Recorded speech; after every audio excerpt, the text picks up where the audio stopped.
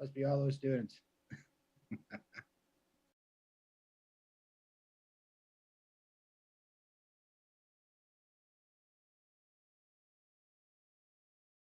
Councillor Sorrento, how are you doing, sir? Just Okay, I'm going to peeking, call this meeting to just order. You peeking. folks need to go on mute if you're on your iPads at home. All right. Madam Clerk, the roll call, please. Thank you, Chair. Chair Bradley. Present. Councillor Bateman. Here. Councillor Campion. I'm here. Councillor Kiokio. Present. Councillor Crater. Here. Councillor Davies. Here. Councillor Diodati. I'm here. Councillor Easton. Present. Councillor Foster. Present. Councillor Gale. I'm here. Councillor Ganan. Present. Councillor Grant. Councillor Height. Here. Councillor Hewson. Present. Councillor Encina. Present. Councillor Yip. Present. Councillor Jordan. I'm here. Councillor Junkin. Present. Councillor Kaiser. Present. Councillor Morocco. Present. Councillor Rigby. Present. Councillor Secord. Here. Councillor Cisco. Present. Councillor Sorrento. Present. Councillor Steele. Here. Councillor Ugolini. Present. Councillor Villela. Present. Councillor Whalen. Present. Councillor Zalepa. I'm here. Thank you, clerk. We have regrets from Councillor Seaborn and Witteveen, Chair. Thank you. Are there any disclosures of pecuniary interest? If there are none, then, yeah, welcome to another Thursday night at the Region. Presumably this is another budget night. It's beginning to feel like Groundhog Day. And I apologize for the lateness of the material, but there's been a lot of discussions among staff, and they've been trying to put together what they can. Director Furtado will be providing you with some information from her presentation as to some of the suggestions that are being made by staff to reduce the projected budget increase. And I know it's a lot of information to digest, and I guess we'll go where we go. Before we proceed, though, to Director Furtado, Chair, you wanted to make some comments, and then I'm going to go to Commissioner of Finance. Thank you very much, Budget Chair. I appreciate that opportunity. I want to share with members of Council a few thoughts on what we're going through this evening in my capacity as Regional Chair. I think we'd agree the 2023 budget is without a doubt the most difficult budget the region has dealt with in, well, perhaps even up to 20 years. As elected officials, the community selected us to make these very difficult choices and decisions. And I'll make no qualms about it. The 2023 budget is likely to be one of the hardest decisions we'll be called upon to make this term. The challenges we see in the budget do not suddenly materialize out of thin air. What we're witnessing is the complex effects of, well, such things as global inflation, Bill 23 reducing our ability to collect necessary funds, the lingering effects of the COVID-19 pandemic, the use of reserves to tap down increases in previous years, the needs to maintain critical infrastructure and previous decisions we made to invest in community assets such as hospitals, hospices, and Canada Summer Games, all things which are desirable but not necessarily in the direct jurisdiction of Regional Council. It's equally important to remind ourselves that as Council, we can make bold decisions, and we have a track record, I think, of meeting our challenges head on. During the last term, we made significant investments in our capital infrastructure, certainly in our environment and public transportation, and in the inclusive nature of our community. Tonight's another opportunity for us to prove we're up to the challenges of this office, and I'm confident we are. There's no single root cause that we can point to that leads us to this point. In many ways, this is a perfect storm, and we have the responsibility of dealing with it. But it's important to remember that we are not alone in these challenges. In consulting with communities across Ontario, we're seeing similarly sized budgets being debated right across the province. Regardless of what we choose to do, there will be pros and cons, winners and losers. There's no singular solution that will allow us to strike a perfect balance between service delivery, sustainability, and affordability for all of Niagara's taxpayers. As a council, I see our job as making the difficult decision that may not be popular, but might be required to be good spirits to the public purse and those who require our services. I think we can be those good stewards. As regional chair, I know that you'll be thoughtful as you listen to the information being presented to by our talented staff. I can assure you that they are presenting us with their best professional advice, but ultimately we know it's up to us to make the final decisions. I know that we will start making those hard decisions that are required to move our region business forward, and I certainly challenging us as I don't have to proceed in that direction. This is never easy. Mayors particularly who are here today and have to deal with budgets. People who've been on councils before know the budget process is never easy. This year we're in a context of transit being uploaded from municipalities to the regional transit commission. So that will be lifted off local taxpayers and will come into the regional budget. They will still be paying, of course, but it'll be now a regional budget item instead of an item of the local councils. We're really in a situation where, again, we choose tonight between what's nice and what's necessary and needed. And every one of our decisions will have consequences. And it's in the context that some members of council already mentioned of the inflation that's confronting all of our residents in their own personal lives. And we always have that in the back of our minds. So I know each and every member of council does. Even some of us who may have supported something earlier on in the budget process may not look at it in the same context. We have to look at the overall budget that we're looking at tonight, because that's what we get down to when we get down to the short strokes is how does this fit in what I liked or what I didn't like? How does that fit in with the total budget that we have to deal with?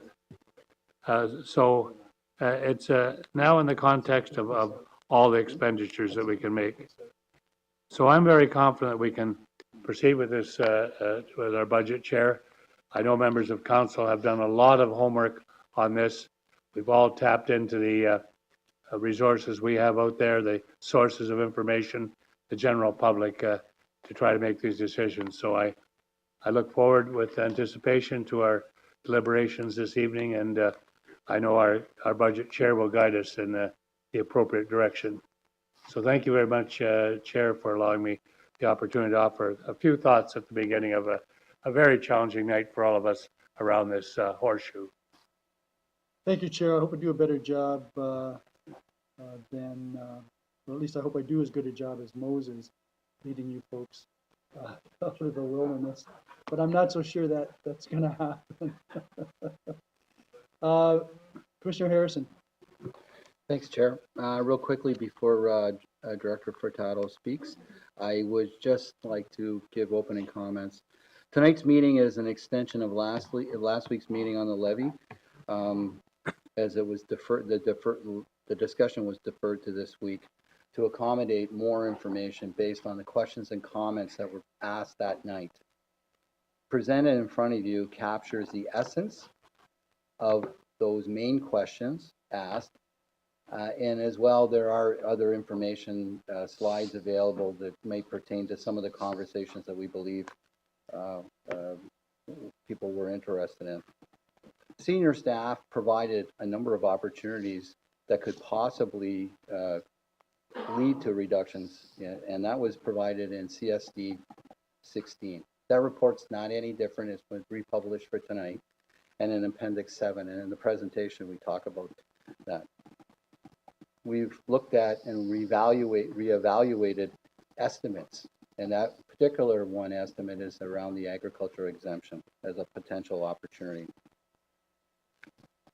Lastly, staff feel, and I feel, that the initial levy request that was presented in the initial meeting was appropriate because it provided the services that council had asked us to keep, which was most every one of them, and to provide mitigations for the risks that were there for us, whether it's inflation, whether it's previous decisions of council, or other things that are new.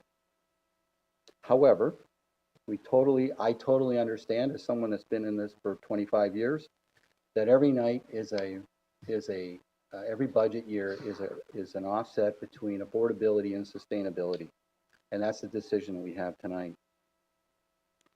We have representatives from the NPCA and the NTC that have been asked here to discuss potential any questions. The NRPS was not asked because they provided a letter from their board outlining what to do with their surplus. And lastly, I know that this information was presented to you at the last minute, as some people have commented to me. However, I do want to thank my team in finance and my partners on CLT who wanted to give as best explanation for this difficult decision that's in front of you. So I know there's a lot of hard work there. I thank you, and hopefully we can answer your questions, and hopefully we can move forward with the levy budget. Thank you very much, Commissioner. And with that, we're going to turn to Director Furtado for some information relative to the 2023 Consolidated General Levy Budget. Good evening. Thank you, Mr. Chair. And as was already pointed out, this presentation, it's a compilation of information that's largely been shared already with Council and the information that was provided last week. It's been repackaged, so to speak, to specifically target a number of questions that were captured at the meeting last week. So I've bundled them essentially into 4 categories of questions. There were a number of questions around specific items included in the 2023 budget and the multi-year. We had a great deal of discussion around Bill 23 and the estimates and how they related to historical development charge collections. And then obviously, given the size of the budget request, discussion around the budget, potential budget reductions, as well as service level reductions to offer a reduction to the overall 9.3%, and a little bit on the impacts of the Transit Commission requisition on local taxpayers.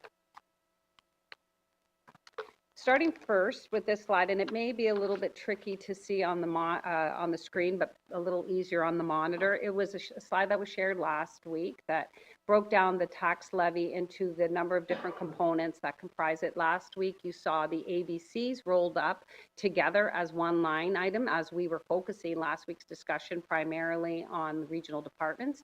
This week, you'll see that I broke out the ABCs into the 4 different ABCs. And specifically as well, some of the line items have been color-coded in the blue just to identify the ones specifically to which specific questions were asked last week, and the next few slides will target expenditure items that reside within those line items. But overall, the total is still the 9.37 that I will be speaking to. So starting first with the multi-year forecast, understanding that this was a significant increase in 2023, we wanted to give Council an opportunity to look at a multi-year strategy in order to understand the implications of potentially deferring certain items into future years.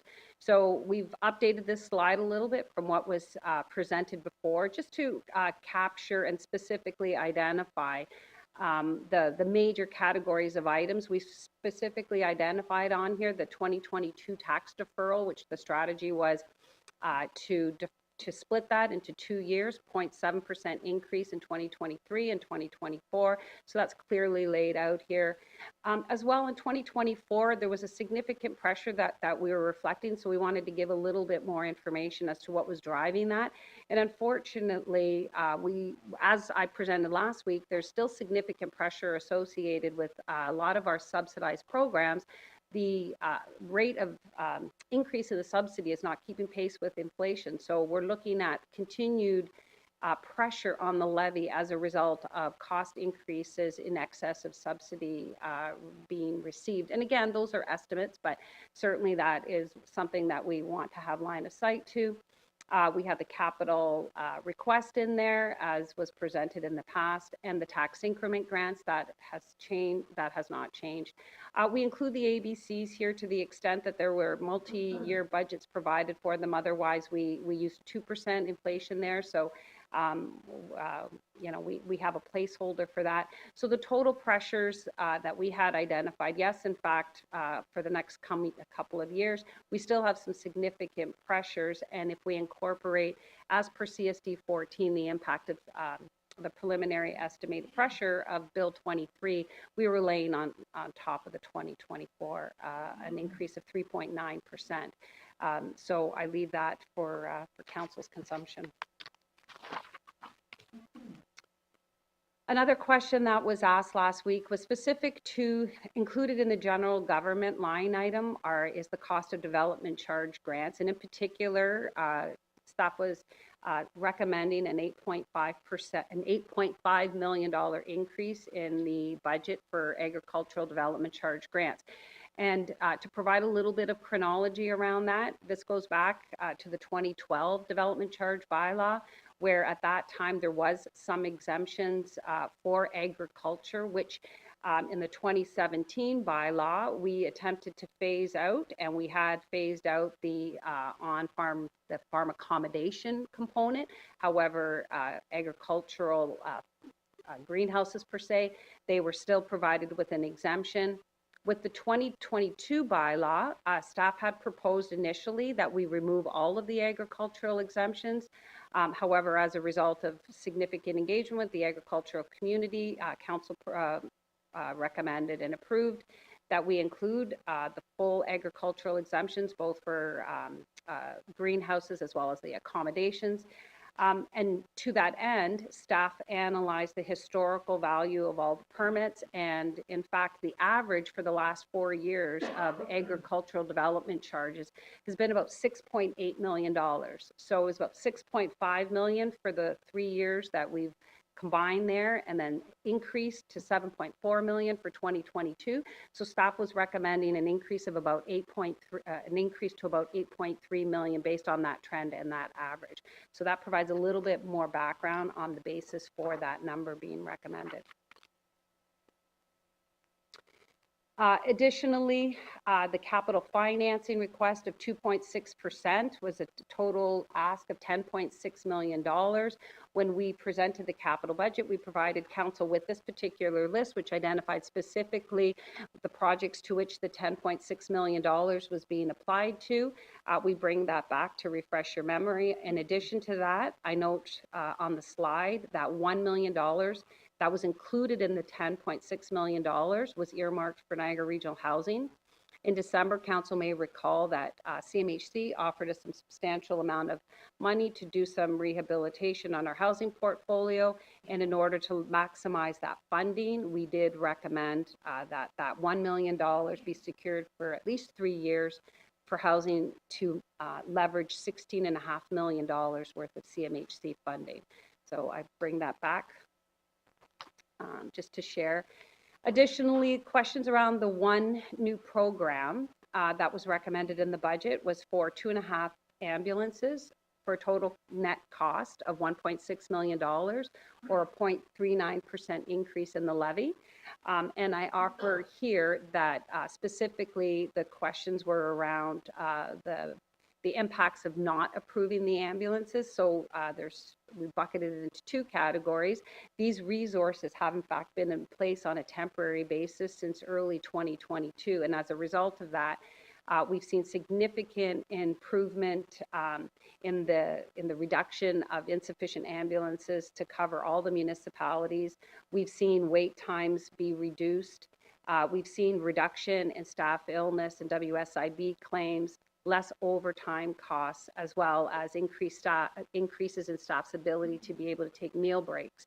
So therefore, if without these resources, we would see the opposite of some of these impacts, where we would anticipate that our instances of alert status, where we'd have insufficient ambulances, could increase by 532 instances, experience delays of 2 hours or longer on 1,000 or almost 1,400 patients, and instances of significant instances of increased overtime.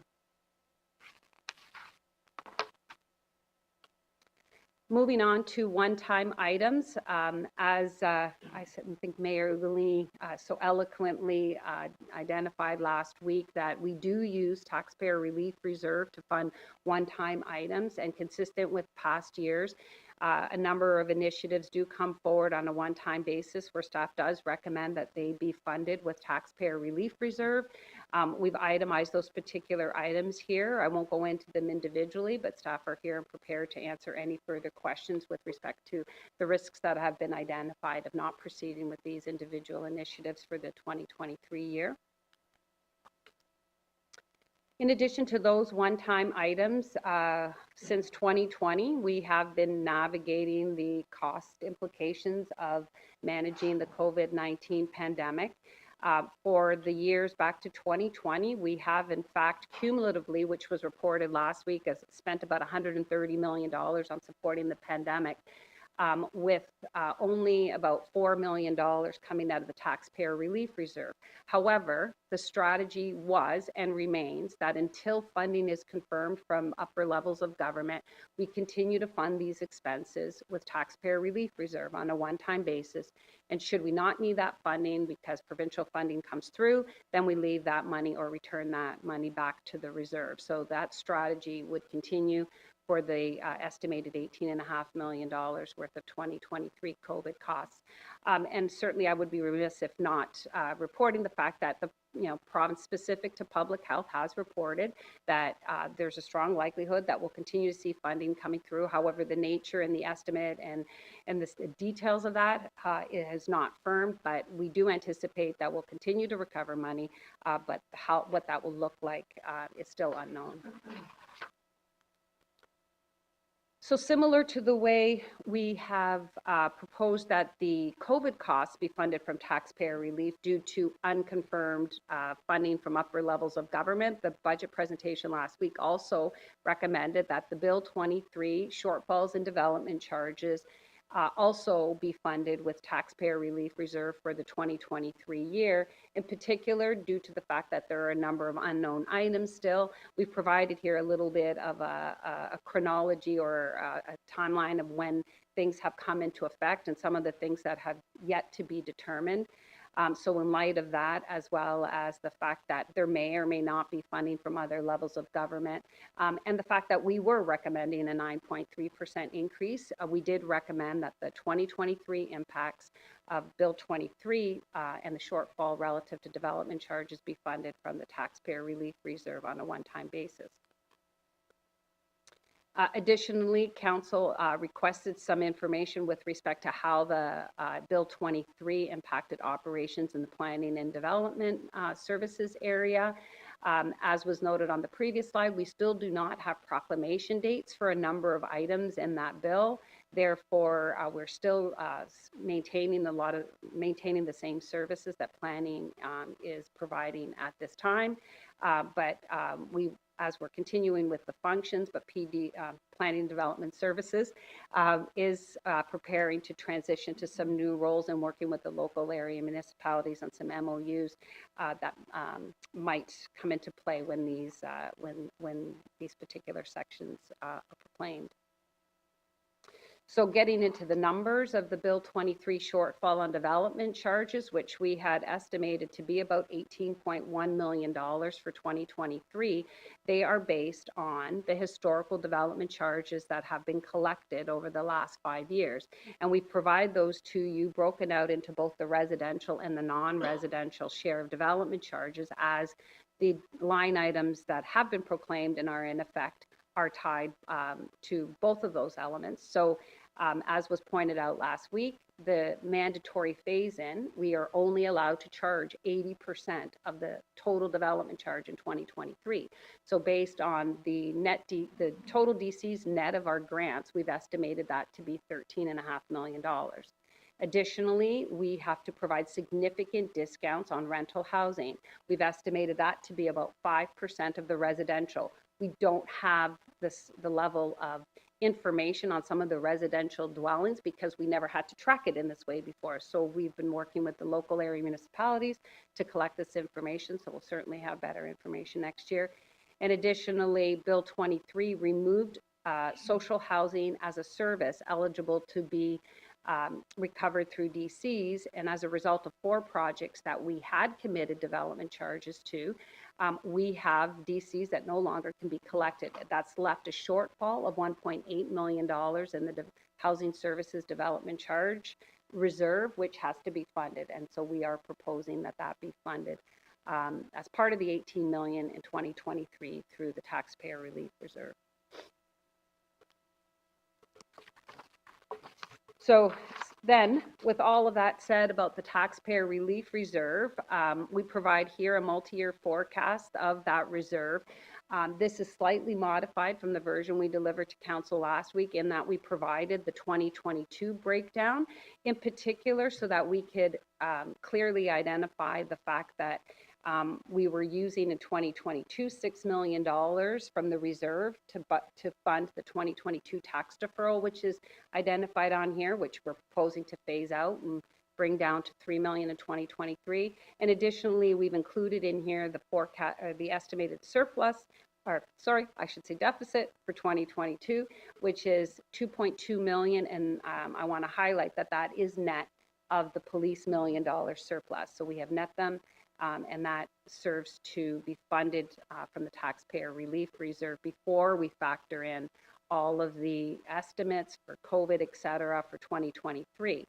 So looking at that reserve balance, which hovers around the $20 million mark, and understanding that Bill 23 impacts could easily be annually in and around the $20 million mark. We don't recommend, and CSD 14 last week recommended that we do the funding from reserve on a one-time basis and then we build it into future year budgets. Otherwise, we would have significant erosion of the Taxpayer Relief Reserve. This is the strategy that was recommended in CSD 14, and so it did suggest that the average of the impact or the estimate of those items that I highlighted, which is about $17.5 million, that we build it into the 2024 budget. And as Council knows, once we build it into the 2024 budget, which we had identified on the multi-year impact to be about 3.9%, it would form part of the base, and it would be ingrained in the base budget and there for the future years. And we would only have to rely on the Taxpayer Relief Reserve for any differences in that average relative to actual costs of those Bill 23 exemptions.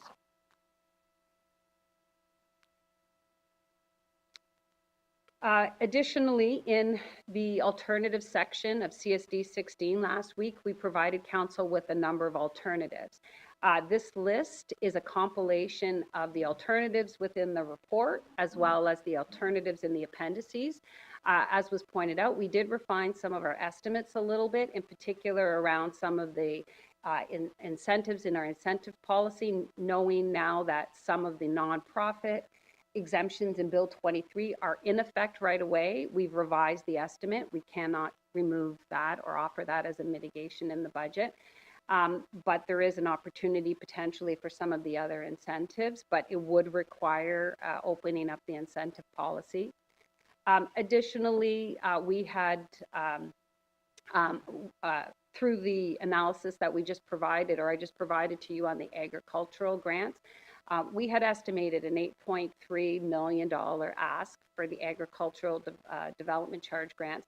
However, we're proposing here that, knowing that that is an estimate and not being, and it being the first year, we could in fact offer a little bit more mitigation in that area. If we reduce the ask to $5 million, that would offer a mitigation of $3.3 million, understanding that if that estimate is off, we would look to the Taxpayer Relief Reserve to fund the difference. We also identified in the report that the tax deferral, Council could choose not to do 50% this year of the 2022 tax deferral and potentially defer the whole amount to 2024 or some other iteration thereof.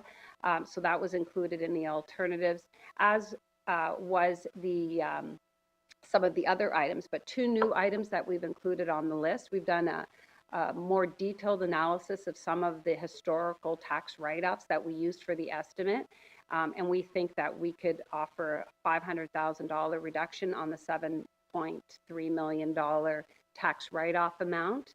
as a result of that analysis. So that is in fact new to the list. And additionally, council asked a number of questions around the NPCA land acquisition reserve, which I know there's staff here to speak to, whether or not that could be offered up as a mitigation.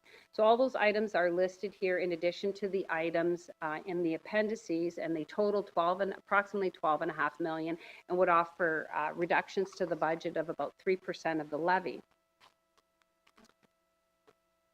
Appendix 7 from the report, we have modified that slightly. You may not be able to read it up on the screen. I know I can't. But I do know that we did provide a number of changes to what was recommended, and in particular around 2 areas in community services as a result of some information that was provided at PHSSC this week around some funding that may be required to address the asylum seekers. However, in lieu of that, an item has been added to the list at the bottom, which is the Niagara Prosperity Initiative. We could offer up a phasing out of that program, so about 25% of that has been added to the list instead. And so that 2.9 formed part of the list on the previous page. Council also asked around the discretionary programs. We provided this listing to council, identifying the discretionary programs that were identified in KPMG sustainability review a few years ago, and then we've updated them for a number of additional discretionary programs that have been added to the region's budget since that time, the total of which is about $25.3 million. Obviously, some of these items have been offered up in the previous list, so we've reduced that 25.3 million down by 5.6 million, so not to duplicate offerings that are in the previous list. Additionally, a number of these items, I do believe council's question was, could we offer up 50% of the discretionary items, understanding that in particular, if we look at the homelessness line items, those are to operate facilities. We cannot operate half of the facility, therefore we have not incorporated a 50% offering there. So the only practical area where we could offer additional reductions there to the tune of about 6.7 million largely comes from development charge grants, which are, again, as I pointed out previously, the subject of the incentives policy. So we would have to go back to the incentives policy in order to achieve that $6.4 million reduction. And you'll be happy to know, lastly, answering the questions around the household impact or the cost to taxpayers of the Niagara Transit Commission special levy. We provide here the similar level of detail as we do for the waste management special levy. We've broken down each municipality's individual requisition and the average annual household cost for each of those municipalities as it varies. And you can see that compared to 2022, in spite of the fact that we didn't bill as a special levy in 2022, we approximated it based on the methodology used for 2023. And the range per household of transit costs goes from a low of $64 per year per household to a high of about $296. And this is based on the average assessed value for each of the municipalities and for each of those individual municipalities. And then lastly, I'm going to close with this slide. In spite of having summarized all of the information that was offered up as budget reductions or service level reductions last year, as a result of identifying, in particular this evening, that some of them involve revisiting the incentives policy and there's some other upfront costs associated with others, we've done a simple compilation here of budget reductions, which we've categorized as most feasible as at February 16th. And they are here totaling about $8.2 million. In particular, they include everything on Appendix 7. They include the reduction of the agricultural grants of $3.3 million.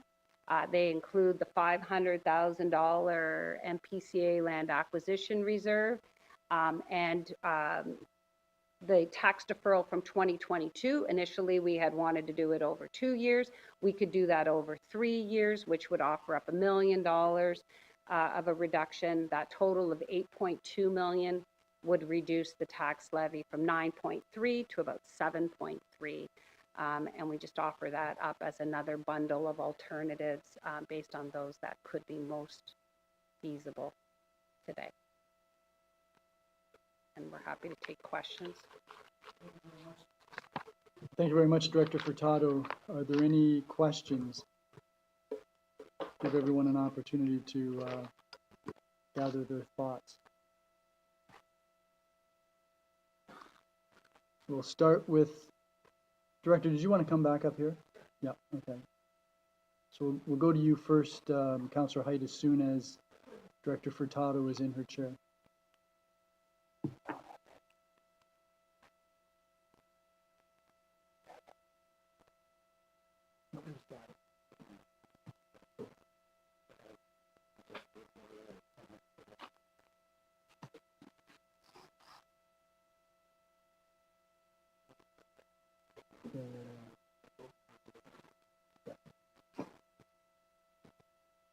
Ready? Councillor Height.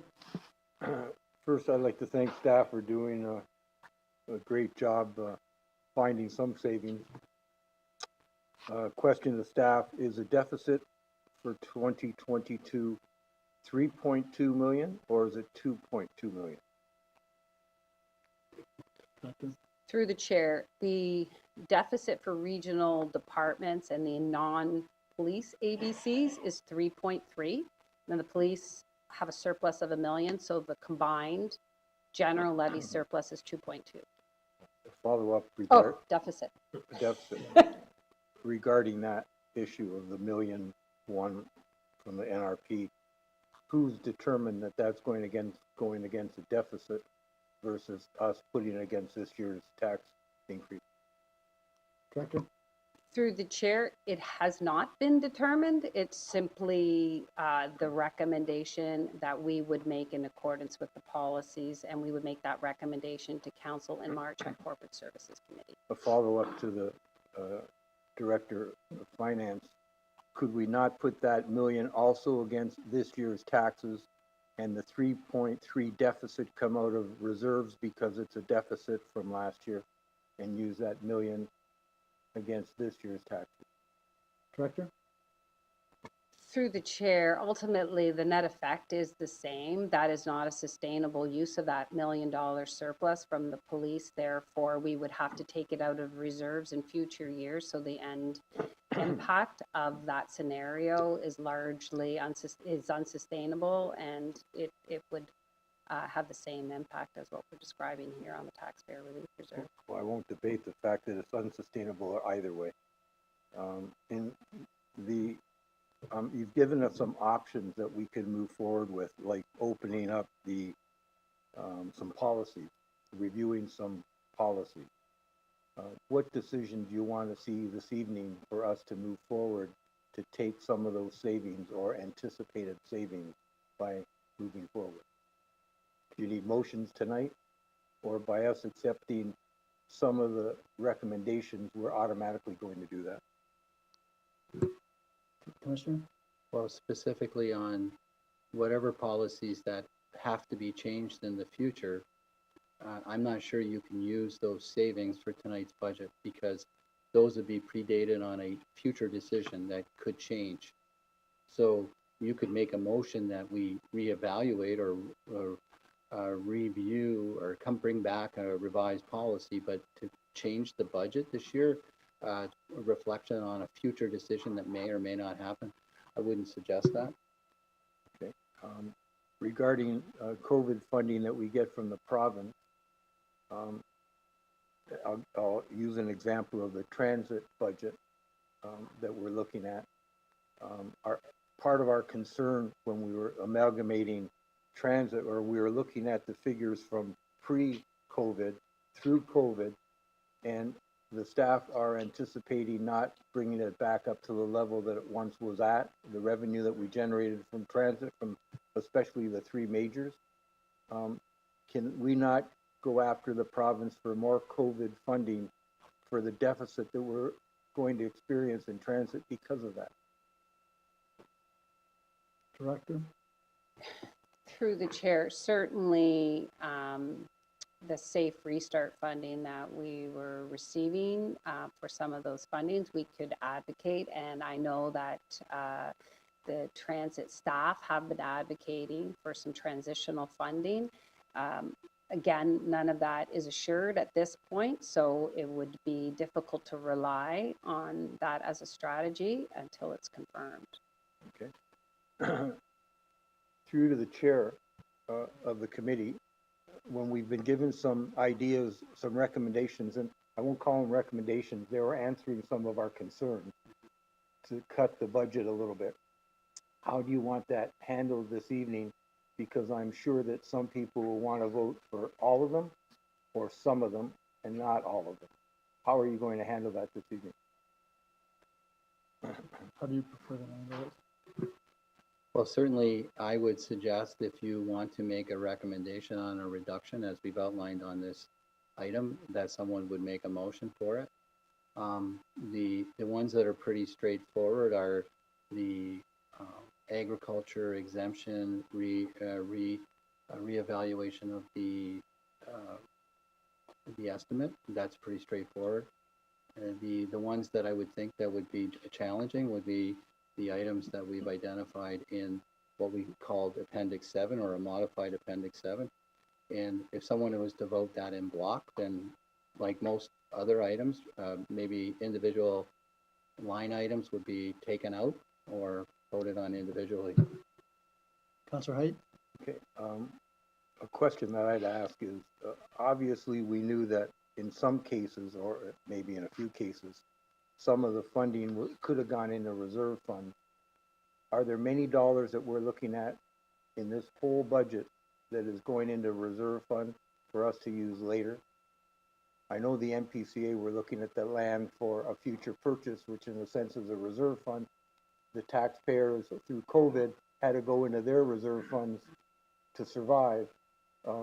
We're in a challenging position right now that we need to cut every cent we can. So are there any dollars that we're looking at that we're putting into reserve funds right now? Yeah, Director, obviously there's money going into the capital reserve. Not capital. We're talking operations here. We're not the levy. Through the chair, as is provided on the slide, there's an annual base budget contribution of $850,000 to the taxpayer relief reserve. Which could that not also be removed from the numbers that we're dealing with tonight? And that would bring that tax increase down to closer to inflation at closer to the 7%. Well, that's a decision for council to make. So I mean, that's available as well. That's not it showing up is. on this list. Yes. Okay, well, I'd be more than happy to make motions when you're looking for motions.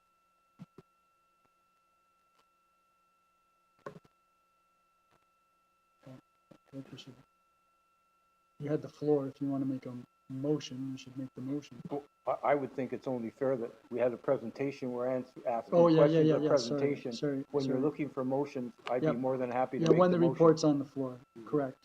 Pleasure helping the chair.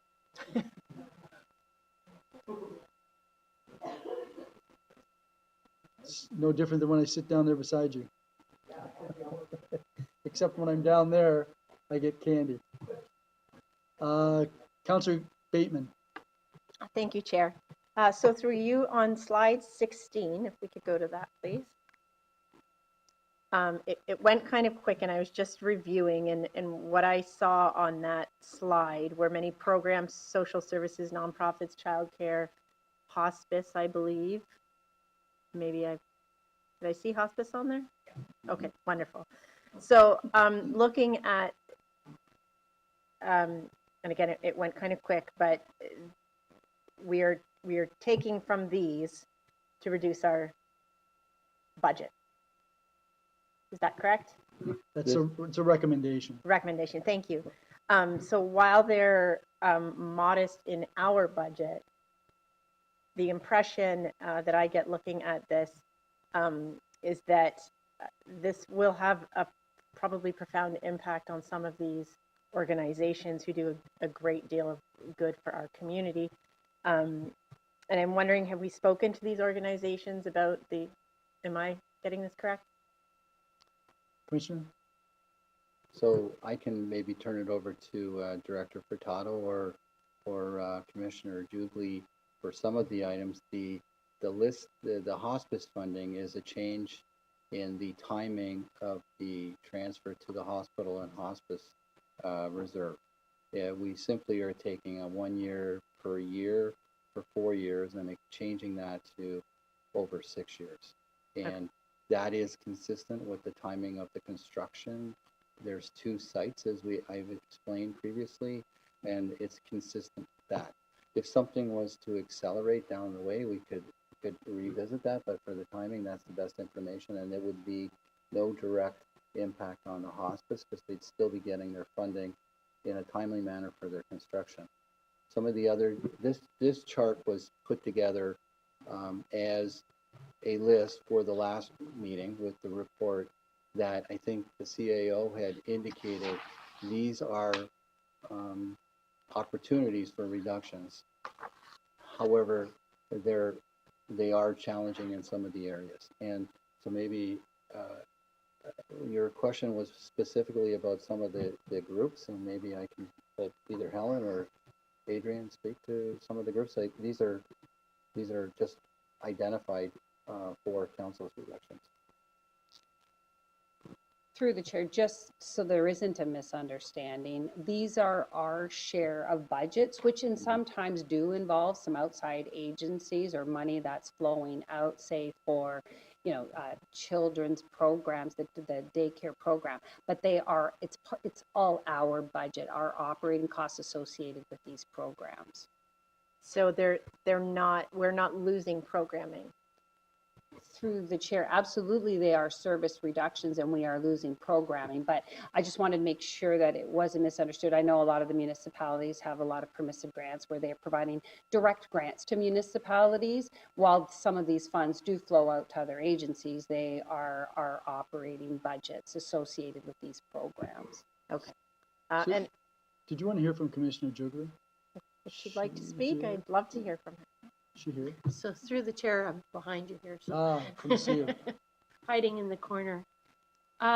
So I think, the first thing to understand is that the things that are here from community services, some of which were identified in the sustainability review, they are considered to be discretionary. In other words, they're not required by legislation or funding agreement with the province. The ones that probably stand out are items like Pro Kids, which was identified previously. It is an entirely discretionary program. I will say that Pro Kids has not seen as much activity as it did pre-pandemic, and also since the closure of 2 of the larger Y facilities. So it is one of the reasons why this is on the list. The children's over contribution, it's a relatively small amount. Again, not seen to be too problematic. It is a reduction, but also done at the same time when you've seen substantial funding increases from the federal government for the National Child Care Plan. You'll note that I did originally put forward some of the discretionary benefit funding that is an over contribution from the levy. I've since taken that back because of the comments I made at committee the other day. So you see line strikes through those. The Niagara Prosperity Initiative is a grant program. I wouldn't say that agencies rely on those funds because they are intended to be for single projects to advance poverty reduction initiatives in our community. And so they actually shouldn't be relied upon for base funding. This was also noted as an entirely discretionary program. Because we have some contracts that are out for a 2-year period instead of 1, we're not actually recommending that the entire program be eliminated this year because we want to continue to honor the contracts that are out in the community. So the reduction we're proposing is actually for the last quarter of the year, which would allow us to phase out the program if that is the will of council. The contributions to the housing provider capital loan and grant is a reduction just for this year because we actually think that that program has sufficient funds available for what might come forward this year alone. So I think that one we're fairly comfortable with. I think that covers off the majority that are mine. I too have bad eyesight looking at this list. Councillor Bateman? Thank you. So just as a follow-up, and I can speak specifically to the Niagara Prosperity Initiative, that was something that the region, perhaps isn't the right word, maybe it's the correct word, but absorbed that program. Is that correct? Through you, Chair? Through the chair, it's always been the region's program. It was originally, it had been externally administered for us. We brought it in-house because we felt that we could do so without actually the additional administrative costs that were being incurred. So that more of the funding has actually gone out the door. Also to align it with some of our other investments in areas like homelessness and other poverty investments. So actually to bring greater alignment with some of the other things that we do here at the region. So it did come in-house, but it didn't change the region's overall responsibility for this program. And was it always, so now we're phasing it out, so that program will end? That would be the decision of council. Sorry, is that what this slide is recommending? This is a slide that is offering you choices of cuts that are based on non-mandatory items for your consideration. Okay. When I'm allowed to, I'd like to comment when it's on the floor, if So, that's yeah, okay. when the report is on the floor. Thank you. And then could you just show me very quickly where these are on slide 19 or what they would fall under for you, Chair? Yeah, Director? Through the chair, the first row there where we have departments under the column of reductions, the $2.9 million is where you would find those items from Appendix 7. Thank you very much. Thank you, Chair. Thank you. Councillor Campion?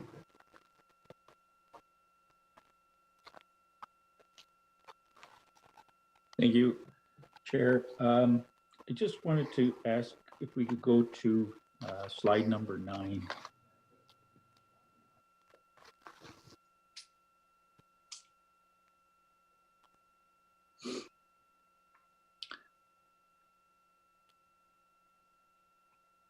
Okay, so a question on the one-time items, and I'll try to be as quick as I can with this. So this is going to relate to transit again, which I'm not going to stop talking about this evening. It's an issue for us, number one, but when we're looking at the transit special levy, the costs are high because I guess the staff has determined that they're going to be mitigating the lower ridership through the use of the levy. So when we look at it, the ridership is low, still low, as has been predicted earlier because of the pandemic. So the ridership is low, so the revenues on ticket sales is low, and therefore it has to be subsidized through the levy. That's my take on it. So that being said, if that is the case, why would we not be able to use the tax release reserve fund as a funding source to compensate for the lower revenues? Because it technically falls into a one-time category. And the same would be true if they come up with relief funding from the provincial level for that, then it could be put back in. So we can anticipate there's a likelihood that we would be getting that funding. I know you can't count on it, but perhaps we should be funding it through that. So the question is, why would we not be able to apply one-time funding for that, for transit? Well, the simple answer, Councillor, is that the Niagara Region Transit Commission is a separate entity than the region. And the Taxpayers Relief Fund is a regional reserve fund. But I'll let the commissioner speak to that because I'm not the expert on this. So thanks for that. We do have representatives from the Transit Commission that did a memo as was requested on some of this information. And as it relates to the NTC, we may want to save that question to the transit general manager, who may be able to speak to the projections of the revenue reductions that are built into the budget to ridership. I would certainly do that. And the reserve, the taxpayers relief reserve, is not a tool that we would mitigate a separate entity like the Transit Commission in. The restart funding that was received by St. Catharines, Niagara Falls, and Welland during COVID was directly related to transit ridership. We, the region, had no COVID funding provided to the region for transit, or a small portion that was really for the regional transit portion. So Councillor Campion, we can hear from the Niagara Regional Transit Commission now, or if you want to hold that down till later, that's up to you. Well, I don't, kind of getting out of order then, Chair, because the letter from Transit is further down on the agenda. So I guess my questions would be there, but I wouldn't be able to comment too much on, supporting a lot of items in the budget prior to having that discussion with regards to that letter and the numbers in it. Maybe Well, I'll just to be clear, Councillor, just to be clear, the items that we're dealing with here for suggested reductions, they're separate from the Regional Transit Commission's budget. So the questions that you would want to ask, I think, would relate to their budget, which will still be part of what we need to deal with tonight. So I think it would, you'll still have an impact either way. Yeah, so I'm glad to hear that, because I can wait till that report comes to the floor and make my comments there, which would be reflective of their budget, which then would reflect our levy. So I will stop my questions on that for now. Well, just for further clarification, their budget does not reflect on the region's levy. It's a separate line. It will be a separate line item on the tax bill. The money will be coming through the region. Right, but it's still called a special levy. So Yep. we're levying costs to the area municipalities to the regional population. So I get it, but it still is a bill that is going to be sent to every municipality within the region, and it impacts the amount of money that's being sent up to the region from the municipalities is going on with the tax bill. Yep, fair enough. And I didn't want to put too fine a point on it, but obviously you do understand. Anything further, Councillor Campion, at this point?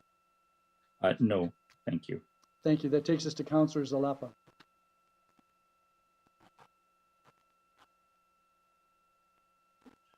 Thank you, Chair. So just a couple questions to Director. I think one of mine were answered, but I just want to get some clarity. So if we go to slide 19, I think what we saw there was a list of all the recommendations that came out of the discussion last week. And those items on slide 19, maybe that's not the same slide I had on my list, but for Appendix 7, there was a list for everything on Appendix 7. Okay. And sorry, I'm looking on. So this slide, this slide is a new slide. That's the one there, Chair, 16, slide 16. So which is Appendix 7, yes. Okay, so just for my clarity, I think Councillor Bateman got to this, but I think what I'm seeing here is all the potential items come to an aggregate levy impact of reducing by 0.71. Is that correct? Is that what I'm reading there? Yeah, that's right. Yep. Okay, and so on slide 17, then the next one, there's another list of items there, and some of these are on that list, but my numbers not coming to the same. Are these ones? Would these be additional items above the 0.71, or am I mistaken? I think I'm not sure. Yeah, I'm trying to get clarity on that. Yeah. So Director Furtado. Through the chair, I apologize. It is a little confusing, but we were trying to answer all of the different permutations of council questions. Essentially, this particular list is all encompassing. This includes everything. And so you can see there, the third row from the bottom, That list totaling Oh, yes. 12.5 includes 2.9, which is on the Okay. next page. What hasn't been Yeah, included in here are the discretionary items, except for the 5.6 million, which is a subset of this list that is also included on the other. Therefore, we didn't include it again. a light bulb went off, Director, so thank you. That's helpful. One last question. I know we've had the conversations before with our group here. Hospices, which hospices are included in our grant funding that council has chosen? Which hospice organizations? Commissioner? So it's the hospice organization, which would be known as Hospice Niagara. They have two construction elements. We did receive a request from the hospice that is, my memory is, it's in Grimsby, but McNally House. We did receive that, but I don't believe that the number was finalized, and it's not included in the transfer to reserve to meet that requirement. There was more information to come forward, as I understood it. Right, okay. Thank you, Commissioner. So Chair, just a question. I guess what I'm trying to understand, that type of program to fund that particular item, what the staff are trying to show us here is that's outside the mandate or legislative responsibility of the regional government. Is that correct? No, well, that's true, but I think what they're suggesting is that the commitment, which has been made, simply be deferred to be more in line with the construction of the actual facilities. So it is outside the mandate, but the intention isn't to remove those funds. Commissioner, did you want to say anything further? Yeah, no, I had tried to explain that to Councillor Bateman, that it's really extending our commitment to Hospice Niagara from $1 million over 4 years to the $4 million over 6 years. We've advanced $1 million already, and so the remaining amount of $3 million would be funded over the next 5 years. This transfer, this is just the transfer to reserves. And I want to correct myself. I'm not myself today. Obviously, I forgot something. We did fund McNally House $200,000 in 2022. So I do apologize for that. So Chair, thank you, Commissioner, and thank you, Chair, for that. So just recognizing that there are other hospices in Niagara region, and we're not funding all of them. So thanks, Chair. I look forward to talking about the report. Appreciate it. Thank you. Councillor Easton. Thank you very much, Mr. Chairman, and thank you to the staff for the work that they've done. There's quite a bit more focus here, and I certainly appreciate it. Through you to Ms. Furtado, if you could please, Helen, look at page 15 and item number 2 that deals with the agricultural grant. And just a little bit more detail on how this rolls out for the future. So I'm understanding that with some changes to the estimates, it went from 8.5 in the last report to 8.3, and now to 5 million for the purposes of the budget reduction. And but the cluster of sources at the time included hospital and hospital funding, which I'm just going to ask you, has that been removed now with the consideration that you're giving to those this evening? Director? Through the chair, I'll try my best here.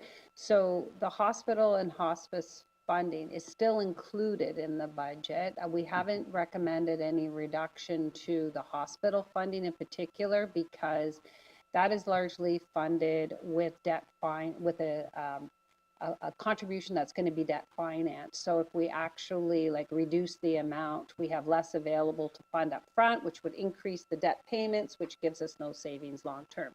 The only offering was on hospice, which, as Commissioner pointed out, we're just reducing the annual amount because we're allowing ourselves to spread it out over a longer period of time.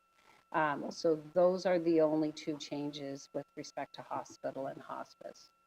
Okay, so the hospital and hospital funding, the debt, or the debt financing grant, those sources, was most of that, I'm going to use your new number now. Was most of that 5 million now the new grant programming? Director? This is Through the not- chair, if you're referring to the 5 million for the agricultural grants, I am. okay. So I'll back up a little bit then. Originally, the budget that was proposed recommended an annual base budget of $8.3 million to support the development charge grants for agricultural properties as approved in the DC bylaw. And that was based on a review of historical trends. We are offering here as a means to potentially, for lack of a better word, I'll say phase in some of those grants with the minimum amount that we think we should put in the budget being $5 million. We think ideally we would want more in line with the $7 million average, but we could see a $5 million base budget at least accounting for the majority of what we need until we have some better trends on those grants. And then build in over time up to the $8.3 million if we deem that to be necessary. Okay, and so there shouldn't be any concern that this, we move forward this evening, there shouldn't be a concern from the agricultural community that there hasn't been provision made in the base budget for that consideration. Can I clarify? Yes. Yeah, through the chair. So the development charge grant has been embedded in the development charge bylaw. So that grant is in place. We are just trying to determine the amount of funding that we need in order to support that grant. So we would continue to pay those development charge grants. And if the 5 million that's being recommended as an alternative approach falls short, we would simply fund the difference from the taxpayer relief reserve or any year surpluses incurred during the year. But the grants would still be provided as they're embedded in the DC bylaw. Okay, Mr. Chairman, I'm just wondering, do we consider, is any of this considered, is investment income considered in any of this? I'm just wondering if there's alternative sources of income that I haven't considered here. Director? Through the chair, yes, we do have investment income included in the budget. However, we also have a legislative requirement to allocate certain amounts to our development charge reserves, and we have a bylaw that requires us to allocate on a certain basis to our rate reserves. So when we do all of the projections of potential additional interest and offset it with the allocations to those legislative requirements, there's really no additional opportunity for the 2023 budget. Okay, all right. And in the future? Through the chair, in the past, we have had opportunities there, but the net sum of all of those has not realized in an opportunity for 2023. Okay, thank you very much, Mr. Chairman. Thank you, Ms. Furtado. Thank you, Councillor Easton. Councillor Cisco. Thank you, Chair. And I'm actually going to look to you for guidance just as to whether this should be dealt with now. It's with respect to the capital financing, which is a part of the presentation. It's on slide 3, I think. But I'm just not sure. It may get a little philosophical for a moment. So looking to your guidance if you want. Just remember that when you're philosophical, at this stage, you have to ask a question. Oh, there's definitely a philosophical question. I promise that. Okay. Through you to the commissioner or the director, just with respect to the 10.6 million in additional capital financing for this year. The capital, or how we fund capital at the region, is very different from the way we do it in lower tier municipalities in terms of the amount that comes from debentures versus the amount that's coming out of the levy. So I'm just curious, that 10.6 million, looking back at the capital budget and the annual repayment limit, I think it was at about 8.6%. And we have up to 25%, and I would never suggest going that high. But there does seem to be room. Would that be something that we could debenture, that $10.6 million, to spread out the costs over the longer term? I mean, we have an infrastructure deficit and an asset management plan, which we've very clearly shown we're not going to be able to levy to get to where we want to go. So I'm just curious, is that something we could consider as part of a reduction by debenturing that 10.6 million? So Director Furtado can hardly wait to answer this question. I could tell the joy in her face as she got ready.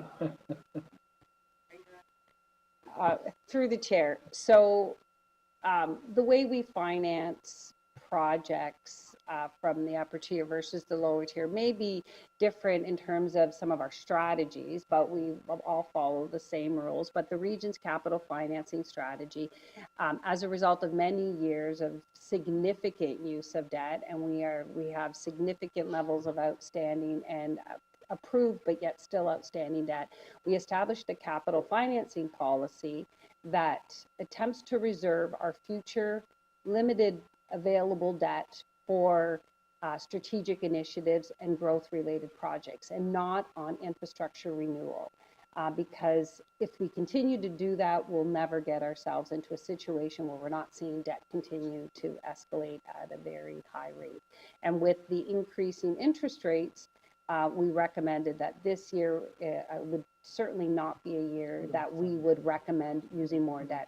Our interest rates this year are double and almost triple what we have issued debt at in the more recent years, and therefore it would be preferred to certainly wait to make any exceptions to our capital financing policy, specifically in a year perhaps where there are better interest rates, and not in a year where our interest rates are increasing at a very rapid rate. Excuse me, but there's another aspect that Commissioner Harrison would like to speak to as well. So It's almost like they were prepared for this one. They're tag teaming Well, the answer. I'm looking forward to it. I actually could have answered this one as well. Well, They've briefed me clearly. as we talked about in the capital budget presentation, we are significantly behind in our funding of capital program, and particularly on the levy side. And I know that the capital night, it was a lot of discussions from a lot of the council about projects that aren't in the budget. To utilize debt this year, I think Director Furtado provided an excellent answer about the different way we handle debt use. But by putting this amount in, this 10.6, it's a permanent input into the budget going forward. And it is council's way of addressing that deficit, because it's automatically built into the base next year. And that will continue to do. And one of the strategies that we've asked to consider as we move over the 4-year term is to continue to escalate that, both on the levy base, but also in the water wastewater areas. And so I would, with all appreciate on the recommendation, I would suggest that we wouldn't sub in debt on to fund that this year. Well, I think just to follow up on it, if you look at Appendix 2, you'll see the effort to accumulate sufficient funding in the capital reserves to deal with the asset management obligations, and I think that's what both of them are speaking to. Sorry, Councillor Cisco, go ahead. Well, no, that's okay. I understand everything that's been said, and I recognize the arguments in favor of it. When it comes to interest rates, I would agree they're definitely significantly higher now than they were at this time last year and the year before. But from a historical perspective, where are interest rates right now? Like if we were to look at the last 25 years. I can go back to a quote about 2013, 2012, when the commissioner that was in the role said you'll never see lower interest rates than what we have now, and it was about, I think, about 6%. That's what the borrowing rate was at the time. It might even been higher. I think, while I appreciate what you say, we have, as Director Furtado had indicated, we have approved debt that we're going to be going out to capital markets in the next couple of years. We're not issuing any new debt this year, but we are going to be going out, and we'll feel the pinch of those that interest rate hikes then. I mean, one of the new normals, the interest rates now are much lower than they were 10 years ago, 15 years ago. I shouldn't say 10 years ago. Yeah, they still are 10 years ago, but more 15, 20 years ago. Counselor? I do appreciate that, and again, I recognize the concerns. I look at what is nearing a double-digit tax increase, levy increase this year, though, and I wonder if this is a strategy, given that it is capital as opposed to operating. And as I said, it seems to be with many other local governments choosing to use debentures and debt financing for their capital projects to spread the costs out over the long term. Spread the costs out also over the users in the long term. I think it's something that maybe we do have to consider. So, just for clarity, that was a comment. And that should have been raised during the time when the report was on the floor. I apologize, I missed. Don't you agree, Chair? I agree that it was a comment, yes. It's just that I don't want you to get me in trouble with other councillors, Councillor Cisco, and I know you don't intend to do that. Councillor Sorrento. Thank you, Chair. Through you to any one of our staff. We've done projections for, I guess, loss of revenue as a direct result of Bill 23. Have we done any calculations, any revenue, potential revenue streams as a result of Bill 23, particularly with the number of new homes coming on board? Now, my understanding, Chair, is that I think Niagara was targeted for about 15,000 new builds. So to any one of our staff, have we done any revenue projections as a direct result of Bill 23, as opposed to just revenue shortfalls? So you're referring to assessment growth? Assessment growth, that's Yeah, right, Chair. okay. Thank you. Thank you for that clarification. Director? Through the chair, we always build in projections for assessment growth into the budget. And as you can see in the slide, the multi-year, certainly we're tending more towards the average of what we've seen historically at 1.5%. And it would be ideal that we see the 1.9% assessment growth that we have realized in 2023. We'd love to see that continue. And certainly that would continue to offer some mitigation to these multi-year pressures that we've identified. However, we can't budget assessment growth until it's realized. And certainly it's a function of MPAC providing increased assessment on the tax rolls. So we're subject to their processes. So we can't do that, but for the year to which it relates. Councillor Sorrento. Okay, thank you, Chair. And then just further to that, the impact assessment is expected to go up this year. Well, actually this month, the end of the month. Do we have calculations already incorporated into a revenue stream, or would we have to wait until the end of the month to see how much more revenue we would be collecting? Director? Through the chair, there is no reassessment this cycle. We were last reassessed in 2016, so properties currently are assessed based on valuation date of January 1, 2016, and that was supposed to end in 2020 with a new reassessment cycle in 2021, but as a result of the pandemic, the province deferred that. So there has not been a reassessment cycle, so your assessments should be static. The only new assessment that's coming on the roll is assessment growth, and that we build in every year. Councillor? Okay, great. And just one final question, Chair, through you to any one of our staff, specifically, again, to Bill 23. I read someplace that, I can't remember if it's an AMO article or whatever, that possibly the province intends to reimburse the municipalities with regard to any financial shortfalls vis-a-vis Bill 23. And I'll stand corrected.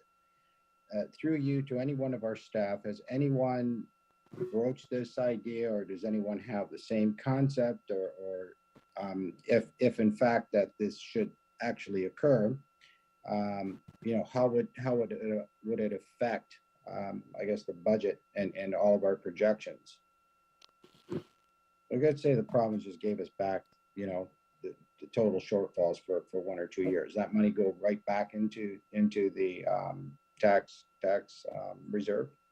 I'm going to let Commissioner Harrison speak to that. That, of course, was a solemn commitment made by the Premier. Okay, thank you. Chair? So thanks for that question. We have heard the rumors. However, there is no concrete evidence that there's a funding envelope established yet. Based on the revenue shortfalls that are projected at the region of Niagara and our counterparts at the local area municipalities and across all of the municipalities that are in our Ontario Regional Single Tier and Upper Tier Treasuries Group. I don't know if the province is going to proceed with that at this time. And so I think it would be premature to believe that that is going to happen. The strategy that we've revised with regards to Bill 23 is to fund during this year the implications of Bill 23 from our taxpayer reserve, and at such time that we had more information, we could come for a different budget year. But for the time being, we have no reason to believe that that's in the works and finalized, and the numbers can be even quantified. Councillor Sorrento? Okay. Okay, thank you very much to our staff, and thank you, Chair. I'll yield the floor. Thank you, Councillor. Councillor Ugolini? Through you, Chair, and I think it's going to be CAO Ron Tripp because he was Commissioner of Public Works at the time. I'm disappointed to see the Port Robinson Ferry Lamb grant funding on this. It's a 0.02% impact. And the reason why, and I'll get to the question, is that at the time when the lease agreement expired with the Seaway, a new agreement was negotiated where the Seaway fixed the docks and supplied money to replace the ferry, and then the region and the city of Thorold agreed to split the operating costs. And so we've been in that agreement, and to see this on here as a potential takeaway when all that we went through with that negotiation and partnership agreement on something that's 0.02% of the levy is doesn't sit well with me. So do you want to comment on it? Because you were at the table, I'm sure, at the time. CAO? Thank you, Chair. Yes, I will, through you. Yeah, and I wasn't looking forward to this conversation either, having been through the previous one. I'm just going to read a line that I put in CSD 16. So that's just not on the screen. Appendix 7, which is what Ms. Furtado has shown on the screen a number of times. The direction as CAO that I gave to all staff was that list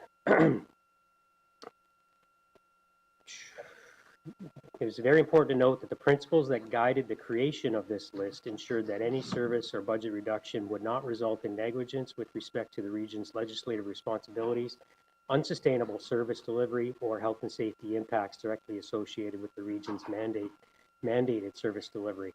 So not just the ferry, the majority of that list is uncomfortable decisions, but they're things that we're not required to do that council could decide that we discontinue. So, but they were line items put in the city of Thorold in the region because it was our understanding that we had a partnership moving forward on the ferry. Is that correct?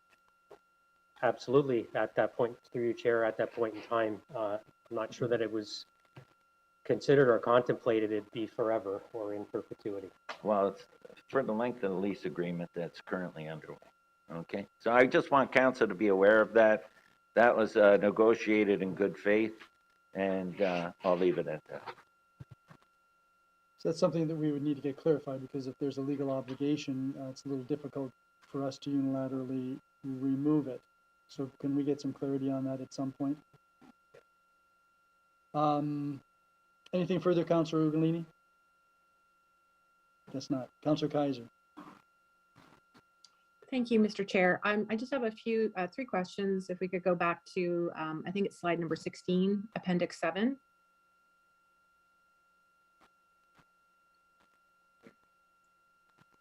Perfect. I was just wondering if I could get some clarity in terms of the potential reduction. I think this is the right slide. Yes, in terms of reducing economic development marketing. how much, like, I guess, what percentage of the budget, of their budget would that be? So for example, what is being allocated towards marketing at this point in time through that division of the region? So not the overall spend of the economic development, but what's their marketing budget, and how does that amount compared to what their overall budget is for marketing throughout the year? So yeah, George Spetz, are you available to respond to that? Yes, I am, and thank you, Chair, through you to the counselor. Our overall spend on our marketing budget isn't around $260,000. So okay, the reduction that we're proposing here of about 50,000 sort of would make a somewhat of a significant impact. It's discretionary funding, but it's certainly the 50,000 would have some impacts, and some of the sponsorship opportunities we do, some of our marketing materials, both local and international marketing campaigns and certain activations. So there would be some impacts to that programming on the marketing side. Okay, thank you for the question or the answer. I appreciate that through you, Mr. Chair. My second question had to do with the climate change consulting. I'm just wondering if that budgeting was extracted, would we be doing anything within the corporate admin in regards to climate change, or does that, is that the entire budget of what we're doing now, or would there be remaining funds to look at climate change and how it affects Niagara? Thank you. I'll direct that to the CAO. Thank you, through you, Chair. There would still be work continuing. This would certainly have an impact. We see it necessary to move forward, but there would still be work continuing. Okay, great. And then this is maybe more for me being a new counselor, but just in the context of, I appreciate that this has been sort of separated for what is mandated versus not, but is it quite usual or normal that a region would be involved in funding hospitals and hospice? Just trying to understand the levels of responsibility. And I guess the question is, why, if it's not required, obviously there's a need for hospice and hospital funding, but why did it land with the region if it's not, I'm assuming maybe it's supposed to be provincial, I guess is my question. Is it something we're supposed to be doing? Commissioner, do you want to tackle that? Sure. So there are two separate entities. The hospital funding, we have a precedent that was set when the St. Catharines Hospital was built that we funded. And there is a local area commitment that's required by the provincial government, which has happened over time. There are a number of new hospitals that are scheduled to be built all across the province. All of the municipalities are struggling with that local component. So it's not unusual. And we had a very strong discussion and debate at council for the funding of the West Lincoln Memorial Hospital, and then subsequently with the new South Niagara Falls Hospital or South Niagara Hospital. As far as the hospice was going, that was an individual request that came forward from Hospice Niagara. The council debated.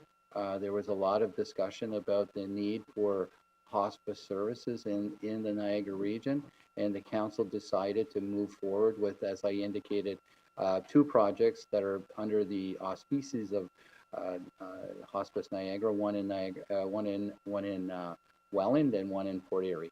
And so then, as I indicated, McNally House came forward, and certainly it was the council's wish that they would enter into that into funding arrangements with those entities. Thank you so much. That's all. Thank you. Thank you. Councillor Foster. Yeah, thank you, Chair. Three hopefully quick questions. Slide 6, the capital financing and the discussions that are going in and around that. Is that considered as part of your final recommended package, or are you just telling us this is what it would look like at this point? Can we get slide 6 up there? She knows what it is. It's capital stuff. Through you, Chair. Yeah, CEO, sure. I think you described it exactly. This is what it would look like. This was a question from the previous meeting. Okay. If we were to look at that, okay, these are the projects you'd look at not moving forward. Yeah, okay. Good. So then I do have the right to be upset when we get into discussion. Slide 7, just a comment, or it's a question, actually, maybe I better do it that way for the sake of the chair. Why did you do percents for 2022 and numbers for 2023?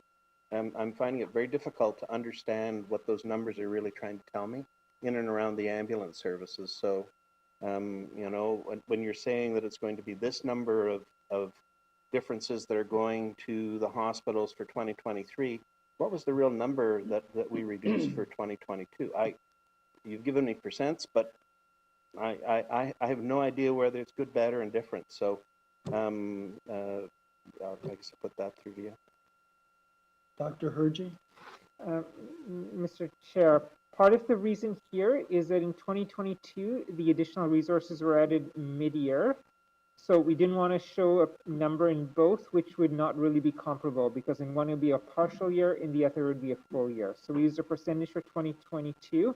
In 2023, we then tried to illustrate what the actual total number is. I do take the feedback that it is a little bit confusing. Yeah, thank you. Okay, and the last one concerning slide 19 and the NPCA land acquisition removal. Do you know when the last time that monies were transferred from the region to the NPCA for land acquisition? Director? Through the chair, I do not know the answer to that question. I would have to look it up, or well, actually, I happen to know the answer. I thought you might. So the year was 2018. So when we're looking at this particular area, we'll have some discussion points when we get into discussing the report. Thank you. Yes, CEO. Thank you, Chair, through you. And just to the first question you had that I answered on this slide here, it says most feasible. I'd see the least disruptive. So the capital financing is not on that list as least disruptive. Thank you, Councillor Foster. That takes us to Councillor Morocco. Thank you very much, Chair. I just want to thank staff for all the work that they've done and coming back and forth, and there's been a lot of time spent on this. I guess my question is that if we're looking at cutting, and I know that the CEO made very firm to the departments to make sure that you came back with what is most needed, nothing over and above. So let's be lean. So we came back in at 9.3, if I'm correct, and now we're trying to get down to 7, so we're losing that 3%. My question is, if we're not going to pay now, when are we going to pay? Because I'm sure that this 3% that we're looking to save is going to be offset somewhere else. I mean, as a new council, I'm looking already at $6 million that is being passed to us from 2022. So we still have to pay all of that. Are all of these, this 3%, just going to get passed off to now 2024? Well, I don't think it's 3% that's being recommended. However, Commissioner. So the chart that's right in front of you is the budget reductions most feasible. It's $8.2 million in reductions, which is just a little bit over 2 points. Sorry, what was that? It's $8.2 million. If you look at the third column, or the fourth column, if you include the highlights and the lines, but the reductions column, you go down that, it's $8.2 million. I think the items that have been listed there, we've talked about. Particularly the big one is the agriculture exemption reduction of 3.3. I think that Director Furtado had indicated that in the event that that estimate has been brought down too low, we may have to deal with that at the end of the year and moving forward. That's not for sure. The other cost items that have been, or the budget expenditure reductions that have been identified in the Appendix 7, some of those have been refined estimates. If you take the fuel cost, if you take the some of the other elements, those are likely not going to have impacts in future years. They are actual savings that we've identified. In some of the other areas, we're looking at potential risks that may come back in the future, but they are also, as Commissioner Jubilee had indicated, programs that might be able to be reduced. So they may come back, but not all of them will. So there's a good chance a good majority will. To the chair. Some of them probably will come back. At what cost? Through the chair. Commissioner? Well, it'd be the same cost that we're cutting, except for if you take the situation with the agriculture. So we identified that that we needed a budget. We estimated the budget of what we projected to be. We've reviewed it and said, what is the lowest that we can actually put in the budget that we think may, depending on the economic activity and how much is built in that projects that have come forward with agricultural exemptions, we may be too low. We may be right. In the future, we would have to, for 2022, we would have to look at, or 2023, we'd have to look at what the end result is and whether we'd have to use reserves like we're doing this year for a deficit.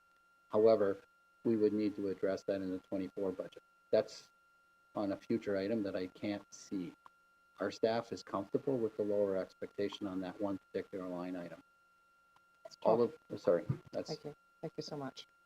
Thank you, Councilor Morocco. Councilor Zalapa, back to you again for the balance of your 10 minutes.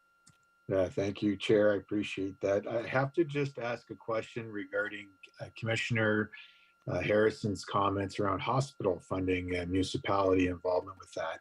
I seem to recall that in that report that we received regarding considering hospital funding, that it was not, there are regional municipalities that are not providing funding to hospitals in their jurisdictions. Is that not correct? Commissioner Harrison? The report that we provided was a look backwards that did provide an overview, the best information that we could provide at the time that did indicate that municipalities were doing something, but we're not providing direct funding to hospitals. One of the examples was in Hamilton, where they did infrastructure repairs in the areas of their hospitals, which allowed the capacity to be increased. However, with that said, two years later, we are starting to see more and more pressure on the local municipalities to fund it. This is a discussion that I'll probably have tomorrow when I meet with my peers at the regional treasurers and single tier treasurers, because there is an enormous pressure to rebuild or build new hospitals across the province, and the funding, the local area funding component does include the municipalities. Councilor Zalapa? Okay, I'll leave it at that. Okay, Chair, thank you. Councilor Villela? Well, thank you through you, Mr. Chair. Just a quick question. The largest sum obviously came from the agricultural grant estimate reduction. Are there any other situations where you're estimating amounts that you can look at out of all the departments in the entire corporation? Director? Through the chair, all of the amounts in the budgets are estimates. Similar with fuel prices, with grant amounts, we do our best based on information that we have to estimate what we've put in the budget. We did go back and look at some of the more significant line items, looking at opportunities. We came up with the opportunity as well on the tax write-offs. Largely, these items are dictated by circumstances, grants, market conditions. So as Commissioner Harrison pointed out, we could just as easily have underestimated now with the offering of the 5 million and turn around next year and know that there's lots of agricultural permits and we have to increase that. So we've done that deep dive on all the items, and so these are the only ones that we were able to offer up any alternative options on. Councilor? Yep, thank you, through Mr. Chair. So the procedure in going back, I'm just curious as to what the procedure was going back to the different departments. Like, did you say council isn't happy with 9%? Can you each come up with something that you can give up? How does this process take place, I guess? Commissioner? So the process was, the items that are in Appendix 7 were in the report that was provided last week. There wasn't a lot of discussion on it, so we included those items for considerations. That work has already been done. As the CAO had indicated, he foresaw, or he had vision that this conversation would be necessary, and all of our commissioners were asked to go back and find out is there any areas that we could potentially have reductions in expenditures that was not going to be dangerous, so to speak, in moving forward. Those were done. It was modified slightly because of some new issues that have happened since that list was prepared for the refer, specifically in Commissioner Jugley's area. But that was it. As far as the estimate with the agricultural exemptions, I think Director Furtado was quite correct. It was an opportunity for us to go back and look at that and see, you know, it is an estimate and what we could live with. We do not have adequate information so far this year to make a connection one way or the other. And recognizing my comments earlier about affordability and sustainability, we felt that if council's wish was to move forward with a reduced levy for this year, we would go down to what we would feel would be the bottom line that we could go on those exemptions based on what we understand the marketplace would be. Counselor? And that's funding the exemptions. The exemptions will still happen because they're embedded into the DC bylaw, so the expense will continue. Okay, thank you. One more question, Mr. Chair, if you wouldn't mind. Again, looking at certain situations where we can expand them over a lengthier period of time, was anything else looked at other than, say, hospice? Commissioner? No, I don't believe so. The hospice, because just for the nature of those constructions, they're a little bit longer in window than maybe they were when they were first considered at the beginning of 21. And so the hospital, again, we have a finite date as to when our funding would be. The West Lincoln Memorial, as I understand it, is going to be commencing, and the one in Niagara Falls is issuing their PO to the company in the next little while, and we'll be looking forward to starting the development then, so we'll have a fixed date. We can't expand that any longer because as the director had indicated, the money that we don't put in the reserve will be borrowing in the times that we have to pay our bill towards those hospitals. Okay, thank you, Mr. Chair. Thank you. Councillor Bateman. Thank you. Through you, Chair, perhaps to Commissioner Jugley, if that's all right, to direct it to her. The NPI grant that is on that to be phased out, I'm kind of stuck on that because I didn't think that was the intention when it kind of moved to the region office. And I'm wondering, do we have a strategy to reduce poverty? I know we provide services to aid people, but do we have a strategy to reduce it? Commissioner? So through the chair, and thank you for the question. Again, I would say that the movement of the program, whether it was administered externally or not, it doesn't really change the ownership of the program. And there was always oversight from the region, even when the contracts were administered externally. But that being said, you know, it has always been our intention to continue with the program. As the CAO pointed out, that we're putting forward things that meet a certain definition of level of risk and obligation. That being said, there's a lot of things that happen in community services and public health, frankly, in transportation, in housing, that all strive to reduce poverty in our community.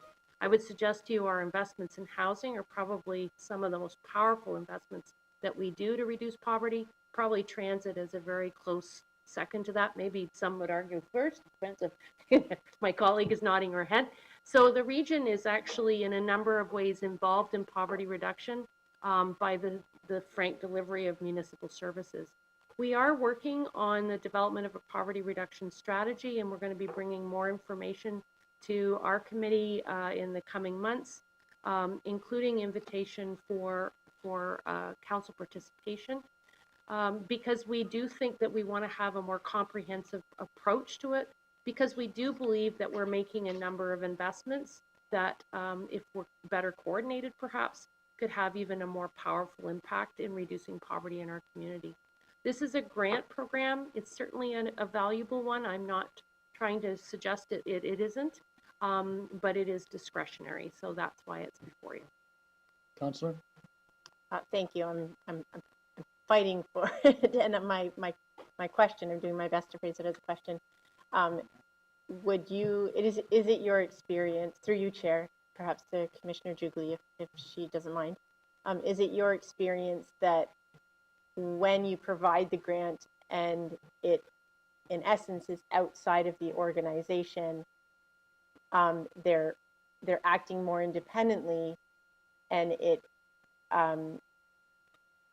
that there is a benefit to that? Is it your experience that there is a benefit to that when we provide a grant and they work outside of the organization? Commissioner? Through the chair, I'm not sure that I would say that whether something is delivered directly by the region or delivered by a community partner, that it necessarily means that the service is, greater or lesser in value. I think that, it is always important for us to work with our community partners, and we should try to balance that because there's wonderful wisdom and strength and presence in the community that we want to support and encourage. I'd be cautious about saying that, service delivery itself is better because I think there's a lot of evidence that both are good. I forgot one other area that the region has significant investment in, that's in childcare, which is also a pretty impactful area for poverty reduction. The MPI grant program is intended in part to drive innovation. I think it's intended to support our community in implementing things that are impactful to reduce poverty as opposed to alleviate it. So I think it's intended to kind of inspire sort of better or newer practices. And so yes, I think if we canceled the program, it would be a loss for our community.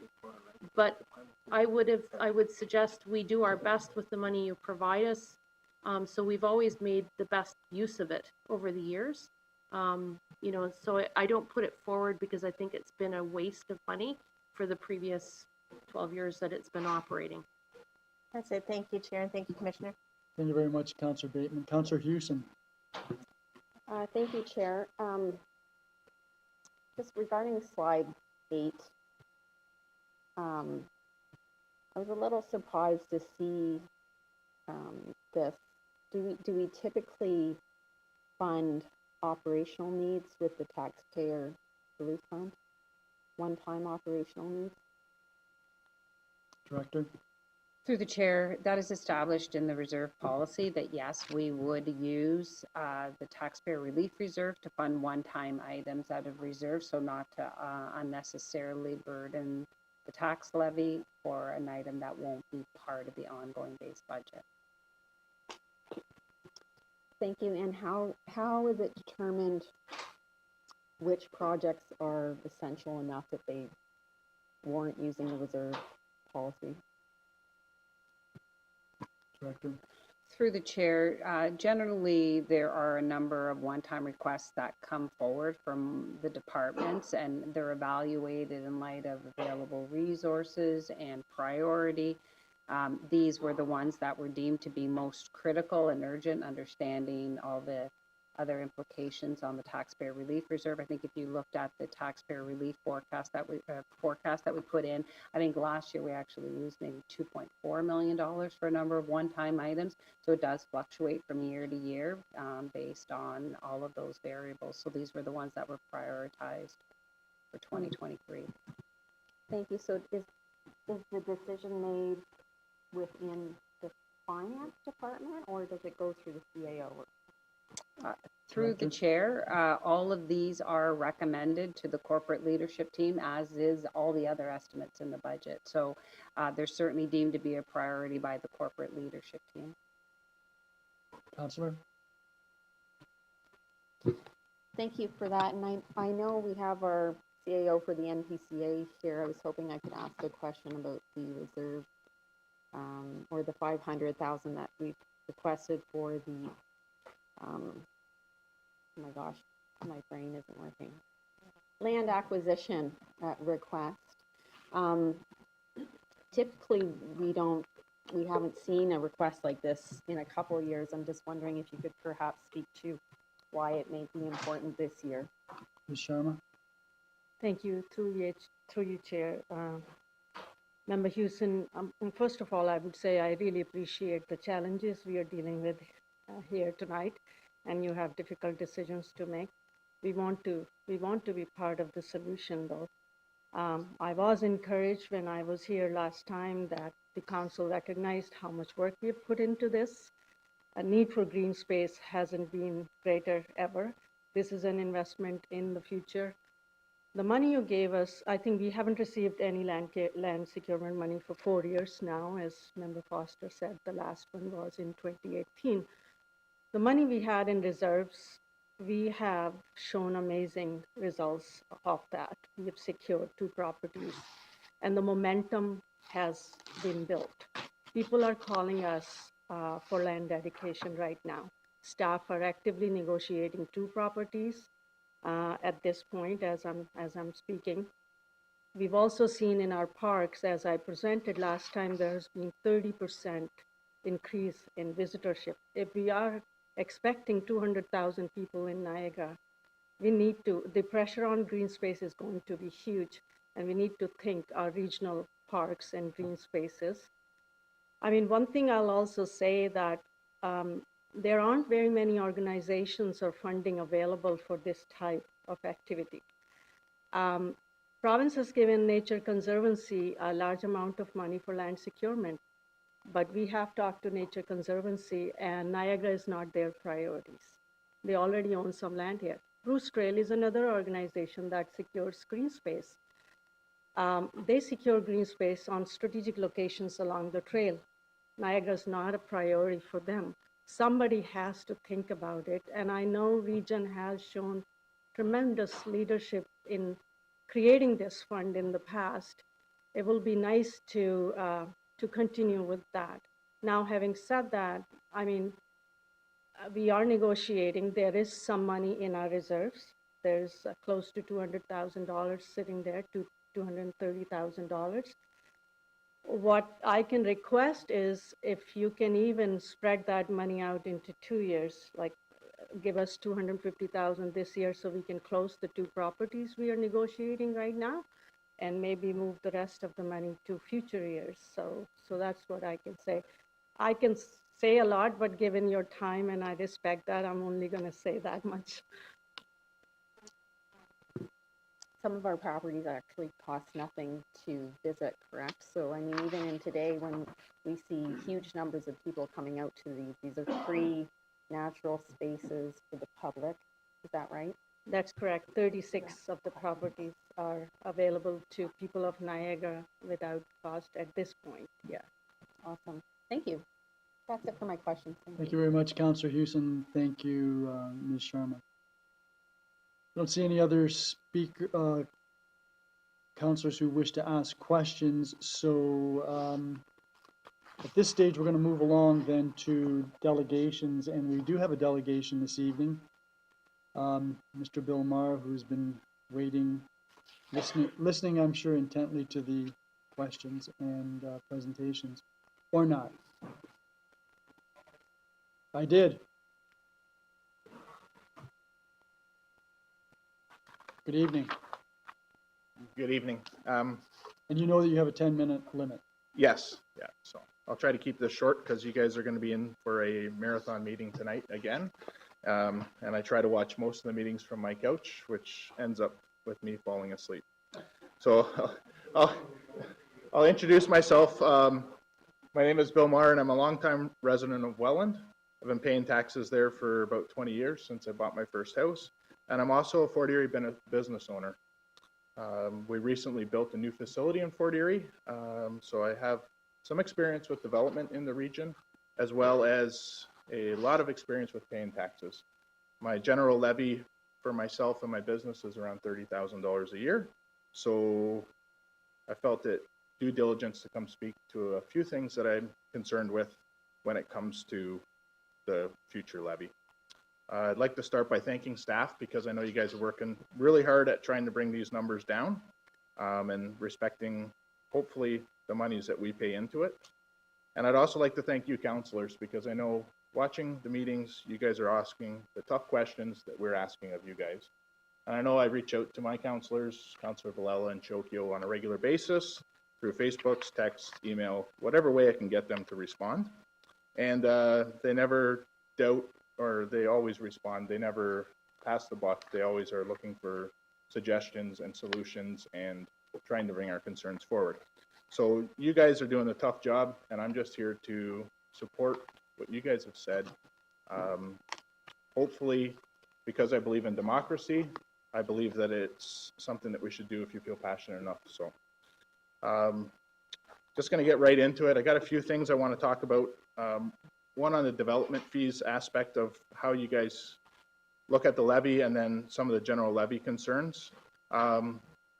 Development fees, as we paid back in 2020 when we built our new shop, were explained to me as monies used for future development. We paid a substantial amount of money towards that, $140,000 between Fort Erie and the region.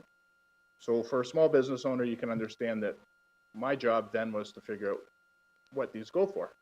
Why do we have them, and where is their intended use?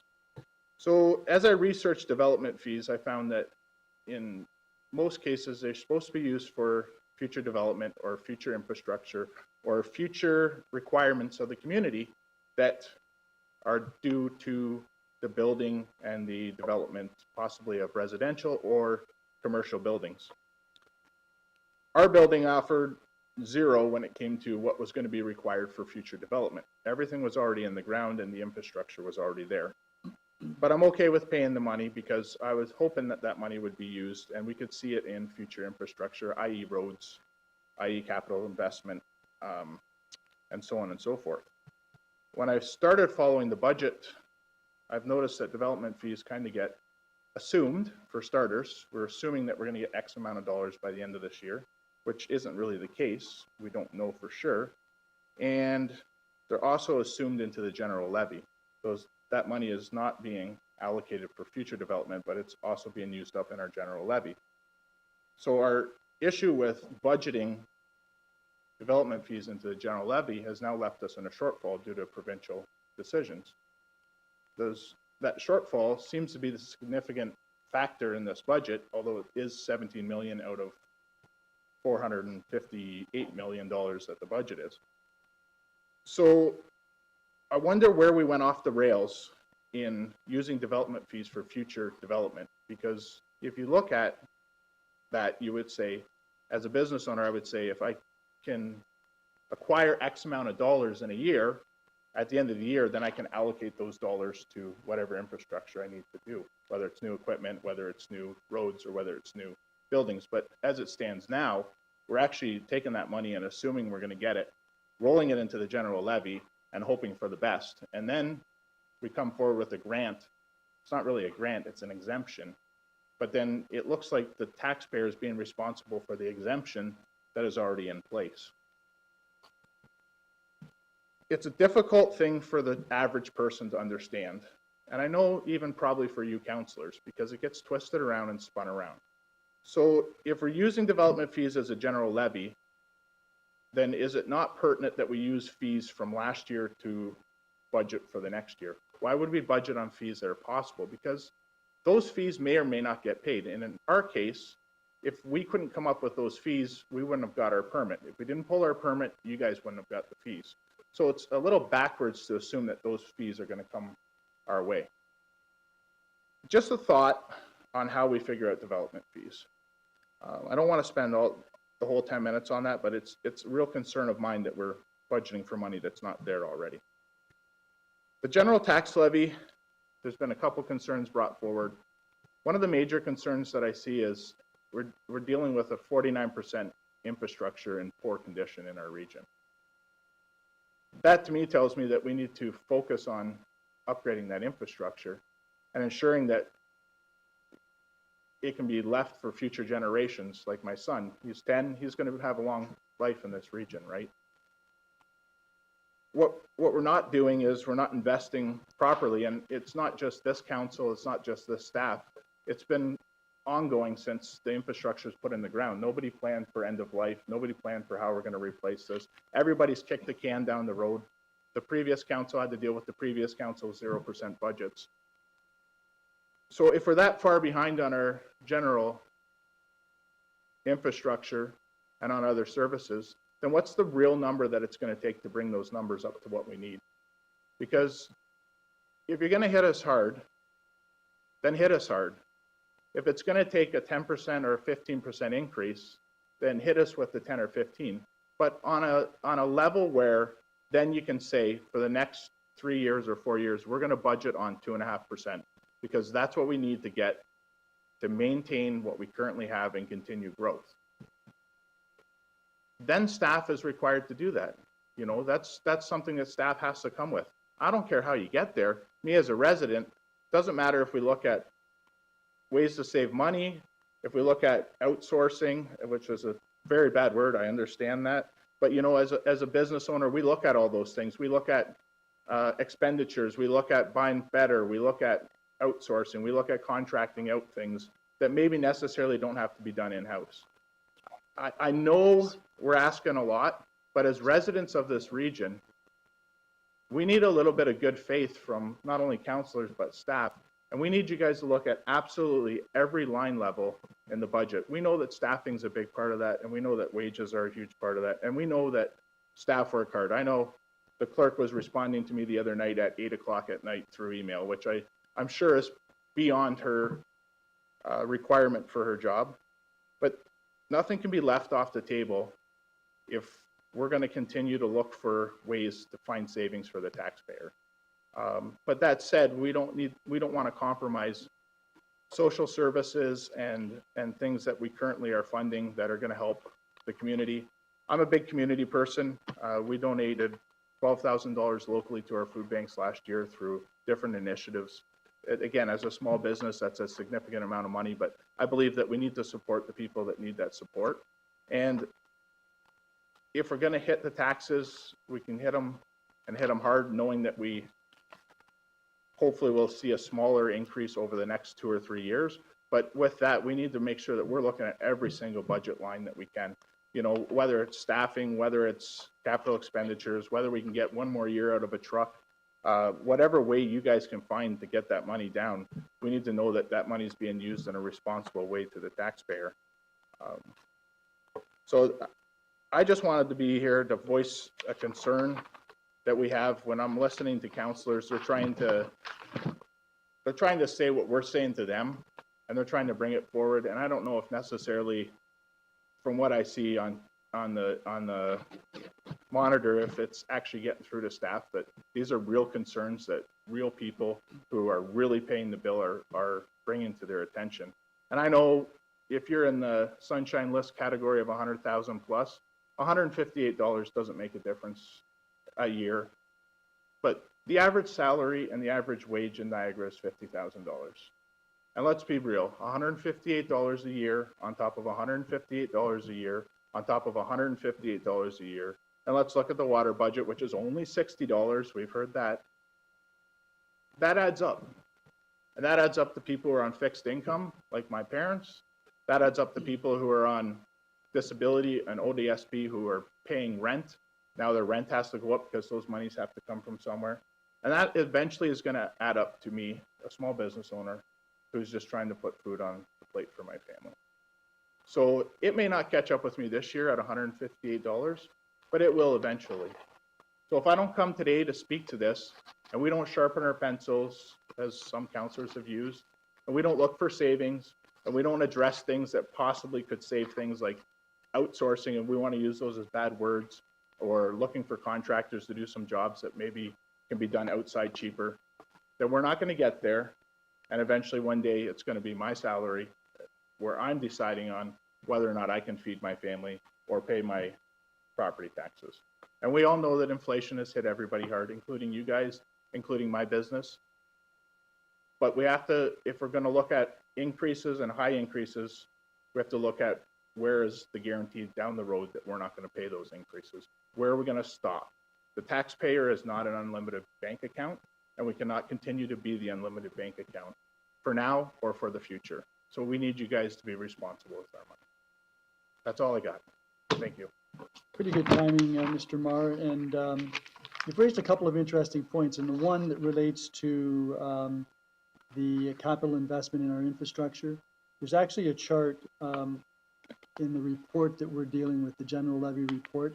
It's online if you don't have it, but the appendix that deals with it is Appendix 2, and it talks about allocating money over a 10-year period of time to get to the point where we've got some sustainable funding with respect to that infrastructure.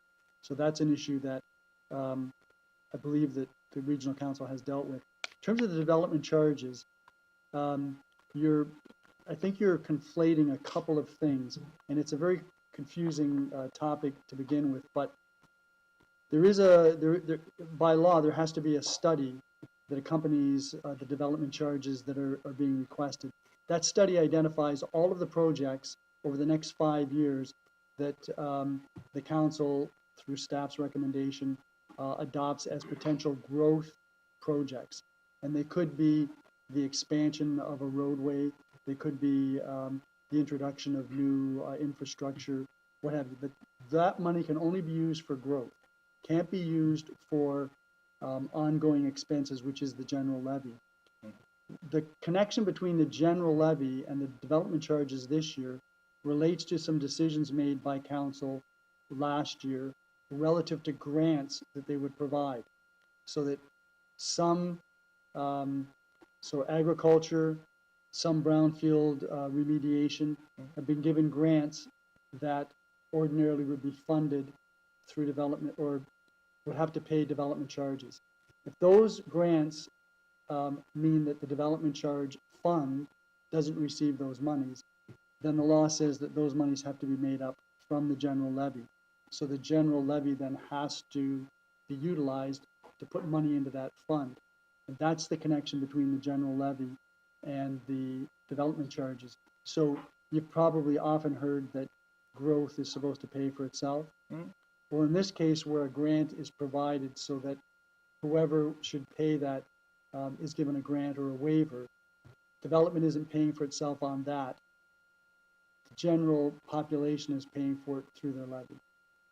So I think I've got that right. I don't know whether the CAO or the commissioner or the director wanted to touch on that. And ordinarily, and I apologize to councillors, ordinarily this is an opportunity to ask you questions, but you've raised some very important issues, and I thank you for coming out, because I know it's not easy to stand there in front of an audience when you're not typically used to doing that. So thank you very much. Before you go, though, there may be some members of council that do have some questions of you, and I certainly appreciate your comments. I don't, just through you, Chair, I don't normally wear a suit every day, but I figured it's the best way to make sure that I don't show how much I've sweating while I was waiting in the seat there. So I will be going home for a shower after this. So when I first came in, I didn't recognize you because you had a suit on. Right? Yes. Normally I'm fixing cars with dirty hands. So that's okay. That's honest. That's very honest work. Any members of council? If not, thank you very much, Mr. Meyer. Thank you, guys. Appreciate it. Okay. I think we're at items for consideration, and that's the revised CSD 14-2021. That's where we are, folks. Do I have a mover for that report?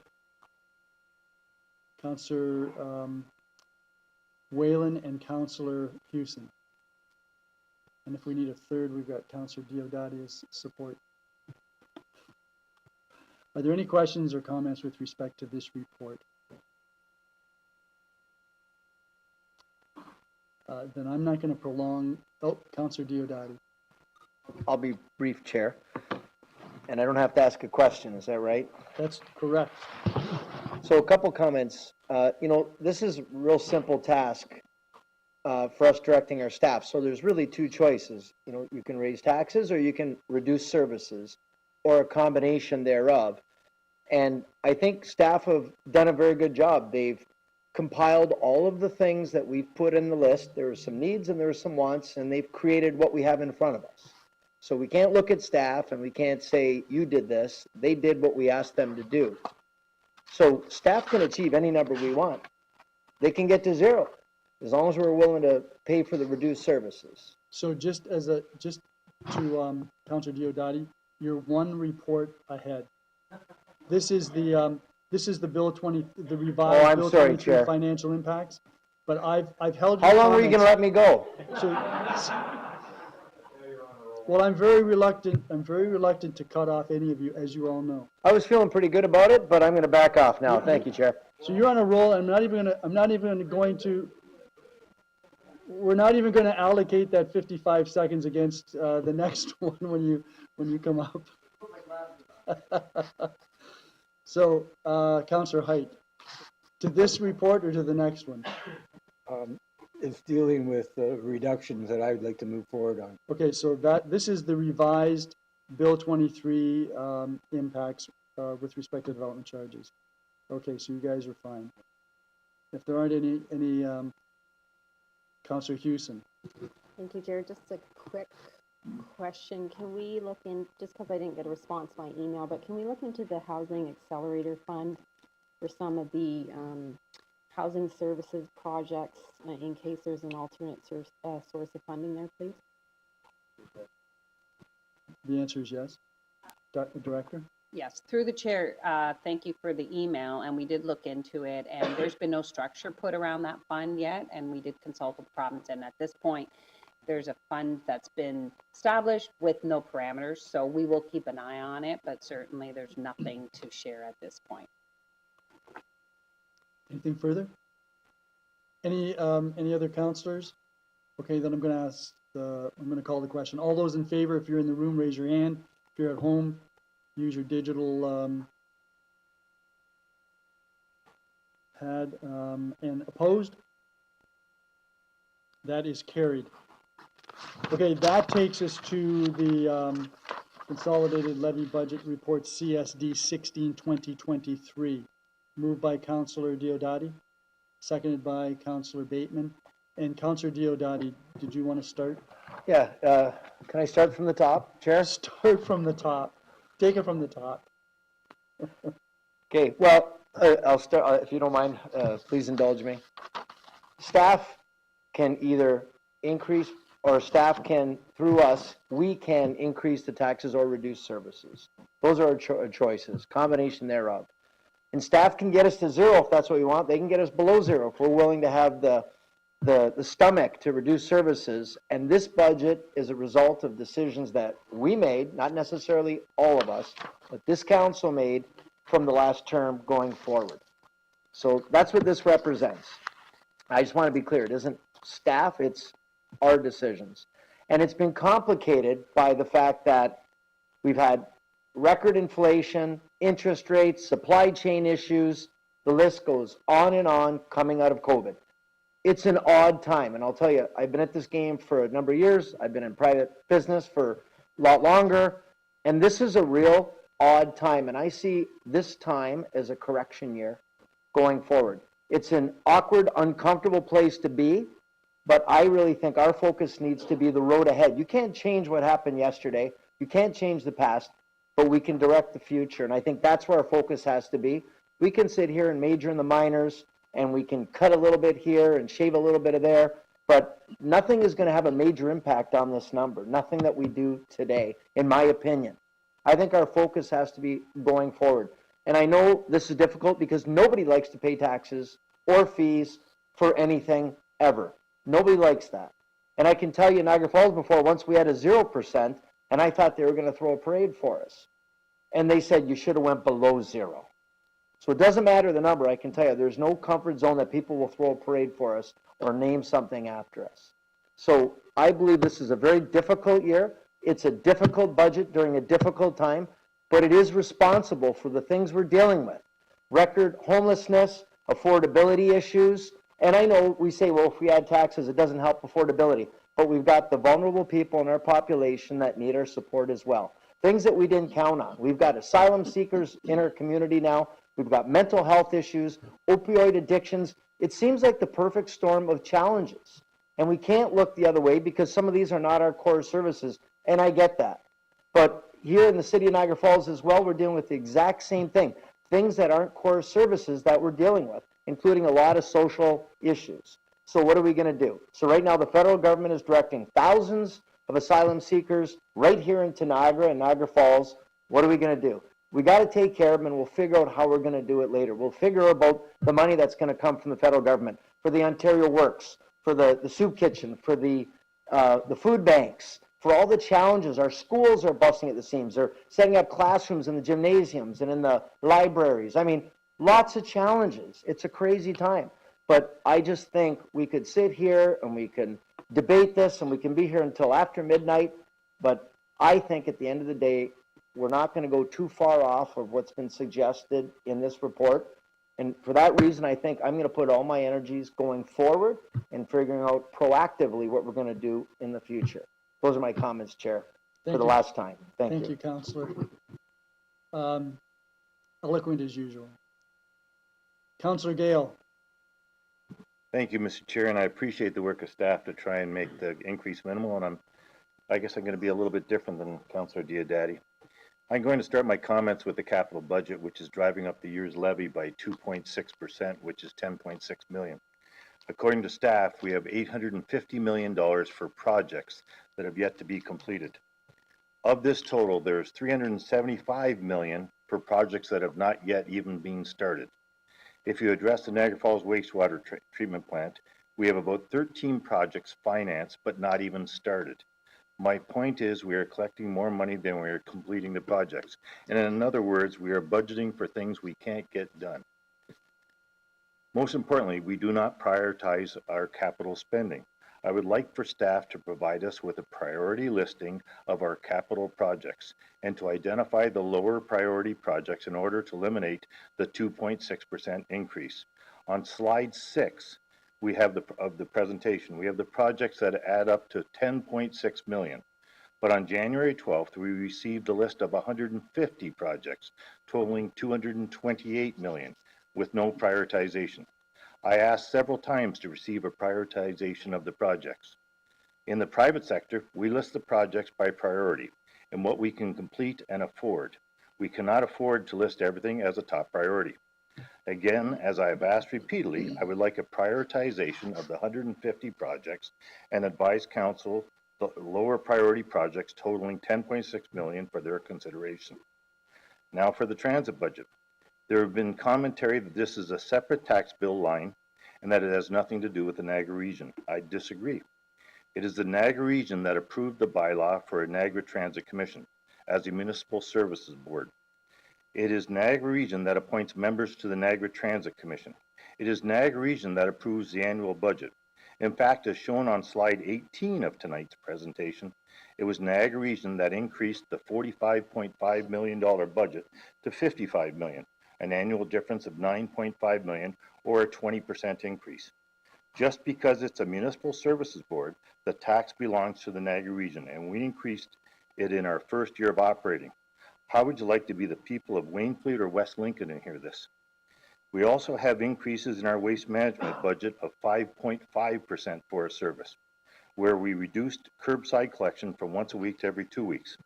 In St. Catharines, if you purchased a home that was assessed the same as the market value of an average house of $632,000, a number I obtained from the Niagara Realtors Association, you will be paying $4,018 in the operating levy, $720 in the transit levy, $471 in the waste management levy, totaling $5,210.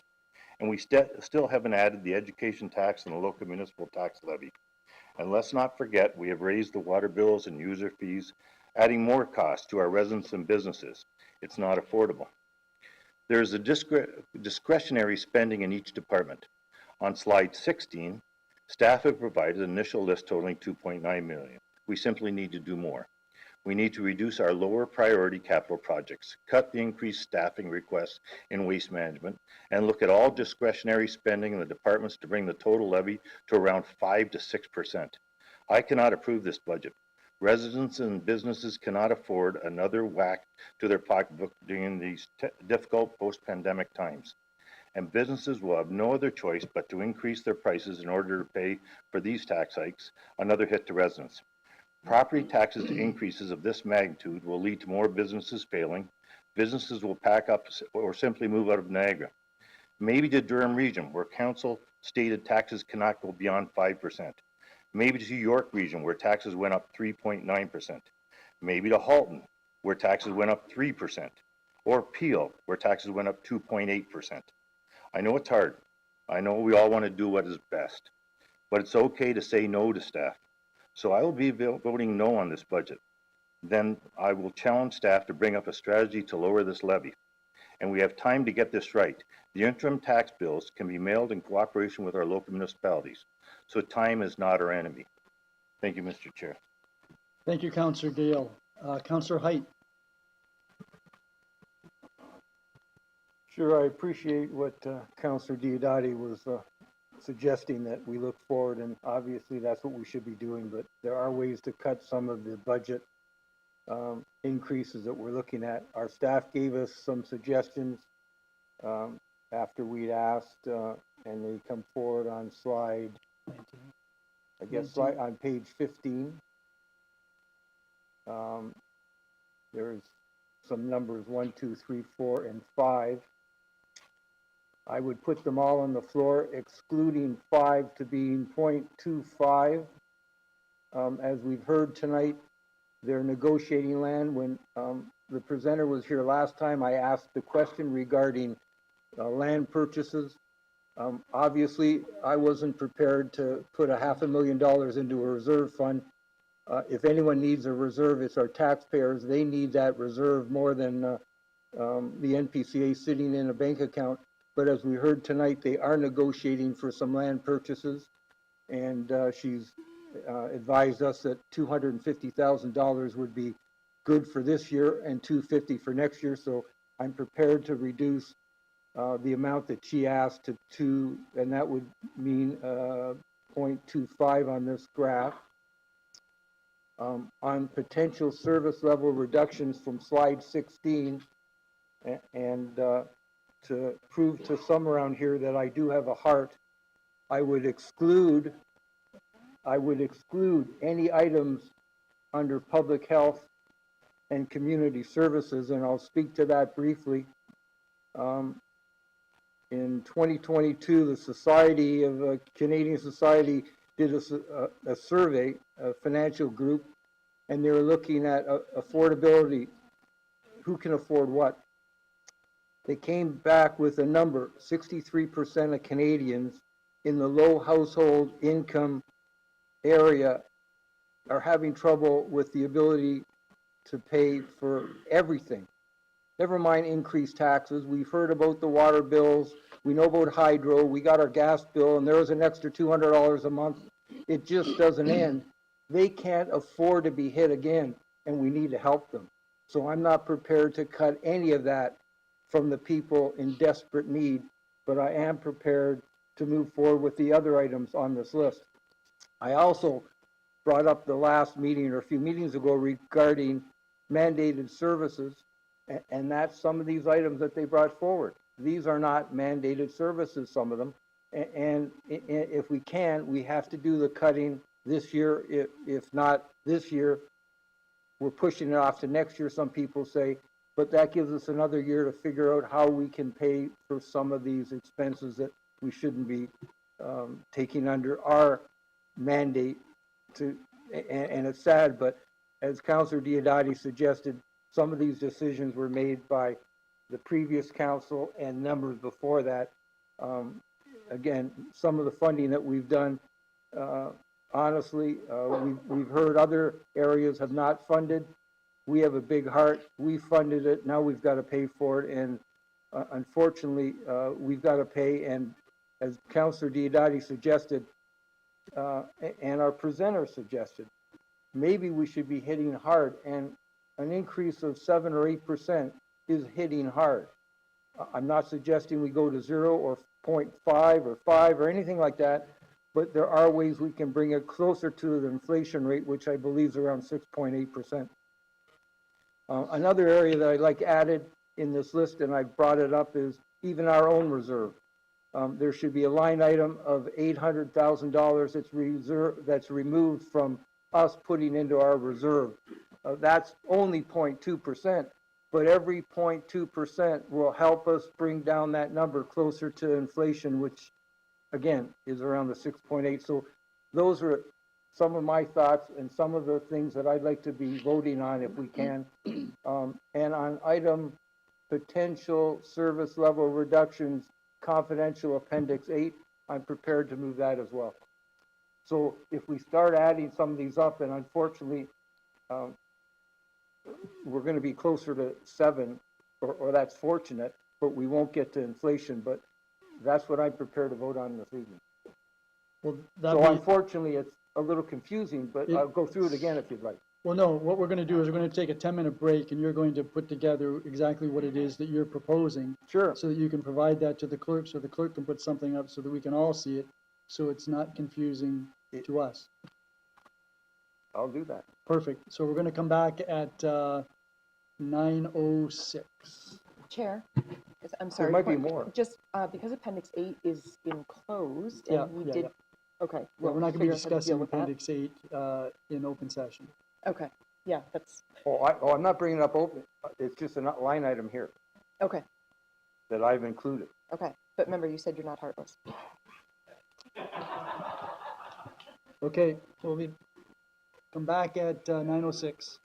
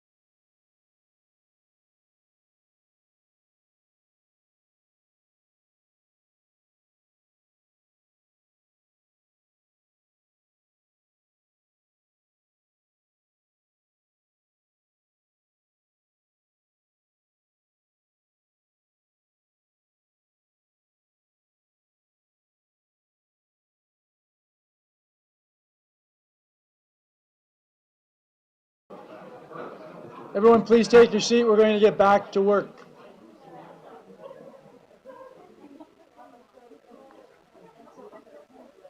No. Not my style.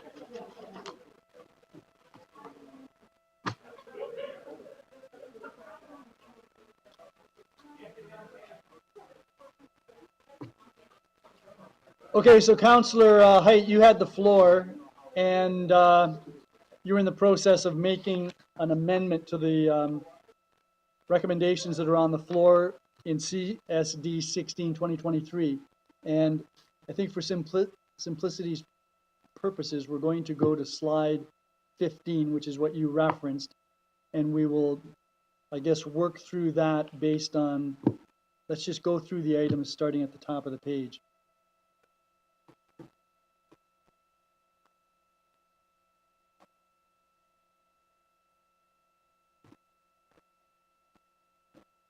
Sorry?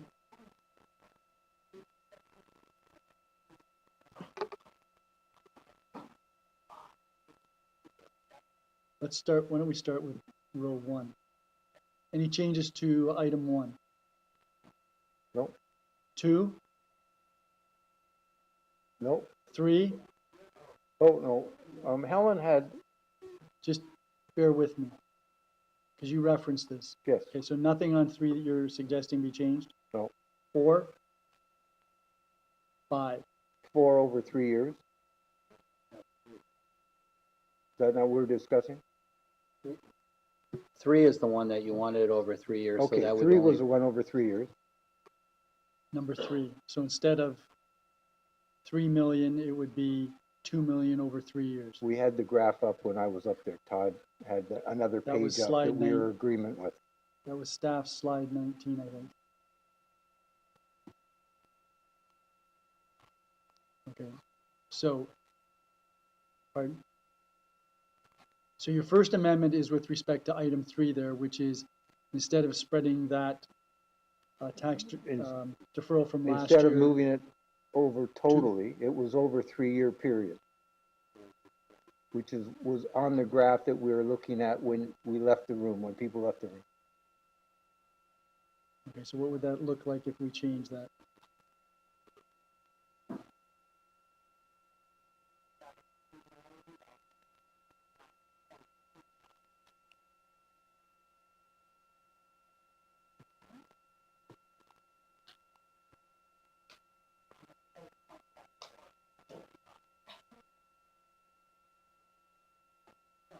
No.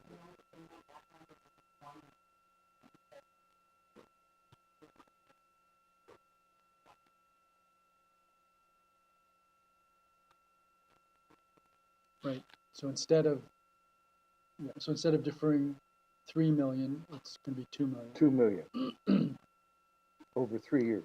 So you have 13, you need to take up 3. Okay. Number 4? And number 5? Number 5 changed to 0.25. 0.25. Right.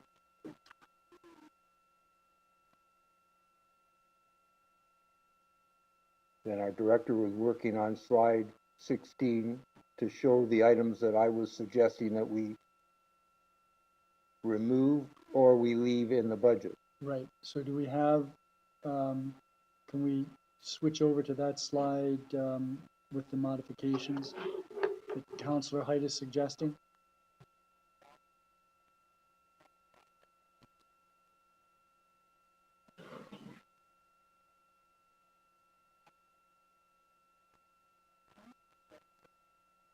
Yep.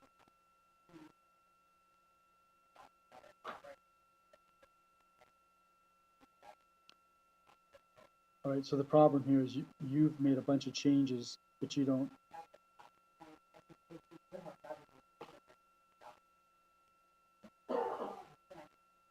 Can you email it? I can email it to the chair. The exclusion of any of the community services and public health items reduces the total amount to 1,782,500, which is a 0.44 reduction in the levy. Okay, so without having it graphically, can we go down, can you just tell us what it is that is to be removed, Counselor And- Height? Items under public health and community services were the items that I felt that were necessary to leave in the budget. To, If it's public health or if it's community services. stays, you want it to stay in? I want it left in the budget. So they would come off this list? They would come off the So list. is that something you can? We were having trouble because it's a PDF.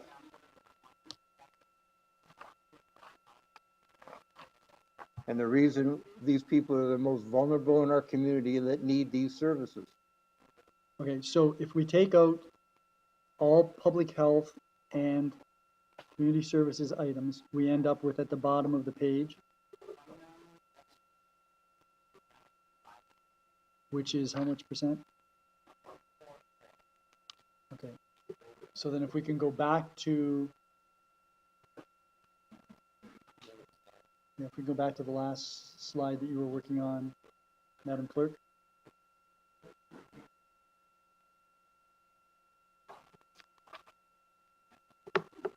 And the last item Okay, that I just hold made, on, just, we have to make the correction here Fine. to 0.44. Instead of 0.71, it's 0.44.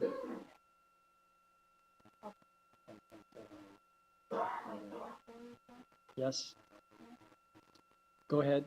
and the last item that I mentioned was the allocation of funds into our own reserve fund that I would like us to remove that amount of money, and I thought it was 800,000, but I've been told it's $850,000.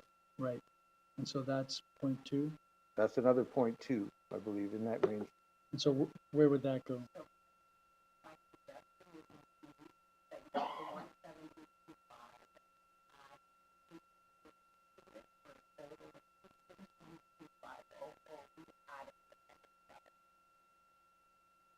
So, where's the first number that you referred to?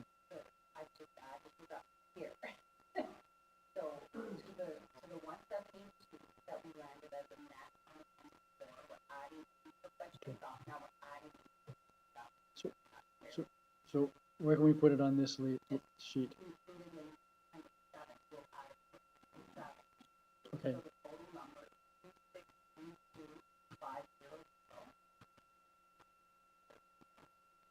And I'll apologize to council.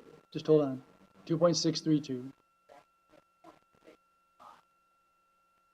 So instead of 44, it's 0.65. I'll apologize to And- council that I'm doing this piece by The, piece by millions, piece, but that's these are line items that I feel are important. 2.632. Just hold on a Even second. though Councillor Diodati, Just hold on.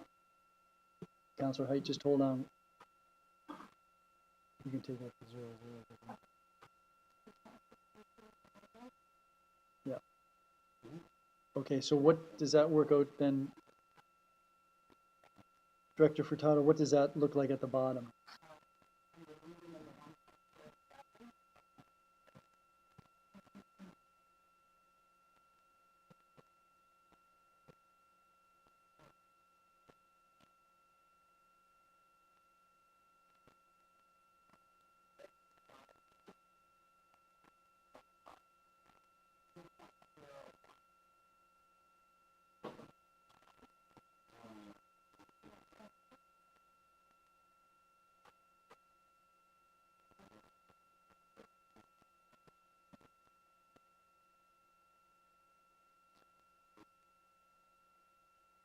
You said the numbers what?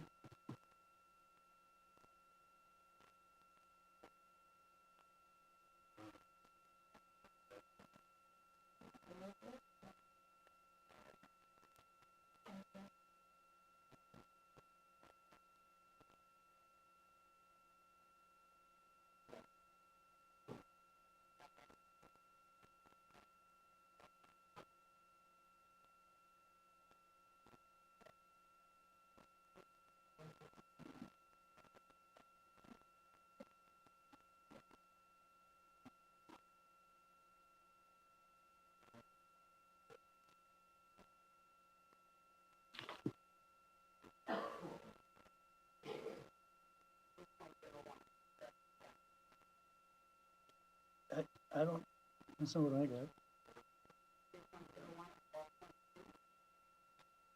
Well, wait a second. You've added in, yeah. So I got 2.33. I've got 2.33%.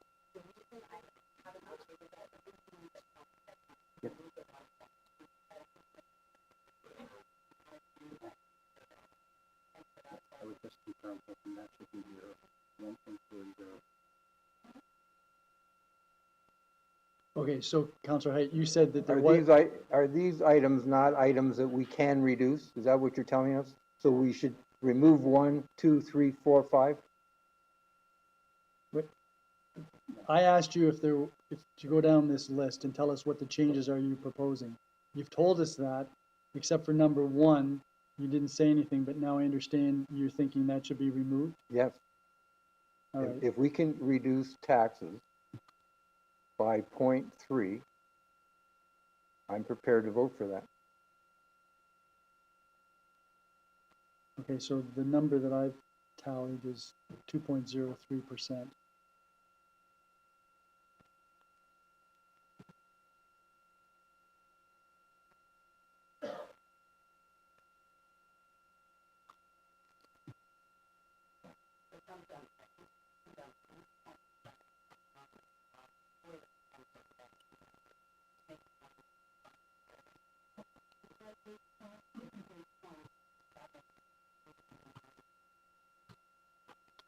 So 2.15.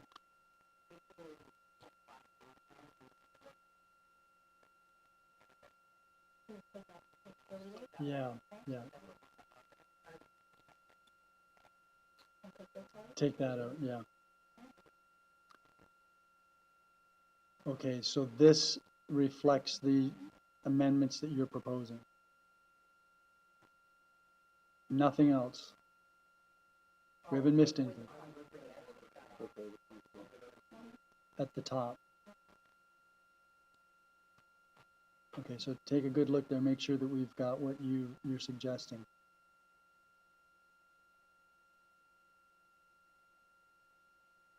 Because I don't want you coming back next week and saying we missed something.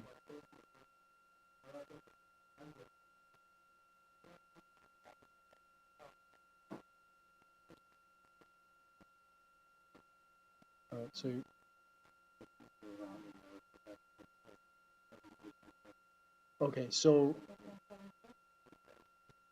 so everybody should understand that we believe these numbers are accurate, but there could be some minor rounding errors. So it's in the 2.15% neighborhood, a reduction of $8.76 million overall based on this amendment. Is there a seconder for this amendment? Or have we gone through? Councillor Ganand. Okay, so that's on the floor. Did you want to speak any further to that, Councillor Height? Anyone else wish to speak to the amendment?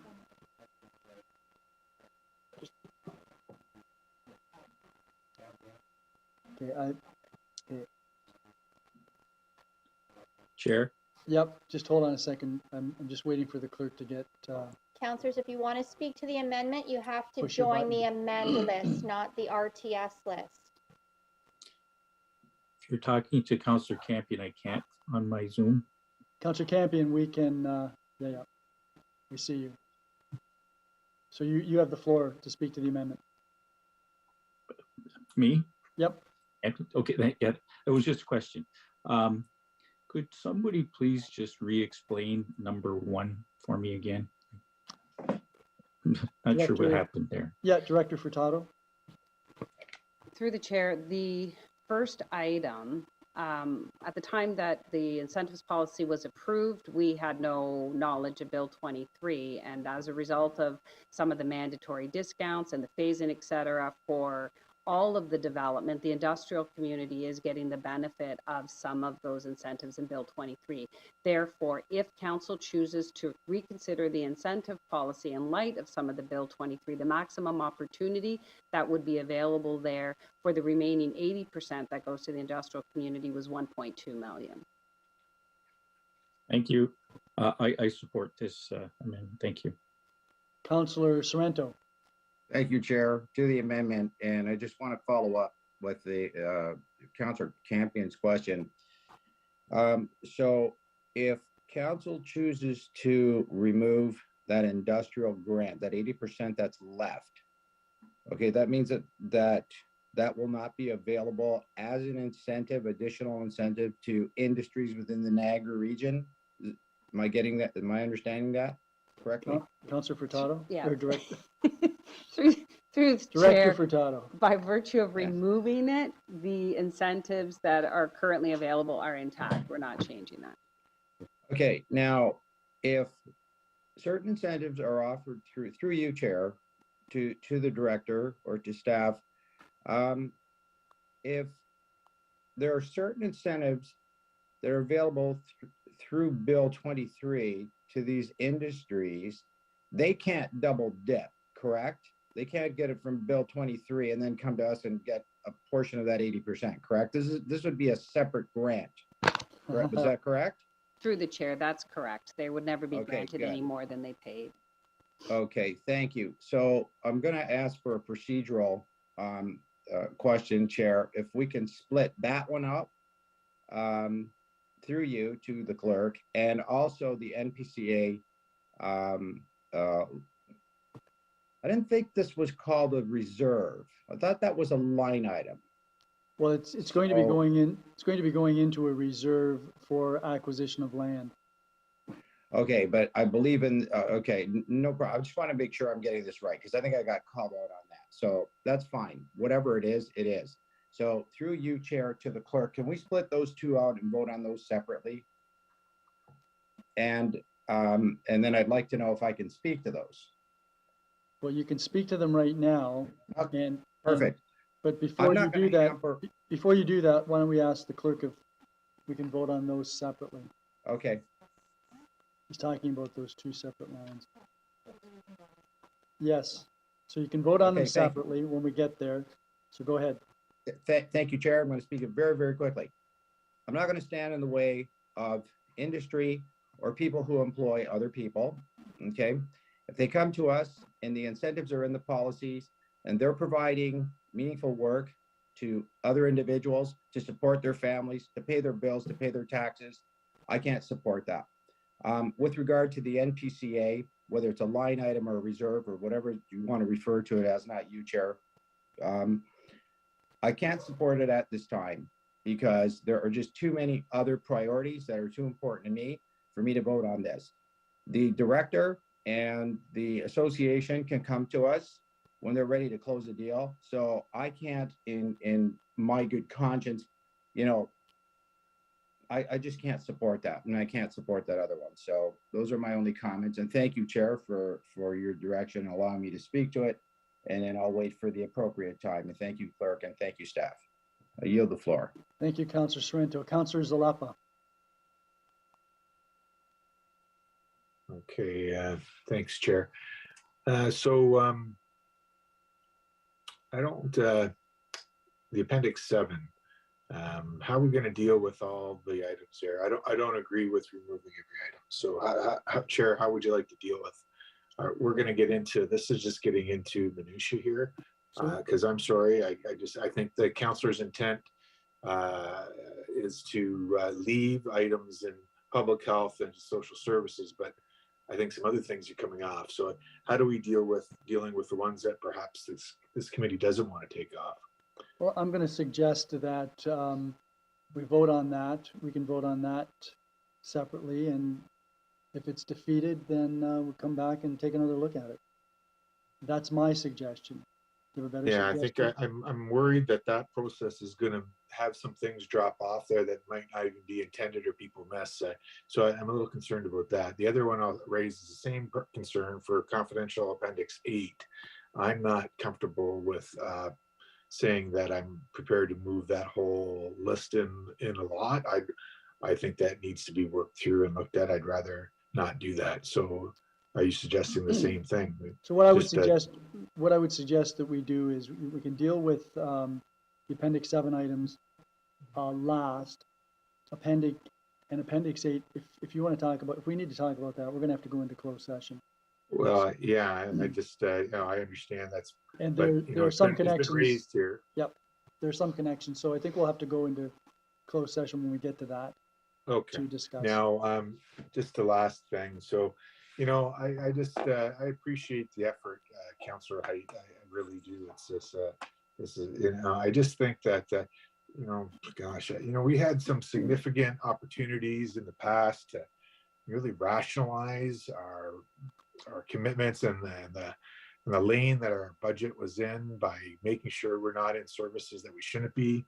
And, you know, in council's wisdom, they chose to be in those lanes. And here we are doing some things that are cutting back on things that, you know, I think we could have had a more significant, you know, impact by really getting serious with incentives. When we reviewed that, we had some really good recommendations to do that. We didn't do that, you know, so it's just a failure to really reconcile what we want to be here. I also think it's a failure of higher levels of government to really properly fund municipalities. And I know that's nobody's problem here, but gosh, I wish, you know, somebody would start paying attention and realize that the fiscal federation that we all live in here is just not functioning financially well. And so I'm really frustrated, Chair. And, you know, I appreciate you helping us with this process, but I think that some of these items need to be dealt with separately. And I'm just not comfortable. I think there's some things here that shouldn't come out in bulk. So I hope I can see that process come forward. And I'll support a couple things, but not all. So I'm just not sure how I'm going to do that. So when we get to items 7 and 8, I'll allow you to move to go into closed session, Councillors Lepus, so that we can deal with the items on confidential Appendix 8.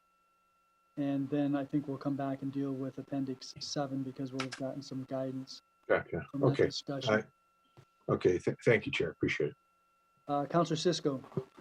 Thank you, Chair. And I'm hoping maybe just for a little bit of clarification.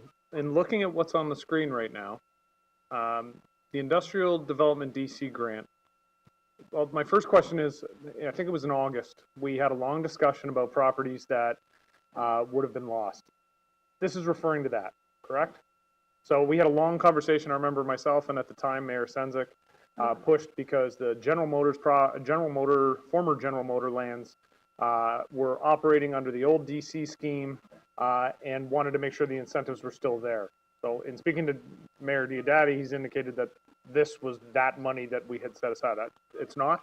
Commissioner? No. Okay. No, the money that was set aside by the motion that Mayor Senzik and yourself had to do with the brownfield DCs, which is not related to this. Okay, I just wanted to make sure. But with that said, in looking at the potential budget reductions, is number 1 on the floor as a reduction because it's zeroed out? It's zero. Because a couple of people have been speaking to it as if it was on the floor as an amendment right now, and I just wanted to understand that. It's on it is on the floor as an amendment. The amendment is to remove it. Yeah.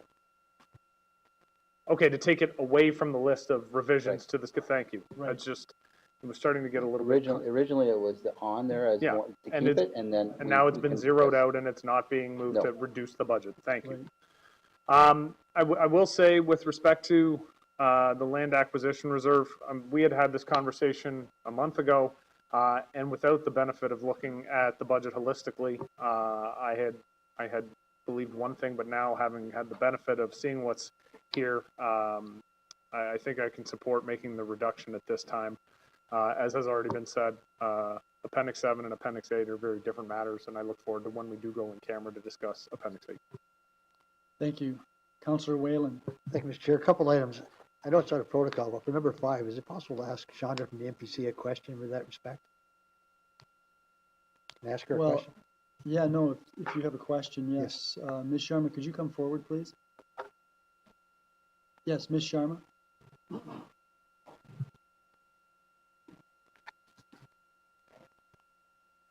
Thank you, Mr. Chair. Through you, the presenter.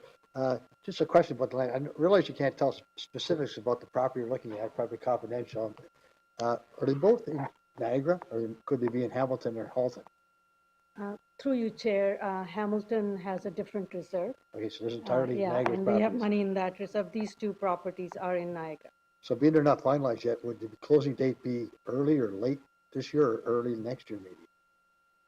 I can't comment on that. Staff are talking to the lawyers of these two individuals, and I mean, I was just talking to someone before. We have created a momentum, and we know green space is less, and people are excited. They are coming to us. If we miss that opportunity, they're going to go somewhere else and sell their properties to some other people. And just one further question. Is there anything in your reserves presently, or are you pretty well tapped out? $230,000. Okay, thank you. Thank you, Mr. Chair. Another question otherwise also? Yeah, thank you very Time for much, that Ms. one, thank Sharma. Councillor Whalen, So, back to you. respect to Appendix 7, can I add something to the list, or can I have to ask be dealt with separately? So we're going to, I think we're going to deal with that after we've gone through Appendix 8. So if you wanted to amend the amendment, I think that would be the appropriate time. Okay, so I can come back to that, I'd be appreciated. Thank you. Councillor Steele. Thank you, Mr. Chair. I had just a clarification on confidential Appendix 8. Councillor Zlepper brought that up. I'll look forward to it when it's in camera. Okay. Councillor Bateman. Thank you, Chair. I wanted to bring something forward. I believe it's on Appendix 7, so I'll do that when I'm permitted to as well. Thank you. Okay. Councillor Ugolini. And Councillor Foster. Yeah, thank you. And my suggestion as you're moving forward, Chair, is let's deal with each one of these things as a separate vote. And let's just make sure that staff are giving just a quick update to us on what it really is, because I am not a believer in unforeseen circumstances or things that come into play. And we just got to make sure that we know what we're voting on. So Fair enough. Good suggestion. So we'll deal with each of these individually. Councillor Houston. Thank you, Chair. Actually, can I make the recommendation we deal with Appendix 8 first? Because there are items that are connected, and decisions relating to Appendix 8 could have an impact on whether or not we approve items on Appendix 7. Right. We're not going to deal with 7 before we go into closed session and deal with 8. Okay. So we'll deal with 1, 2, 3, 4, 5, I believe, and then we'll go into, well, we don't need to deal with 1. Then we'll go into closed session. We can talk about 8. Then we'll come out. We'll have made a decision on 8, and then we can talk about 7. Okay? Yes, I approve of that strategy. I feel much better. Because I'm wishing that Councillor Zalapo was back here. Okay. I'm glad I'm not. Yeah, no doubt. Your frustration suggested that. So number 1, there's nothing really, well, no, we have to vote on number 1 because the amendment was to zero that out. So any further discussion on item number 1? Councillor Houston. Sorry, because we could have members of the public looking at this, so I want to just make it explicit that the exemptions still exist. Yeah, so what we are doing here is we're just not budgeting for the amount we're expecting to incur from the exemption. So let's correct? as Councillor Foster had suggested, and I'd forgotten so quickly, let's have the staff comment in each one of these as we go forward. So, Commissioner, did you want to speak to this? So number 1, there is no reduction, so there's no change to anything. So the exemption remains. Okay, clear?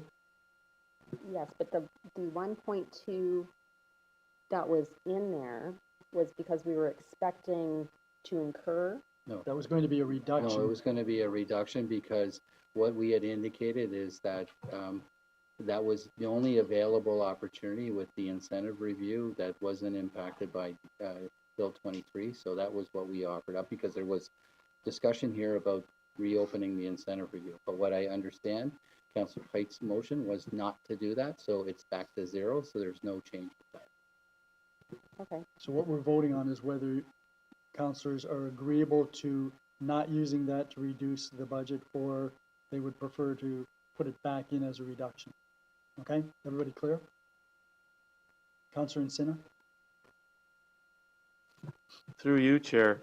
Then I take it councillors are willing to give up things on 7 or whatever, but are not willing up to give up DC reductions. Is that correct in saying that?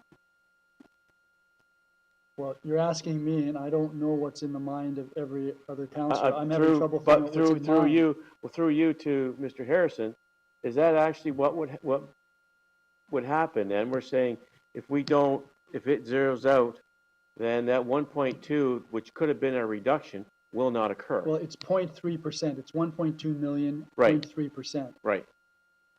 We provided a series of alternative opportunities. That one has not been chosen, so for every count, it depends, it hasn't been voted on yet, but it's not moving forward. But I would say that, yes, one of the opportunities to be reduce the budget is no longer in front of you. And you're confirming that it's no longer in front of you by voting on item 1 at 0. Councillor Encina? Thank you, Chair.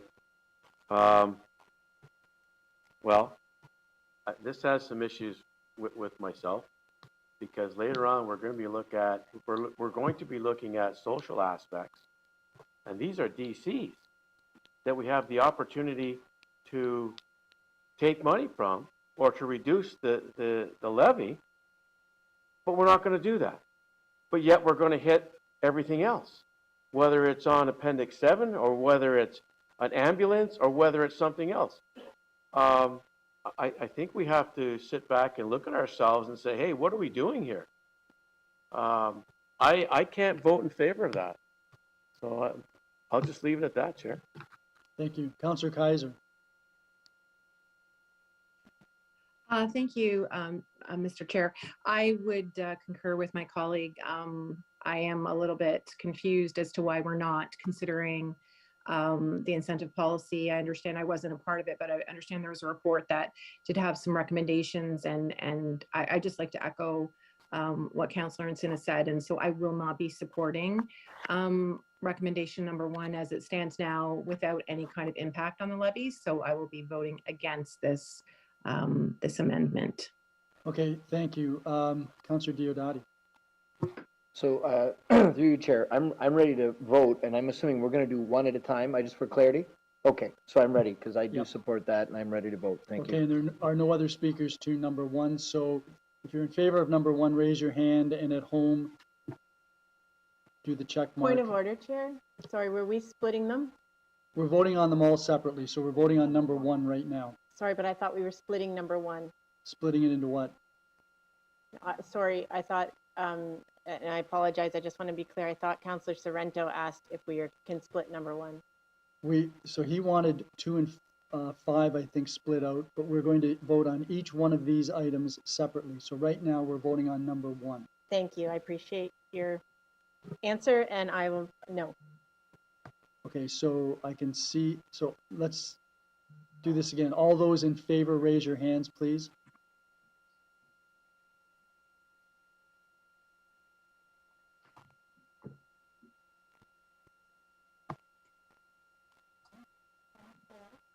Opposed?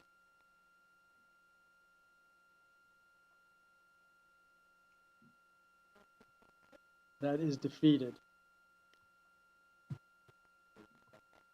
So, yeah, let's just go through this before we add it. Well, no, you know what? Let's add it back in so that we have an understanding of what's at the bottom. Okay, so we're going to go to, well, Director Furtado makes some change, or no, I guess the clerk has to make those changes after she hears from Director Furtado.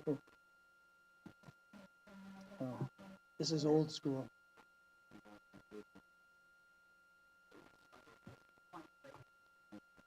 Okay, so yes, it was right. So that's back in. Okay, so let's just hold on. I didn't recognize either of you. So we're going to move on to number 2. Well, look it's 5 minutes to 10. God knows when we're going to be out of here. We don't need more discussions going on. So sorry. My wife called me bossy, but anyways, we're on number 2. So number 2. Commissioner Harrison, would you just give a little explanation of that? Number 2 is to reduce the agricultural grant budget from 8.3 down to 5. It's basically the estimate, as we'd indicated, $5 million being the maximum bottom that we believe that we can do. The risk of that is if the expenditures, the grants that we pay out during the year is higher than that, we'll have to deal with that at the end of the year. Everybody clear on that? Any questions? If not, all those in favor, raise your hands or mark your iPad.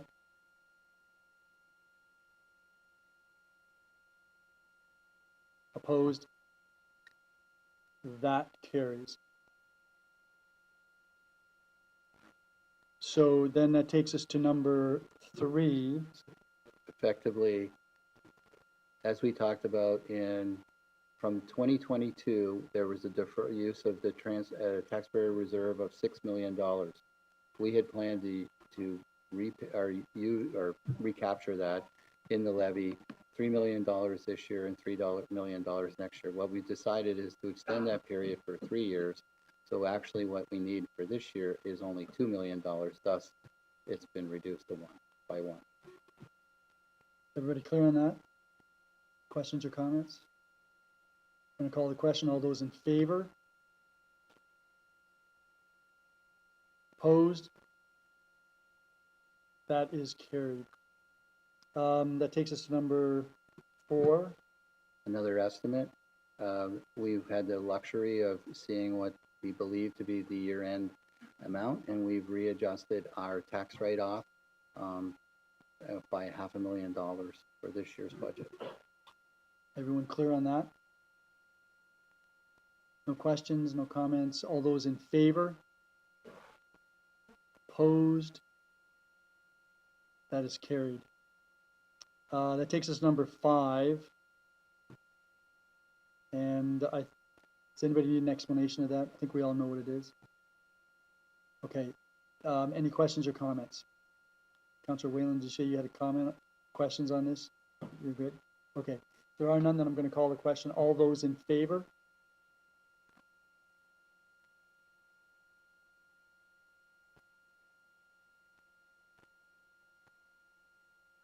Opposed? Carries. That carries.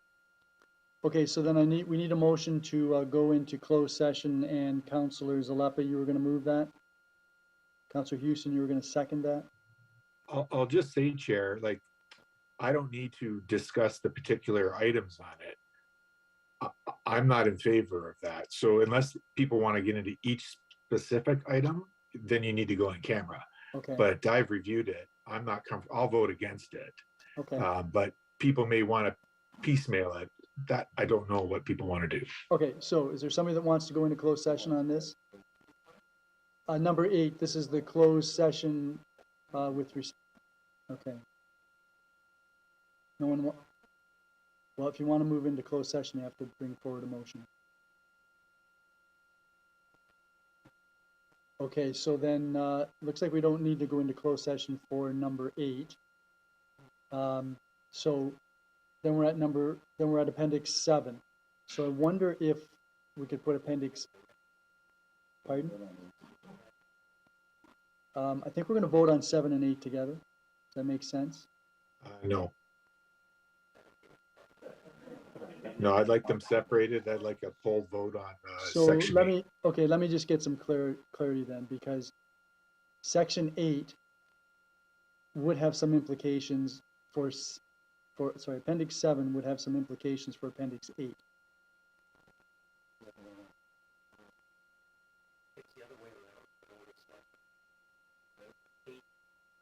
Because there are positions referred to in 8 that have some aspects referred to in 7. So if the items in 7 come out, then the amendment on the floor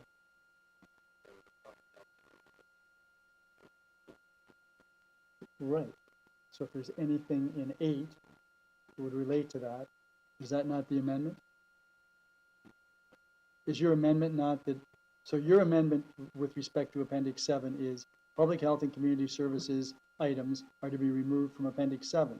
I am prepared to vote for 8, and I'm also prepared to vote for 7.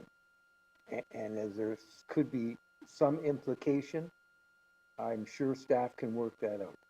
But is it your intention that public health and community services referred to in 7 and in 8 are to be removed?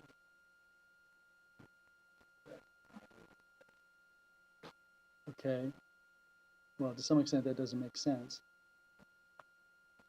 Through you, Chair, if I could offer what I read from the no desire to go in closed session, the desire of council is to vote on block. And I suspect that's because they want to vote it down, but that's just what I suspect. So one other person in the world is more perceptive than I am, perhaps. Okay.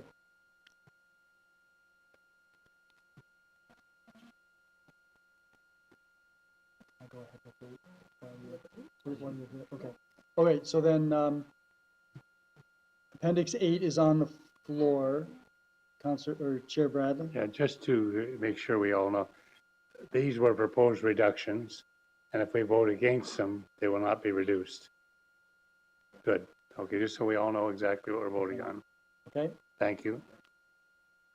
I'd like a recorded Councilor vote, Whalen. please.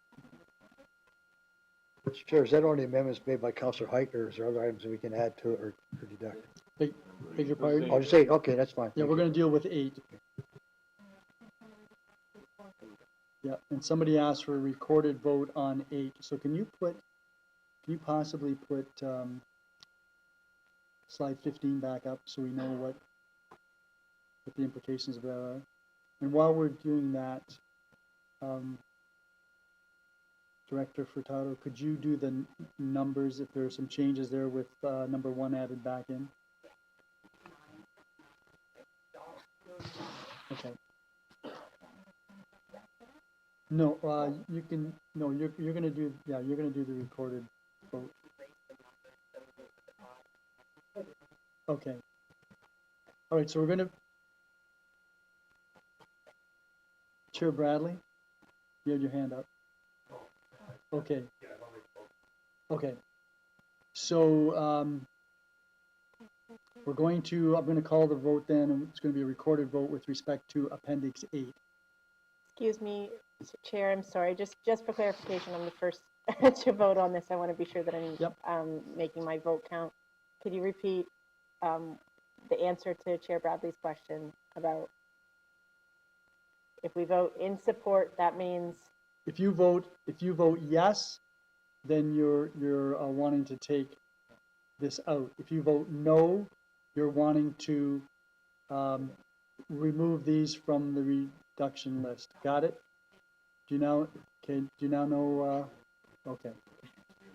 All right, Madam Clerk. I'm sorry. Okay, so this is a proposed reduction from the levy by removing certain positions which are listed in Appendix 8, which is a confidential memo. If you vote yes to this motion, which is an amendment, you're voting, okay, you got it? All right. Everybody's clear? Yes? We keep the reduction? No? It's tossed. Okay, so, Madam Clerk. Councillor Bateman, No. Chair Bradley, No. Councillor Campion, Yes. Councillor Kiokio, No. Councillor Crater, Councillor Davies, No. Councillor Diodati, No. Councillor Easton, No. Councillor Foster, No. Councillor Gale, Yes. Councillor Ganan, No. Councillor Grant, Councillor Height, Yes. Councillor Houston, No. Councillor Encina, No. Councillor Yep, Opposed? Councillor Jordan, No. Councillor Junkin, No. Councillor Kaiser, No. Councillor Morocco, No. Councillor Rigby, No. Councillor Secord, No. Councillor Cisco, No. Councillor Sorrento, No. Councillor Steele, No. Councillor Ugolini, No. Councillor Villela, No. Councillor Whalen, No. Councillor Zalepa, No. Chair Redicott? No. That's defeated. Okay, so then that can come out. And then, we have Appendix 7. So Appendix 7, Director Furtado, you wanted to? Okay, and while that is happening, do we need any explanation from staff relative to the proposed amendment to Appendix 7?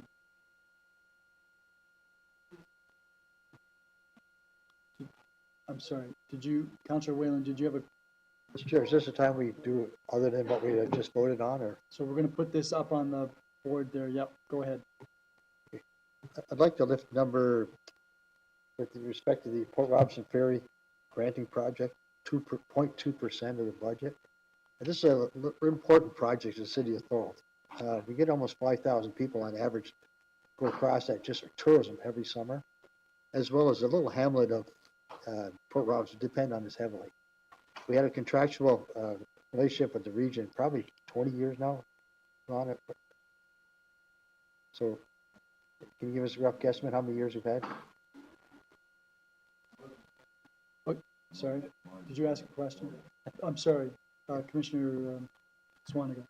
Thank you, Chair. So yes, the arrangement's been in place since 2016. 2016 and 2017 were covered under formal agreement, and it's carried on subsequent to that through 2022 in their budget without a formal agreement. Is that an annual agreement? There has been no formal agreement since 2017.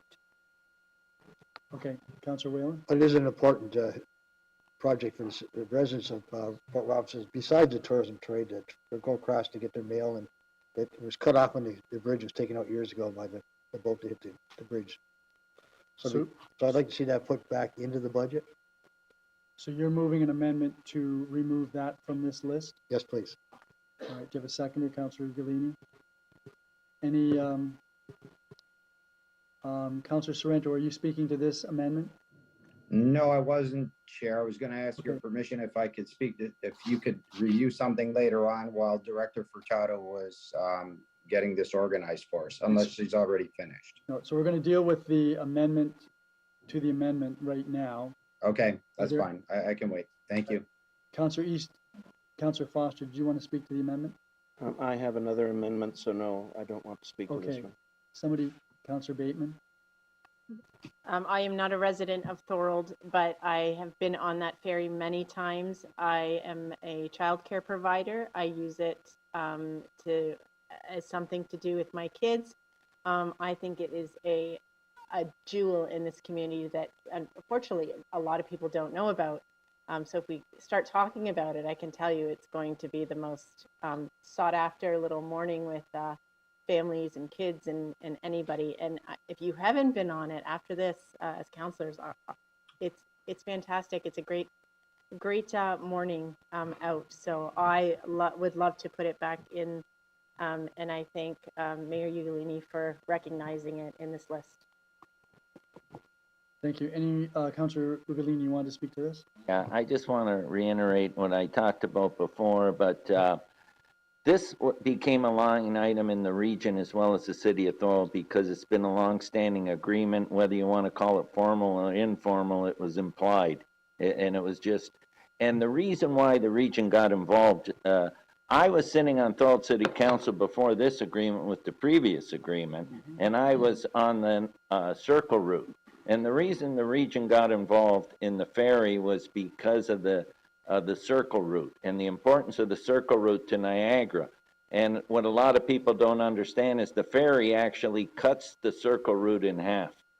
So when tourists come here, and there's been a lot, we had a record year of ridership, and it's a lot of cyclists. And when they come to Niagara, a lot of them that don't want to do the whole route in one day or only want to do half the route use the ferry, and the ferry has also become so popular as a tourist attraction for Niagara because people just like to say they went on the ferry. So it's important. It's a 0.02% part of the levy, but the impact to Niagara is tremendous. And we have an agreement that Call it formal and informal. It's an implied agreement. It's been in place for years. It was in place before that agreement. It was in place since the bridge has been gone. So I can't stress enough its importance. Thank you. Councillor Incinna to the amendment. Just a quick question through you, Chair. Is there a fee that's paid by anybody that goes on this? There is no fee? Okay, thank you. Councillor Secord to the amendment. Thank you, Mr. Chair. As you can tell, I haven't spoken all night because I've been biting my tongue. And just trying to help the process along, but I'm gonna speak to this. I fully support the folks from Thorold. I think they're right. The amount of dollars that we're spending on regional transit across the region, and here we're talking about a small piece of transportation that's needed in part of the community to link things together. I think we have to get behind it. Thank you. Thank you. Councillor Easton, did you want to speak to the amendment No. Anyone else? I'm going to call the question. All those in favor of the amendment to the amendment to remove the Port Robinson ferry from this list? Any opposed? Apparently not. Okay, so that carries. Yeah. Do the yellow line. It's nice. Okay, so back to the speakers list.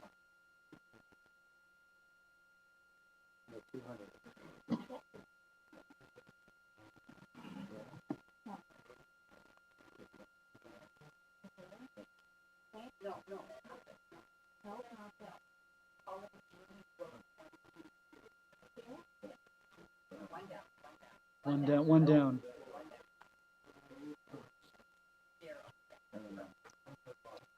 Yeah, okay, so let's go back to the speakers list, or do we have one? Did we lose it? Let's go back. I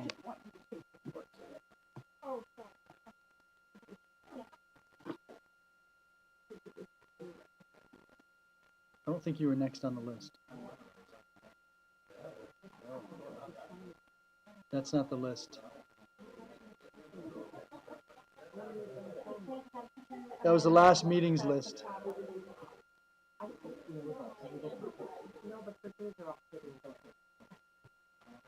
So can we, I guess we need to get this straight.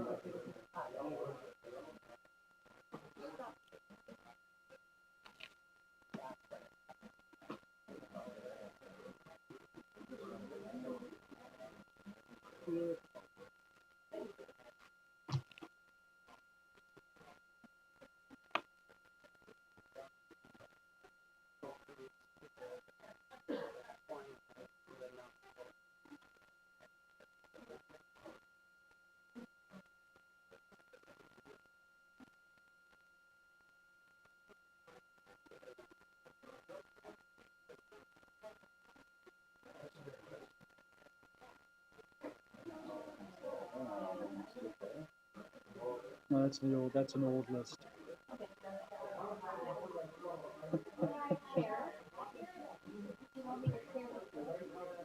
That list needs to be cleared, but we did have, I can see, I know that both Zalep and Easton were on the list.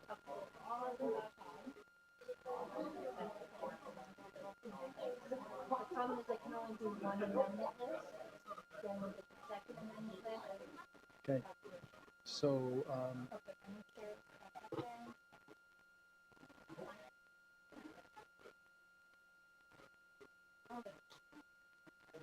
all right, so I don't see a list. So I've got Zalep, okay, great. Councillor Zalep, I have you next on the list to speak to the Well, thanks, amendment. Chair. You're doing a masterful job as always. Never expected anything less. Just want to talk about a couple ones here. So reduce economic development marketing. I don't like reducing economic development marketing, but I'm not really sure what that means. Could I get some direction, some answers from the staff as to what impacts that would have? Do you want, yep. George, yeah, George, you're still there? Yes, I am. Can you hear me, Chair? Yep. Yep. Great. And through you, Chair, to the councillor, just some of the impacts that would have on the 50,000 would be just some reduction in some discretionary spending around sponsorship opportunities, advertising, both international and local kind of advertising campaigns. So some of those types of things on print advertising, improving our social media, improvements to our website, video access and things like that. Some of those things would be impacted with that 50,000. Okay, thanks for that, Director. So Chair, I don't want to include this one. I'd like to take this one off, so I'd like an amendment for that one. Do you want me to go through my list, or what do you No, want? we're gonna deal with these. There's only about 10 left. We can deal with them all, take them all off the list. Councillor Zalepa, you've moved an amendment that we remove the economic development item. That's one of and, them. That's seconded by Councillor Ugolini. Did you want to speak further to that? No, but I have others on the list. Well, okay, we've got an amendment to the amendment on the floor, so we'll speak to that. If there's Okay. anyone else that wishes to Thank you. speak to it. If not, then I'm going to call the question.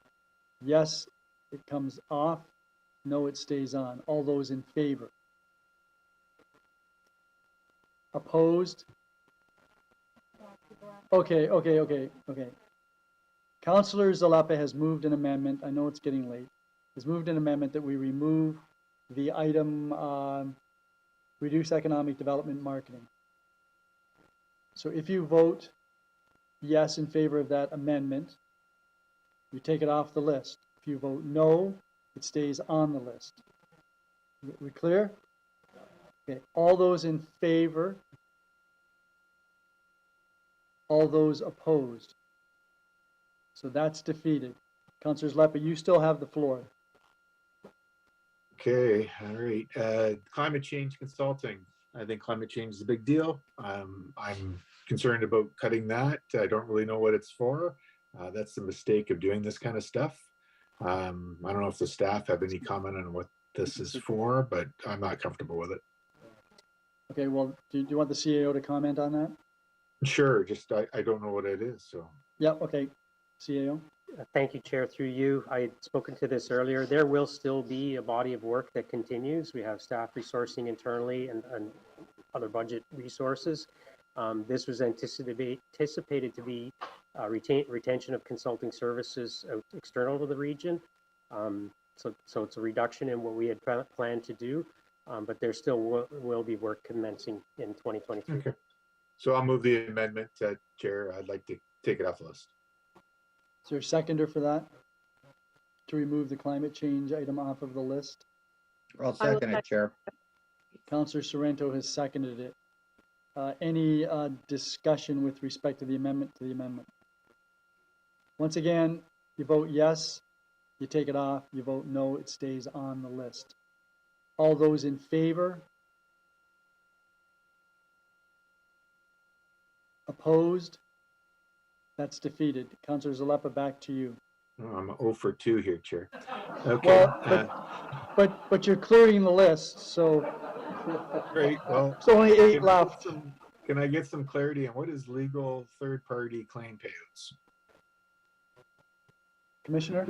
So that is basically an increase to the reserve for third-party claims, or the amount that would be available for claims, and it's based on the 5-year average, and it's an increase that the staff thought was necessary. But again, like a lot of these estimates, it's been offered as a reduction because it is an estimate. Okay, I can live with that. That's good. Thank you. Bicycle facilities, local area municipality grant funding. I think that sounds important to me. Can somebody help me understand what that is? Commissioner Swaniga. Thank you, through you, Chair. So this is a program we've had in place where the region provides grants to the local area municipalities to support extension of cycling facilities, the path network, and to make improvements, some of them on the circle route and other routes throughout Niagara. Thank you, Chair. So I'd like to amend to take this off the list. Thank you. Is there a seconder for that, Councillor Ugolini?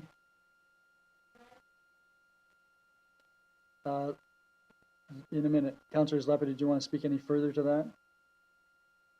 Councillor Ugolini? Okay, Councillor Bateman? I love the idea that we're supporting bicycle facilities.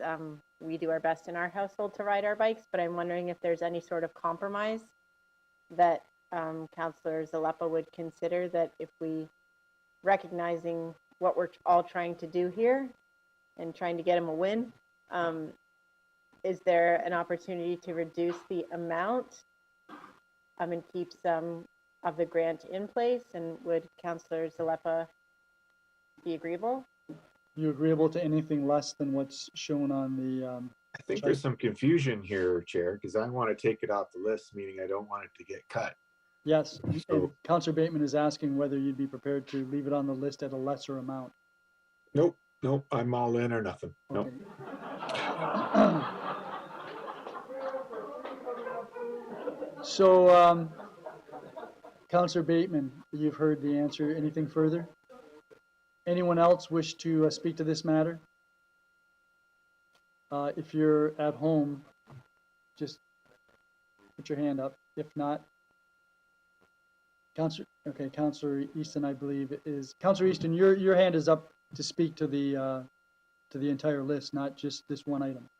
That's correct. Yep. Okay, I'm going to call the question then with respect to the bicycle facilities LAM grant funding. All those, again, you got it? If we vote yes, it comes off the list. If you vote no, it stays on. All those in favor?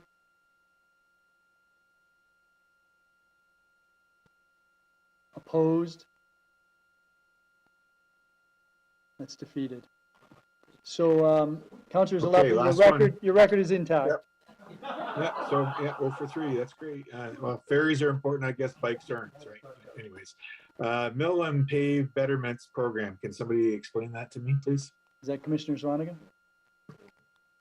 Thank you, through you, Mr. Chair. So this is the program that addresses things like potholes and making minor road improvements that wouldn't be a large enough area to be qualified in our hot mix program, our resurfacing program, or reconstruction. But so it's a significant reduction there. We're seeing costs rise. So this was really a budget increase because it recognized inflation and other costs. So what we're saying is this reduces that program significantly in the face of rising costs. It doesn't eliminate the program, but it heavily reduces it.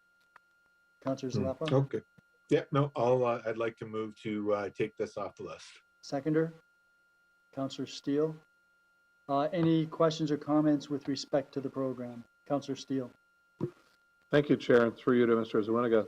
What's our normal budget item for this? Commissioner? I'm going to actually look to Director Tassoni if he's got that handy. Director Tassoni. Through Mr. Chair, if we could come back to this, I can get that number. Well, we're here. How long do you think it'll take? 5 minutes. We've only got a few more days. If I can have 5 minutes, I'll pull that number. Okay, so let's come back to that in a. So no, we've got the amendment on the floor. Did you have any other questions, Councillor Steele? Well, until I get the answer. Yeah, okay. I don't know. Yeah, okay. So we'll just wait. No pressure, Director Tassoni. Just that we're all missing home.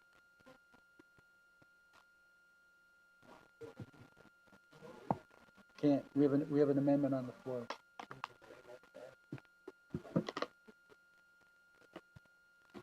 I'm gonna skate home.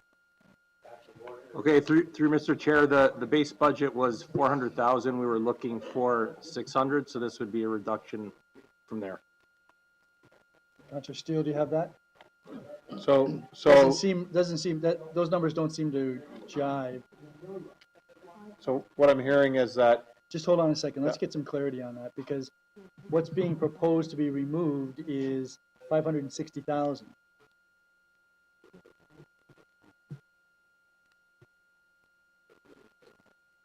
Was that the Port Colborne portion of the budget? The 2023 ask was 600,000. So we're taking most of it. That's, well, wait a second. Wait, just wait a second. If the whole program is $600,000, in order for you to be removing $560,000, you would have had a $40,000 budget last year. No, through Mr. Chair, the budget was 400,000 last year. It's been, we're looking for an increase to 600,000. It's being estimated to decrease it from by 560, which is going to bring it to about 100,000 for this year.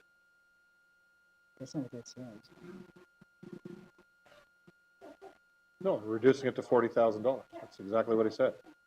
So, Yep. Mr. Chair, since I have the floor, thank you. You do have the floor, but My question, 0.56 million isn't $40,000. Yes, Director Furtado? Through the chair, I believe what the director was saying, the base budget last year was 400. There was an ask to increase it by 600,000. So we're reducing the increase by 560. So there's only an increase of 40. So that would make the total budget 440 remaining if we take this reduction. Is that all right, correct? that makes sense. Thank you. It's I amazing. think that's what he's saying, and I'm looking for a nod, but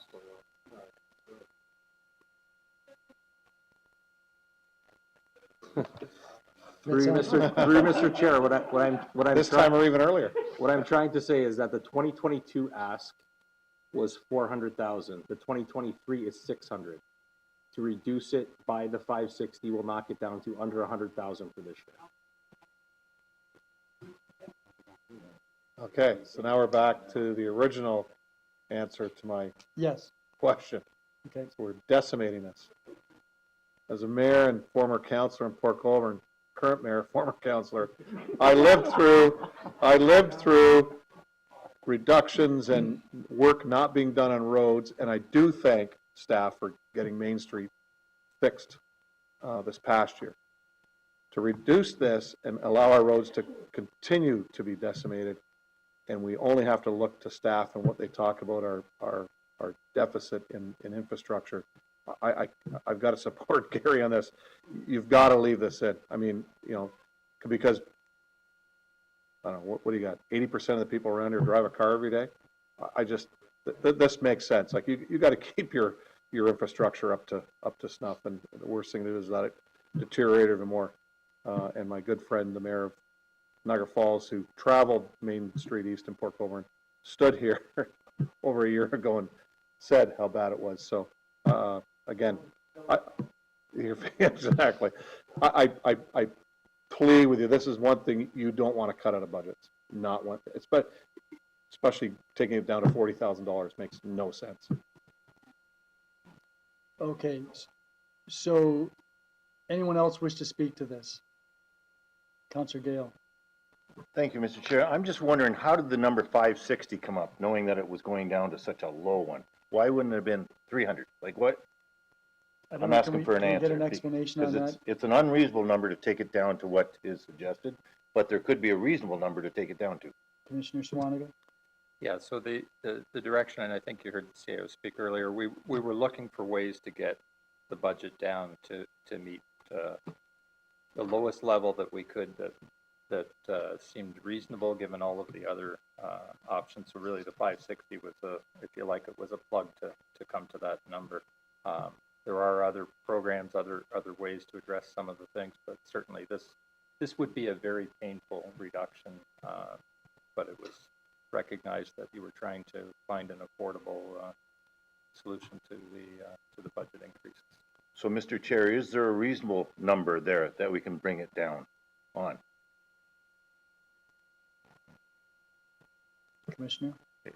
So if I could, Mr. Chair, I think it would be consistent to some of the other reductions we had in terms of salt and fuel, where basically we were taking out the increased portion. So as you heard from the director, our base number was 400,000. So a reduction of 160 would be appropriate. So can that be changed? Because I would support the 160 then. Well, no, wait a second. Wouldn't the reduction be 200,000? Yeah. It was $400,000 last year. The requested increase was 200. So it would be, instead of 560, it'd be 200. Agreed. So can we amend it that way? So I don't think we can amend an Who's the amendment mover? to an amendment. No, Oh. so if you wanted to. If he says it, we'll lose it. So if you wanted, yeah, if you want a different number, you'd have to vote against the, Or Councillor Zalepa could take it as a or friendly Councillor amendment. Zalepa could treat it as a friendly amendment and change his amendment to reduce that number to 200,000 instead of 560,000. Mr. Chair, would I go with his track record of the last few votes? I'm just joking, Gary. I'm very, no, I'm very optimistic that, at some point, Councillor Zalepa will move a motion that will pass. So this is the opportunity. Move it. Yeah, compromise. I'm sure you're going to be successful. Councillor Zalepa, it's really in your court. Yeah. I just need some clarity on the number that you're trying to land to. I heard a couple. So last heard a year, couple things here. yeah, last year's number was 400,000. The effort was to increase it to 600,000, so $200,000 for this year, 600 altogether. The suggestion was to remove 560 out, which would have left only 40 in the budget. Right. So what is being suggested is that this year's proposed increase of $200,000 be the reduction, which leaves $400,000 in the program. Yeah, I could live with that, Chair. And your I second- appreciate Councillor Gale helping me get one across the finish line. As a seconder, I'll agree with that, yes. Okay, Councillor Yes. Steele agrees. Is there anyone else that wants to weigh in on this? It looks like Councillor Zalepa may be on the winning side of this one. Councillor Diodati. Just for clarity, if we want to support Councillor Zalepa get one across the finish line, we vote yes. Correct. I just want to be clear. I know that muscle memory says we should vote no. Yes. No, you got to go yes. All right, Okay. good. Councillor Secord, you wanted to speak to this? Yeah, I just wanted to say, like, St. Catharines we want our potholes filled. If Niagara Falls wants to forgo it, that's okay with us. I guess you'll learn when you've been here for a while. Okay, I'm going to call the question. All those in favor of reducing this reduction? Opposed? That is carried. Congratulations, Councillor Zalepa. You've brought joy to the chamber. Okay, Councillor Zalepa, back to you. Chair, thanks. Thanks for the indulgence. I'm finished. I appreciate it. Perfect. You've quit while you were ahead. Okay. Councillor Easton, you're next up. I just have one item, Mr. Chairman. It's item number 15, the hospice funding. And my plea related to this is directly related to the differential in the cost of a hospice bed versus an acute care bed, which is what is one of the causes that our ambulances can't download. So I think that we need to continue to fund this in order to keep the wheels greased at the emergency departments. Yeah, so Councillor Easton, this is funding that's been allocated to Hospice Niagara and McNally House. And the funding, the proposal is to simply defer this year's allocation and spread it out over 6 years as opposed to 4. The funding would still proceed. Oh, thank you very much. Now I remember that. Yes, I'm okay with that. I just didn't want to see it lost. So how are we going to handle this? We don't do anything. If you support deferring it, then you don't need to do anything. Okay, that's fine. I think that's reasonable. Okay. Anything further? Thank you. Nothing further. Thank you. Councillor Foster. Thank you, Mr. Chair, and as it turns out, I was going to be speaking to the same item, and I'm a little concerned. We've made some pretty solid commitments to both Niagara and to McNally with funding within both of these. So by doing this delay, and of course this may end up being delayed again and again, my question is, what are we doing with this? Like, is the commitment still fully there? Yes, it is, yes. and I think we through were the staff, told that, through the staff. Yeah. Sir. Yeah. Yes, the total commitment of $4 million is the same. It's just the timing of the payments are going to be extended over 6 years as opposed to 4 years.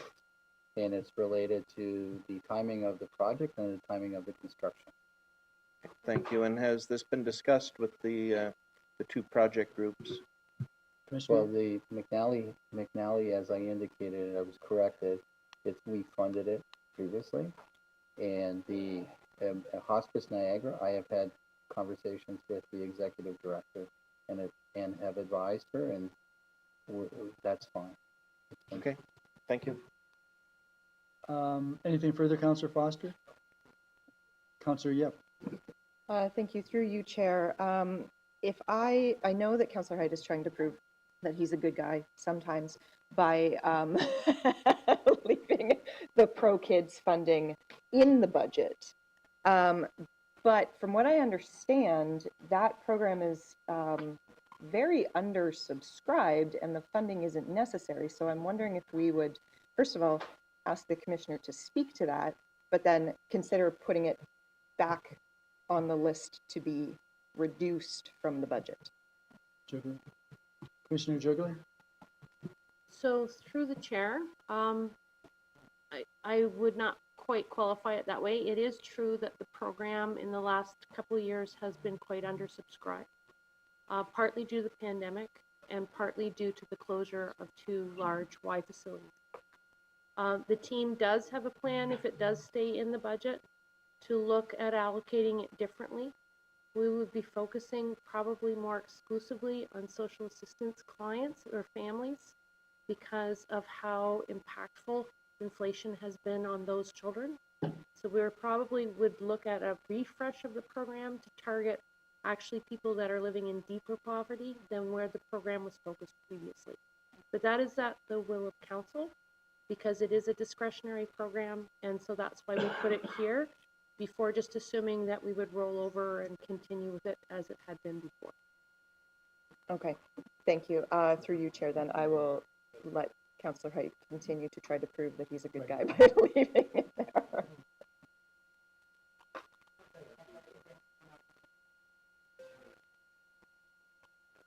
Okay, you're shaking your head. Yeah, okay, okay. Because the way it stands right now, it's out. Yeah, yeah, okay. Anyone else? Councillor Bateman. If an item came up like the bicycle facilities, and we're, I know that this process is long, but is there a compromise to bring it to work on that number a little bit and then keep the grant still partially intact, or is that a moot point because it was already brought forward without any compromise?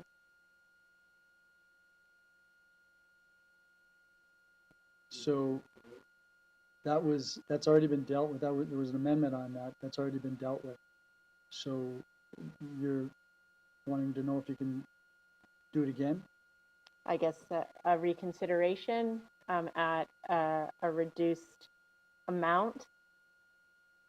I looked, and correct me if I'm wrong, but it seemed to me that a lot of mayors were in support of it for obvious reasons. They're representing their local municipalities, and obviously we are doing a lot of work to make our cities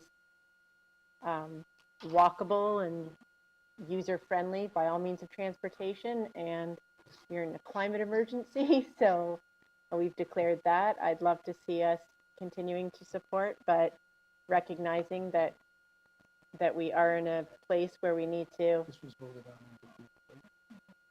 So, Councillor Bateman, you're certainly entitled to speak on this issue, but this has already been moved, an amendment has been moved, it was defeated. For purposes of this budget, it's been dealt with. If you don't agree with the list as it's composed, you can vote against the list when we vote on that, when we're finished, whatever further amendments might come forward. Understood, thank you. Councillor Secord. No, that's exactly what I was going to say, Mr. Chair. I was going to I was gonna say something, but now I don't have to. Okay, anyone else? Then I'm going to call the vote with respect to this list. Everything that's in yellow has been removed from the reduction list. Everything that remains, it will be reduced from the budget if it's passed. So all those in favor of this motion, this amendment? Opposed? That carries. So we're through with dealing with Councillor Height's amendments. I think technically now we go back to the recommendations as amended, and technically, Councillor Height, you still have the floor. No, I'm happy. I'll move. Well, if you're happy, I'll I'm vote happy. yes on what we're looking at now. Okay. So let's put, Commissioner Harris, you mentioned that we need to do something about the incentive programs? Yes, as I indicated, the $1.2 million that is being withdrawn from or remains in the budget impacts the incentive program. So we would, I think it's because council has voted to not have that exemption policy, the exemption for the industrial exemption grant, that we would recommend in addition to the budget reduction, that the industrial exemption grant being removed from the region's incentive policy. That avoids coming back in the summer or whenever.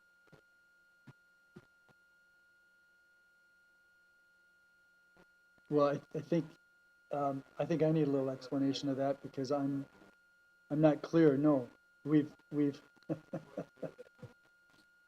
we've left it in the budget, so why would we be changing the policy? No, you've accepted, the council has accepted that elimination out of the budget, so that's a reduction.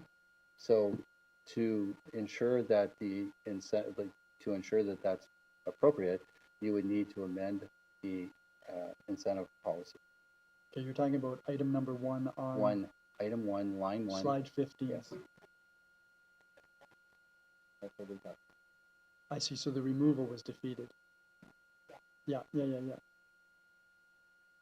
So effectively, what you did is you Okay. amended the incentive policy, but I need you to make a recommendation for that. So can we put the recommendation up on the board there, Madam Clerk? So just a quick point of order on that, Mr. Chair. As much as I don't like to argue with the commissioner, there's lots of policies that we don't put any money into or have any money set aside for the thing. So I'm kind of at a stage here where I don't think it's appropriate for us to be making a policy change in the middle of a budget meeting. Tonight. So No, that's something that should be referred to corporate services to deal with. The unfortunate thing is that the program has no money associated with it because you reduced it out of the budget. Correct. You can't give a grant if you have no money because there's no budget, but the policy's still there. When's the next corporate services committee meeting? Just had one, 3 weeks? We can talk about it in March, I guess. Yeah, I think that's correct, Councillor Foster. March the 8th. I won't be here, so you'll have to carry on that meeting without me. Go much more smoothly. So this is the Councillor Diodati, you're on the list now? Okay, so we're going to put the recommendations up on the board. Have we got any numbers that would be associated with any changes yet? No? No, how about the recommendation from the report? Councillor Diodati, did you want for that to come up, or did you want to just speak in general terms? I'm not really sure. I just want to make a statement, I think, at this point. I agree with what you said, Chair, about not changing policy in the middle of a budget meeting for 2 reasons. Number 1, I would go to the clerk and ask if this is a motion of reconsideration because it's something this council voted on already, or whether it would require 2/3. because it changes our incentive policy that we already approved last year, and some businesses have been investing money based on our policy. So it's changing mid-course. And the second thing I'd suggest, based on texts that I've been receiving tonight, there was a lot of confusion around the vote on the industrial one. They didn't know if it was voting yes or no. They weren't sure. And I know this factually, that some of them voted thinking they were doing the opposite. So it wasn't clear. So I've got a little bit of a problem with that, but you know what? For tonight, I'm just gonna let it be, so we get through the night. I know this can be dealt with next council if we need to. Yes, and I believe, are you on corporate services? So this will be dealt with at the March 8th committee meeting. You can make sure that you raise the issue. It's a $1.2 million item.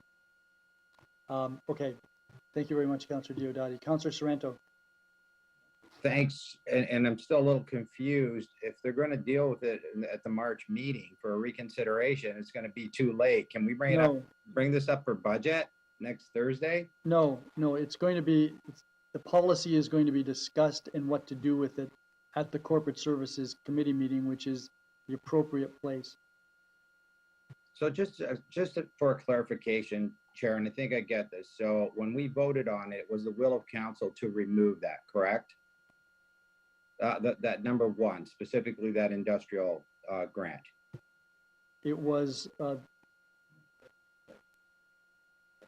yep. Well, to remove that amount. Correct. From the budget. So from the budget, okay. So I get it. I know unless there's a reconsideration, it might end up with the same result. Okay.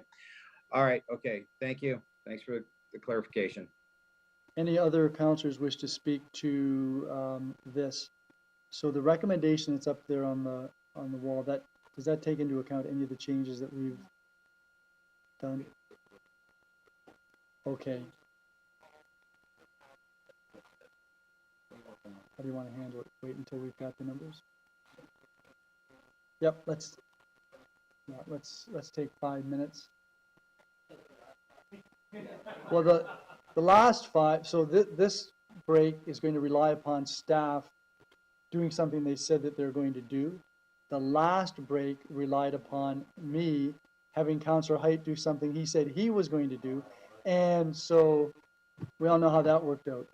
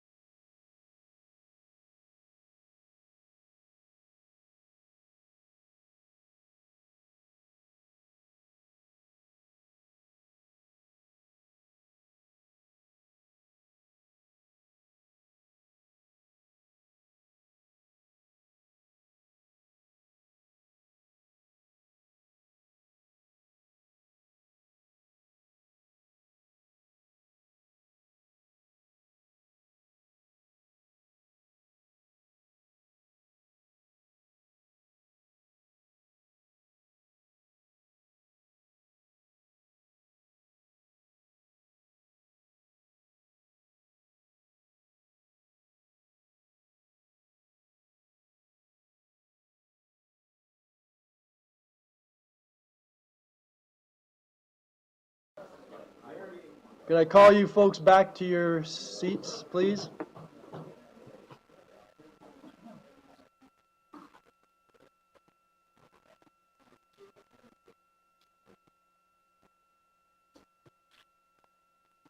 Helen, do you know what this all translates into? Really? Really? Even I'm shocked.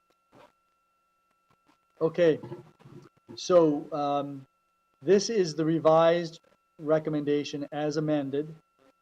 This would result in a 7.29% increase, so that's down almost 2.08. Any further discussion or debate with respect to this budget? If not, I'm going to call the question. All those in favor? Opposed? That is carried. I want to thank all of you for getting us this far. We still have a couple of items to deal with, and the next report is CSD 7 2023, schedule of fees and charges. I thought we dealt with that last week.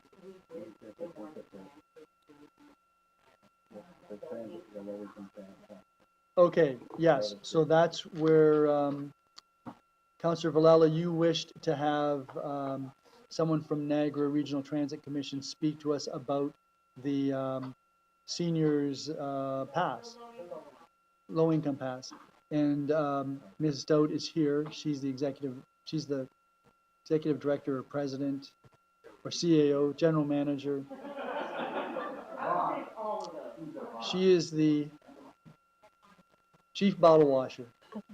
What would be the reason to change that system that worked so well, I guess? So now these low-income folks, from my understanding, and please correct me if I'm wrong, now have to go to the terminal, purchase it there, bring all your proof with you, all your, ODSP files and all, like, come on, that doesn't even make sense to me, actually, when isn't the simpler thing to do to have the providers continue to do what they do best and get billed at the end of the month and service their clients? And they have all the information to provide. So just a thought. I can't wrap my head around that one.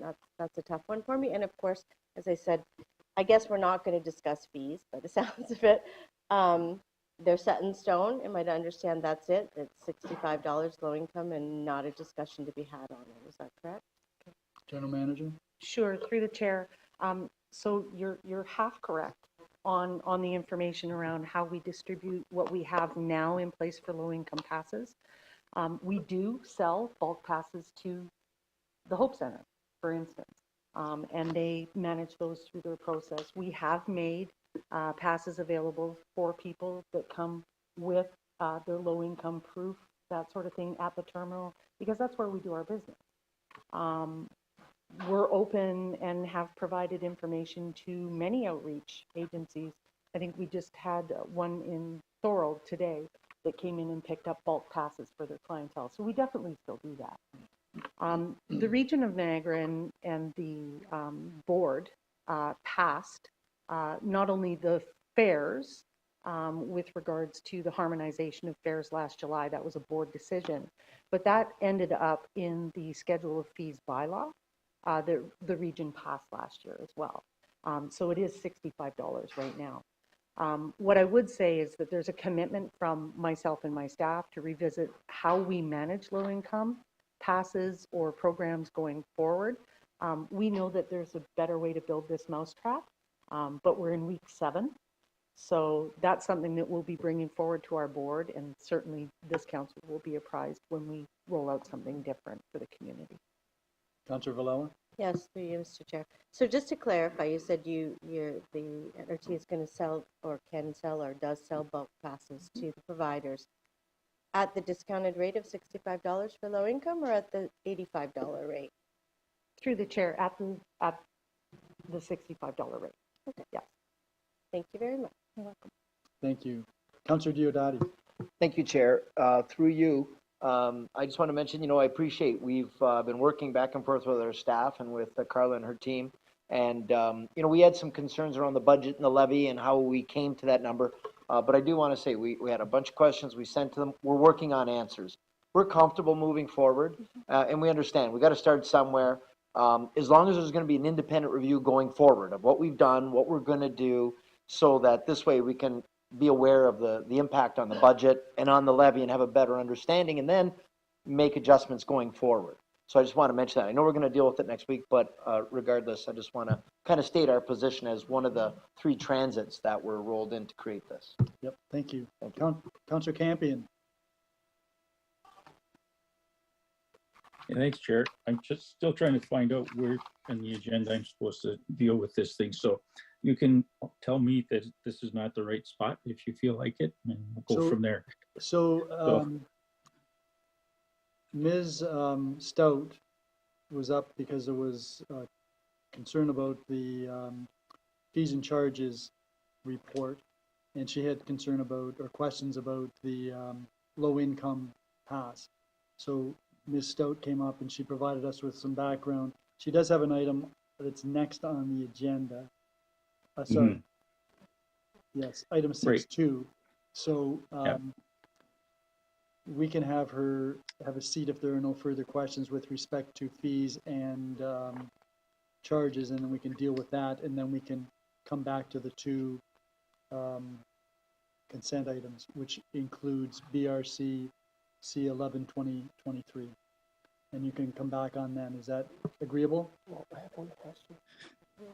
I think so. I just, that Ms. Stout did indicate when she stood up that she was going to answer questions, talk about the budget. So that's why I'm concerned that there's no action item on the next one, really. But I can bring it up there, and then we can figure out how we might deal with it. Okay, and Councillor Kiokio, is that the same with you? You want to talk about that? No, I just had one quick comment or question. Sure. I've been getting a lot of feedback too from residents in Welland, in particular in regards to, you know, to the buying of passes and that, and also the calls on weekends. There not being a person, you know, answering the phone now, which is, you know, which when seniors are calling, they just don't want to press 1, 2, and that's what they, you know, it's hard for them apparently.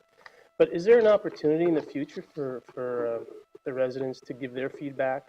Are you going to give an opportunity for the public to give feedback on how the service is going to a certain point? Because I mean, I think that's what was good. Someone told me that there was going to be a public forum or something that so the people give their feedback, because they're all calling me, and I know I've sent messages to transit and trying to get some response, but and I know it's new, so I want them to voice their opinion, because they're frustrated with, you know, something that same thing that Councillor Villela stated, and with the person not being there on the weekends now. Is a change in the amount of customer service that some of the citizenry that used specialized or on-demand transit, I think it was, over the weekends in Welland. The customer service it was started in May 2022. Their on-demand service was added as a component of service that was unbudgeted to them, and so was that level of customer service. So in going forward, that's definitely something that we have in our plan and in this budget, to review a centralized customer service center, a kind of a center of excellence idea, where we can make sure that we have customer service available in the manner in which people would like to receive it during our hours of operation. But right now, we do not have that budget available. Councillor Kiokio? You're saying right now we don't have, and so is this a budget item for 2023? Is that? So through the chair, yes. So it's included in 2023, is looking at our customer service levels. All right. In the 2022 dollars coming forward, it's not there. So there's an increase that is developed in here that speaks to some of the development of harmonizing both specialized and on-demand customer service as well. Okay. And just through the chair to the second question around our rider engagement, that's definitely on the plan. But we have to be underway for a number of months before we can really gather any intelligence back. Right now, it's just bumps and bruises, quite frankly. So it's just, people are either receiving service and there's been no interruption to them, or there's been changes to their system and, they're trying to work through that as well. And I know that that's been part of the process around on-demand and Welland too. Okay, thank you. So there's no one else with respect to, thank you very much, Ms. Stoughton. You'll come back shortly, I trust. So there's no other speakers to CSD 7 2023. So can I call the vote on that? All those in favor? Opposed? That is carried. So that takes us to the consent items, which I think should be dealt with separately. Can I have a mover for BRCC 10 2023, which is the police report? Councillors Ganan and Yep. Any questions or comments? All those in favor of receiving this for information? Opposed? That is carried. Can I have a mover for BRCC 11 2023? Councillor Cisco, Councillor Rigby. Questions or comments? Ms. Stout, would you like to come back, please? Because I saw Councillor Campion's little yellow hand up.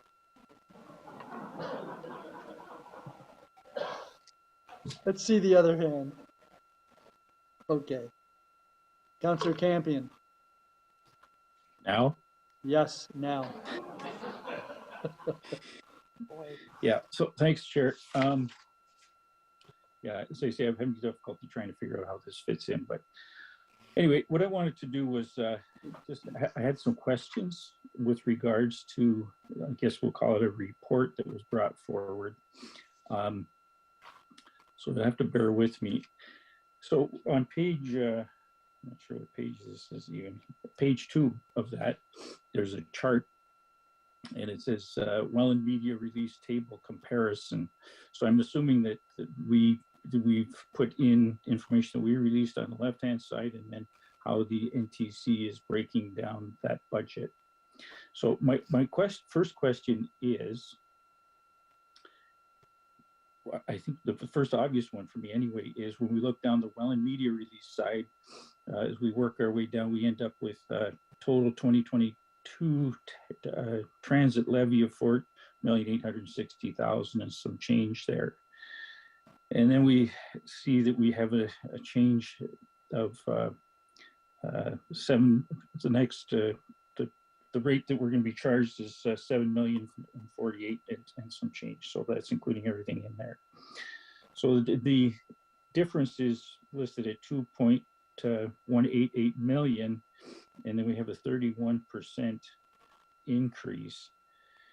So I'm just looking at the numbers there, and my concern is that it's much larger than a 31% increase based on those numbers. So it's more like a 45% increase. If we take $4,860,000, 45% of that would bring us up to the 2188. So those numbers, I can understand there may be some issues there. But getting down to the nitty-gritty of it, when we take if we go down to the NTC budget breakdown, the 2023 draft transit levy for Welland is listed at $6,761,000. So if I insert that number instead of the 7 million, I'm just going to do that for clarity here. So when I do that, the difference becomes about 1.9 million difference instead of the 2.188 million. So the NTC breakdown is 10.2% increase, but when I insert that under my numbers, or the 48.6, it's about close to 40% difference. So the question is, I'm not sure how the NTC breakdown gets in there. So the first question is, we have our portion, so we're in agreement at the very top, right? So 3.4, then we come down 3.4. So the insert there is $1,275,000 on the NTC side. So the question is, that's listed as mitigation. But what my point is on that one is that was not part of our levy when we initially started this. So could I get a comment, I guess, on number one on that? Because what I'm trying to do is compare levy to levy. So what we levied in 2022 and the proposed levy for 2023. Ms. Stout? Through the chair, with regards to the 1.275, although I understand the councillor's comment that it didn't impact the Welland City General Levy, it was the cost of transit. The cost of transit to Welland for their local service was $4.75 million that year. They used $1.275 million in Safe Restart and provincial gas tax to cover the cost of delivery of transit. He's absolutely correct, and his staff was correct in their in the first line for the portion of the City of Welland's 2022 tax levy related to transit, because it was 3.479. What wasn't reported was the 1.275 that they covered with unsustainable funding that we are now levying against them, because that is the actual cost of service that we're being asked to provide in Welland. So, Chair, that's interesting. However, it still is the fact that the Welland ratepayer paid $3,479,000 plus change on the levy, and so they did not pay that 1.2 million. And so what I'm trying to do is compare levy to levy, and I don't want to drag this on forever, so maybe I'll try to simplify it as much as I can. So what we did, and what St. Catharines did and Niagara Falls did to a degree, is we utilized some funding. So we had some provincial sales tax, and we had some, mitigation revenue from the government, and we used that to lower that cost because of the ridership was down. Now we're being faced with the fact that, well, that was great for you guys last year. However, this year we're going to add that back in. So now we're going to get a levy on that, and the whole purpose of us using that money was to reduce the levy or the impact due to the COVID. So I guess I'll go right to my point. Why are we not using more provincial gas tax to mitigate that increase, which is basically due to, amongst other things, but impacts of lower ridership? So why is the NTC not doing that? Ms. Stout? Just with regards to the memorandum before council, if they would like to refer to page 5, the concern number 3 with regards to taking more money out of the provincial gas tax and allocating that to operating instead of bolstering the capital program or continuing to put into reserves towards the capital program. You heard a lot this evening about the infrastructure gap. That doesn't just happen to concrete and roads, that happens to fleet as well. So any amount of provincial gas tax that you allocate to relieve Welland, Niagara Falls, or St. Catharines from the unsustainable funding that they used to deliver their transit services last year, because they were in the middle of a pandemic and they were trying to mitigate their cost to the taxpayer during some low ridership times. I completely understand. But any amount of that provincial gas tax that is moved over into operating will overall impact the capital program. And if you look at page 7, the scenarios that are provided there for you give you an understanding of how much each one of those actually impacts the capital program over the term of the reserves, over the 10-year capital program. So the triple majority financial strategy had all of the provincial gas tax moving over to capital funding through the board deliberations, as well as the budget deliberations that we went through over the past few weeks. That was increased to go over to operating it to the tune of $1.6 million to mitigate some of those operating costs, and to identify that we might have some pressures like fuel, which are also talked about here in the memorandum. But that already puts a 10% impact on the capital reserve.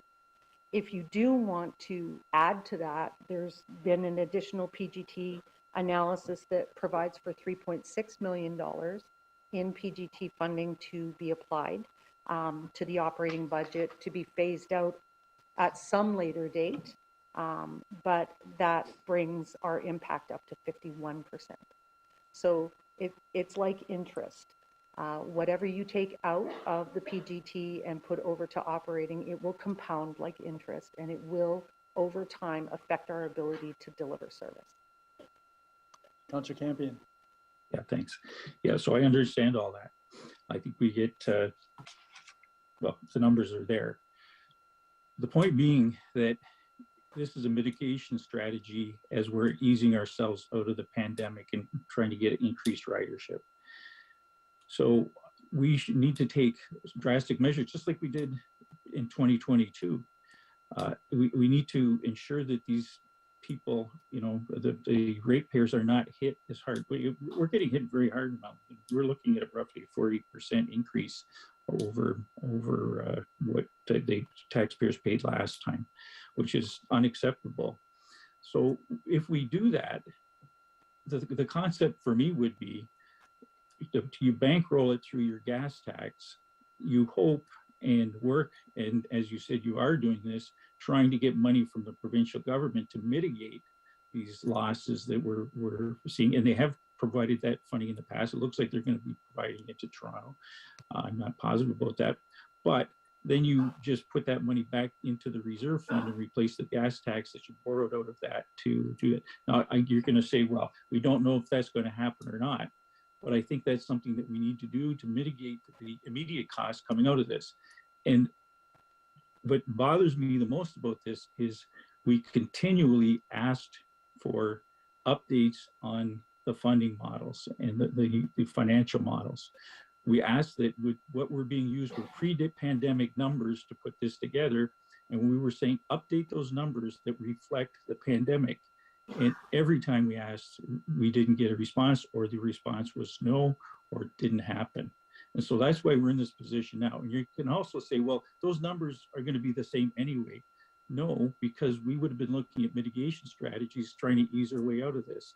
So I would ask that, and this is not the place to do it, but I would ask the chair, where would I make an amendment somehow to try to get council support to put more gas tax money into the operational side of it? When would that opportunity arise? Yeah, Councillor Campion, I'm being advised that that type of motion was brought when this matter was before this committee in January. I'll confirm that. But if you did bring it up, you can't really bring it up again.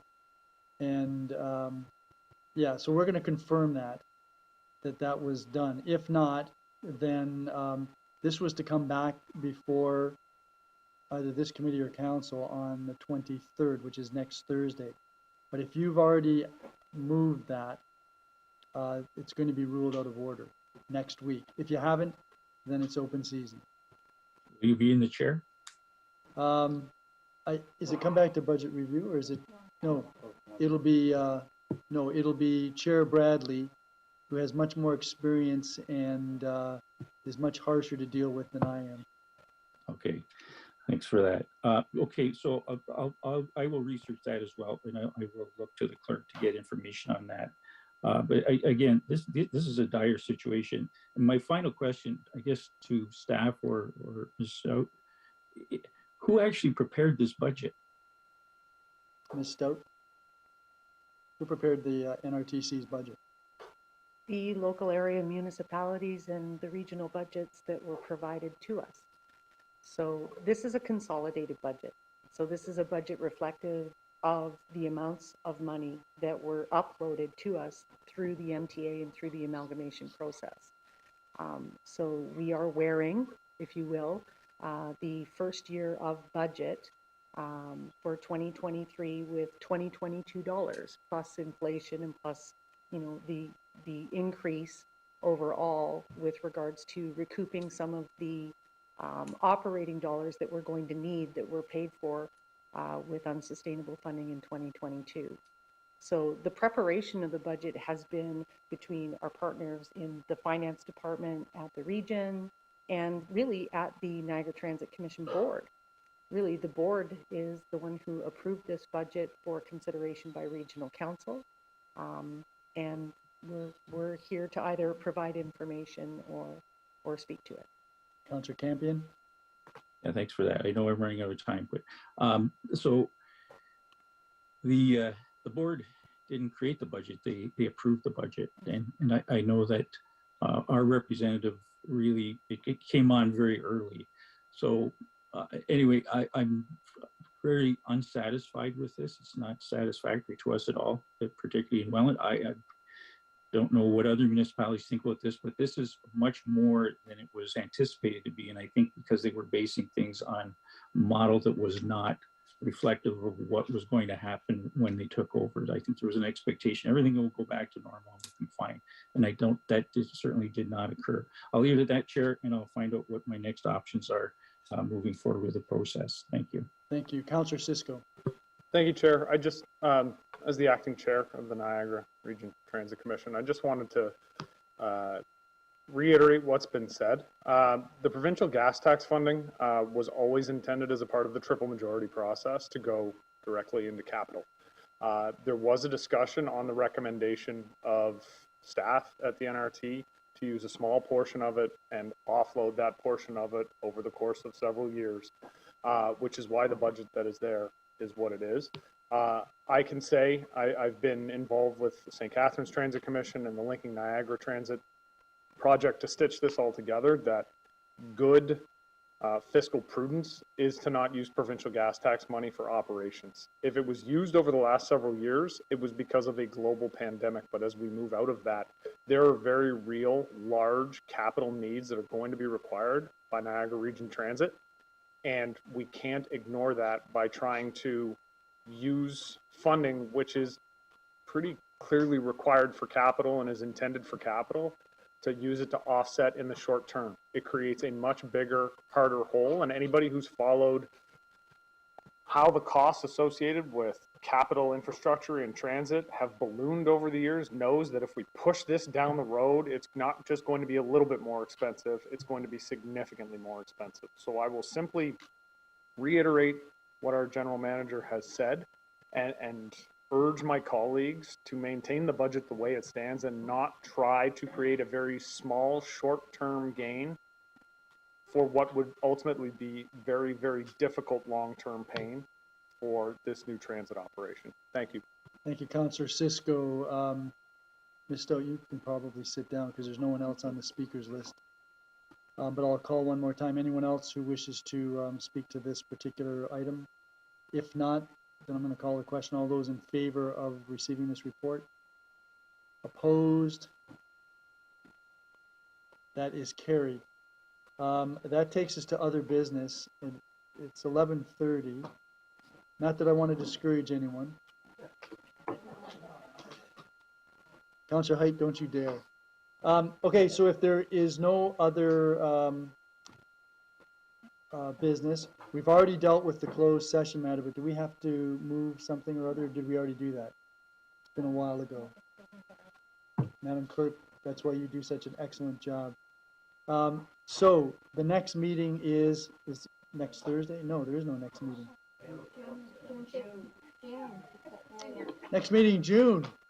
Joy of joys. So all of the business having been completed, this meeting is adjourned.